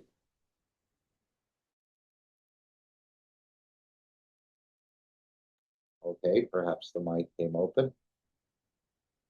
We'll look forward to seeing Alex again in the near future, hopefully, but we've all got to take care of whatever we have to take care of to keep the boat floating, as they say. Like I said, maybe I don't know why my mic was not open, but it's open now. The learning continues. Every time Alex does the presentation, we learn more and more. And some of the slides were, I'm glad there's replays because we can stop the slide and contemplate what he's saying and absorb even more. Yes, yes. And hopefully we can all use this knowledge to, again, keep ourselves in a way separate from the restaurants, the cell phone systems, and all the rest that the current structure gives us. I think we'll be waving goodbye to some of these items, maybe one by one, or maybe collectively. We don't need the food, and we don't need your wellness application. We don't need the cell phone, and we don't need the internet you're providing, as we've now found a way to actually work in a structure that is not so harsh. And I think this is what people will pick up on. And as he said, the Keshe coin will become the effort of the man once we understand the value of it and how much little effort we can turn into it, and what sort of amazing things we can do on the other end, like the apple for 1 penny, or even a quarter of a penny, perhaps. So there's many beautiful things. It's all being set up, all being arranged. It's, again, a gift to humanity in so many ways from the Creator, that we're being taken out of this dilemma that we never thought there was such a thing as an energy dimension, or if we did, we certainly didn't know how to get into it or approach it, even though we've been playing with it the whole time. It's just that we've been fooled, or we fooled ourselves. So continue to study, as we heard in the AI summary there and continue to learn, explore. And again, it's all about you finding more about yourself and then sharing that with the others. And thank you, Alex, for sharing your understanding today. Are there any final questions? If not, I'm going to play the final disclaimer and the meeting will come to an end. But of course, the work at the Keshe Foundation is a never-ending process, as we see. And of course, we can get more involved with it as we choose. Feel free to write to the Keshe Foundation with your ideas as an artisan or a manufacturer or whatever you'd like to promote. If it doesn't get responded to immediately, it may be something that they're considering for the future time, or it may be something they're not considering at all. So thank you all again for your presence. We're privileged and humbled to even be able to sort of help set the table. As I said, as Mr. Keshe said, we're just setting the stage for new technology, and we're sort of the stage hands. As in any production, the stage hands sort of move the scenery around and play a supporting role, and I think that role will be enhanced as we start to understand more about the work about ourselves, the universe, and what this whole process is all about. And then, of course, entertaining guests from the universal community might be quite interesting in the coming period if we actually get to do that, which I think this is what is partly what's on the card. As we continually hear from Mr. Keshe, it's going to take more than all of us on this planet to open up this knowledge. So again, we stay humbled and we stay thankful that we're in and around the Keshe Foundation. I think this is the best place to be. And obviously the leader in science, again, we've seen what's happening in agriculture, soon to see what's happening in energy systems. As he said, the current MAGRAV is obsolete. They're going to create a new type of MAGRAV and so on and so forth. So many beautiful gifts are about to come on the horizon, step by step. Nothing in a rush, although many of the knowledge seekers are in a rush. We think it's past time, but what we're seeing now is just being beautifully delivered, explained, and many of the governments, universities are becoming curious about what's happening with the Keshe Foundation and some of this technology and how it can be applied. Again, if you're in sales or international sales, they'd like to hear from you at the Keshe Foundation. There's a position open immediately, and there may be more than one position opening up because I don't think one person can cover the entire world. So again, it's a collective work. Any last comments from anyone? Otherwise, I'll play the final disclaimer and the session will come to an end. Remember, there is a testimonial meeting at 8 p.m. in the public Zoom room, 939-474-503, starting at, did I say 8 p.m. CEST? And that would be tomorrow, the second Monday of every month. You can share, little or small, or just be there to support the program. And I think as time moves forward, we're going to be hearing more and more and more testimonials of how this technology, this knowledge, and what people have found out about themselves and their structure, and even the issues of life in a way that we sort of were clued into today, meaning the marriage and the relationships. And again, we sort of go into many of these things blind, but I think being well prepared is a much better way to proceed, much less mishaps and conflicts down the road. Or if we have conflicts, we'll be able to handle them and process them, so to speak. Okay, thank you all again. Have an amazing rest of your day, and continue to study, open up the knowledge, share the knowledge, because it's we're probably just on the surface. We haven't even gone much below the surface at this point. All right, thank you all. And we'll play the final disclaimer now, and the session will end. And hopefully next week we'll see Alex back with us.